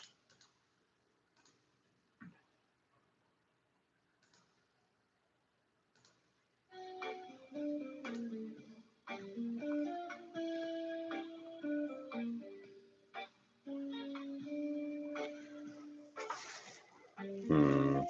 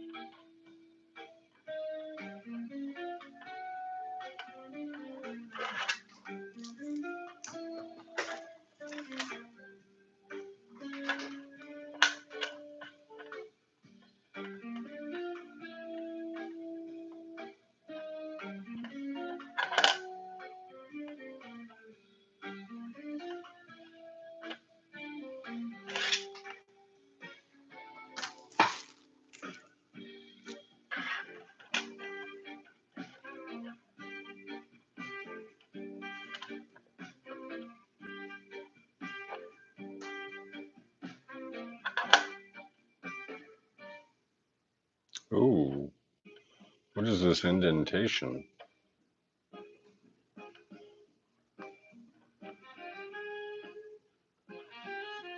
See the shadow?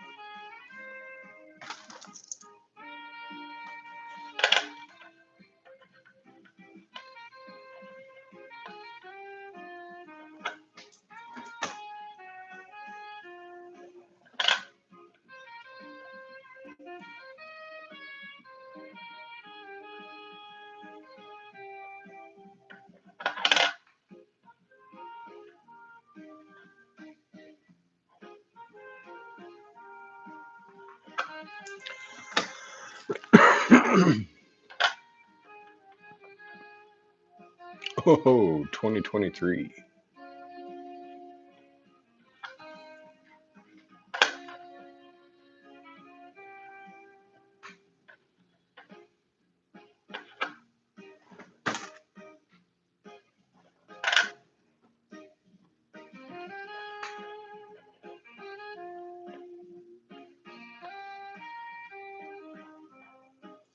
Hey, Mike Badger, you still in here?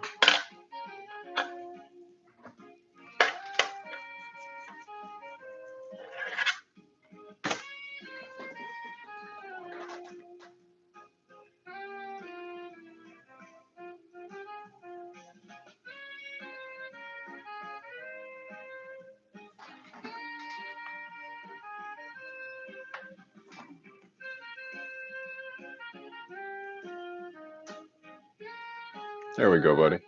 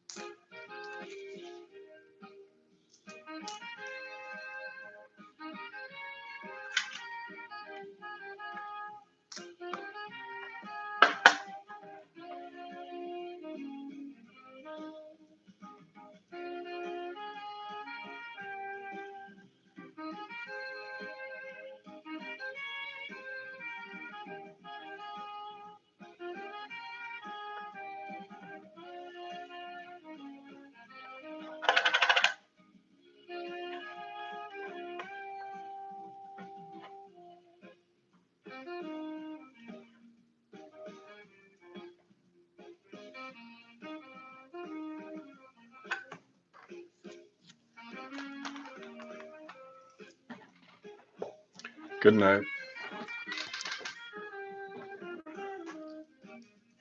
Talk to you soon, Tundra Mike.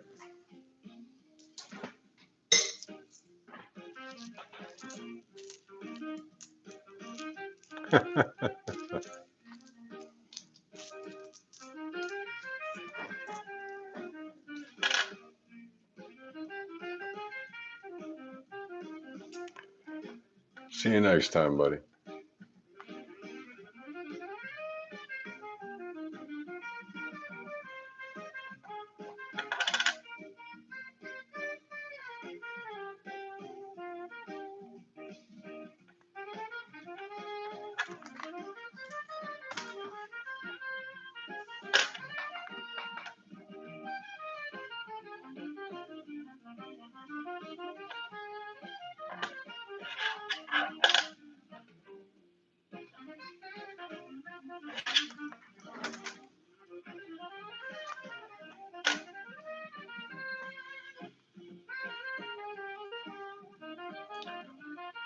Heard.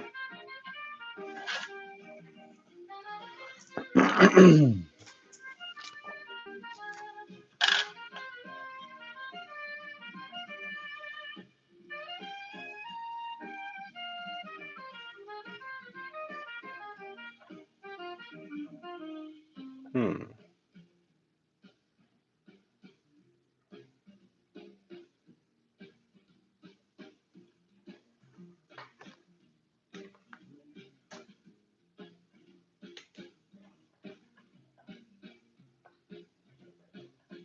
What do we think of that? Is that another machine doubling?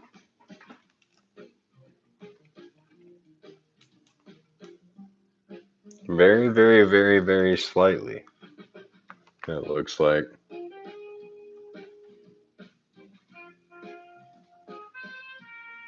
Went all the way across the top of Liberty, it looks like.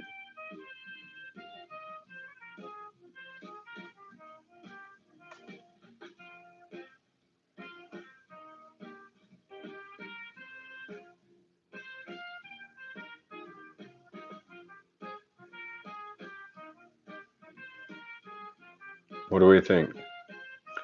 Machine doubling?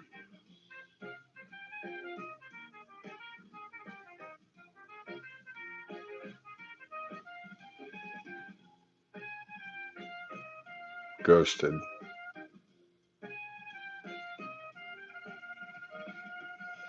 Yeah, I could see how that would work.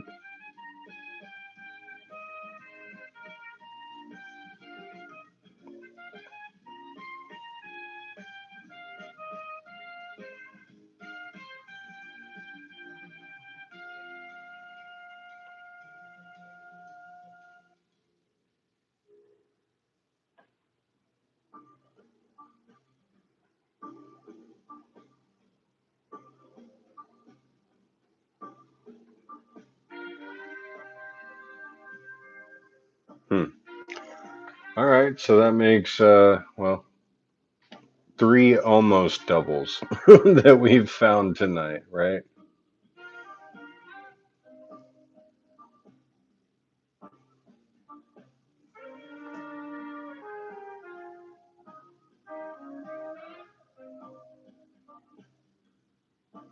See, in the wrong light, you can't even see it, but if I turn it this way, it's pretty obvious.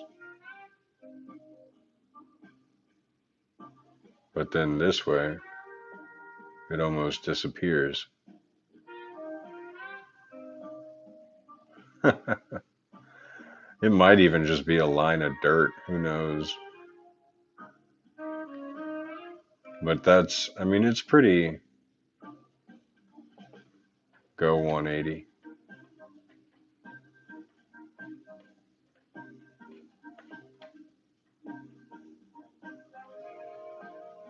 Oh, yeah, you're right. That is a lot more obvious.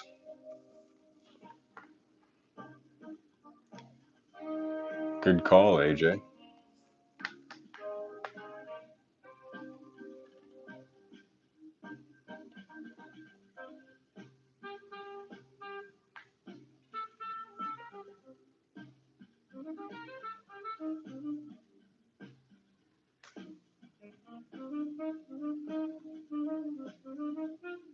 Hmm. That's pretty cool, though. So that's 3 almost doubles that we found tonight. Move it on this side and it stands out a little bit more, huh?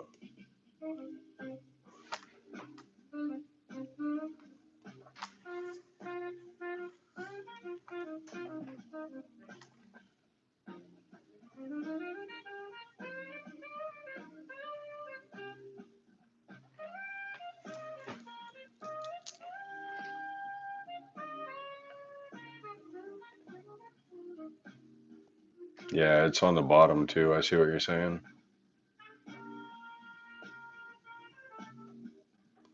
Man, that is such a small, minute detail, though.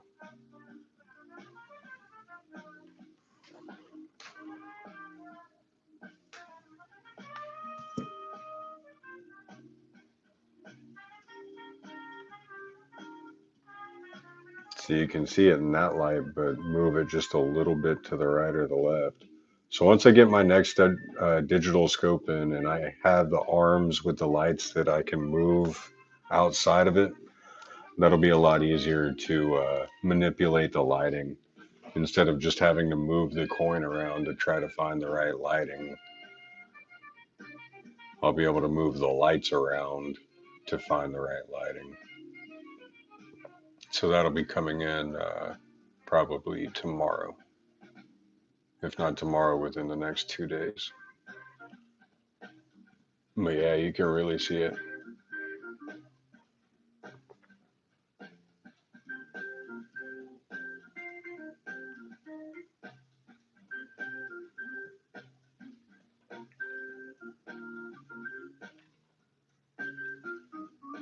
All right, guys.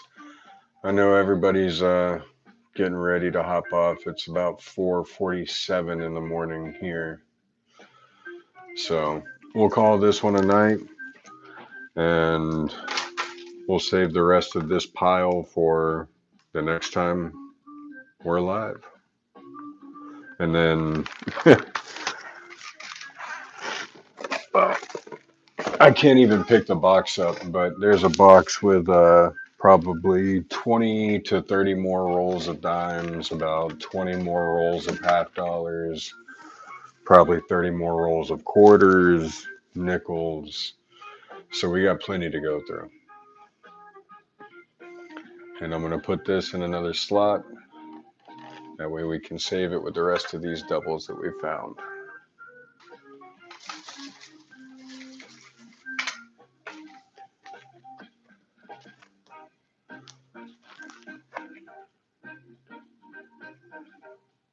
There we go, Nathan. We got you a wrench as well. It was a pleasure hanging out with all of you as well. And I will probably see you tomorrow night if you're all willing to join me. Have a good night, my guys.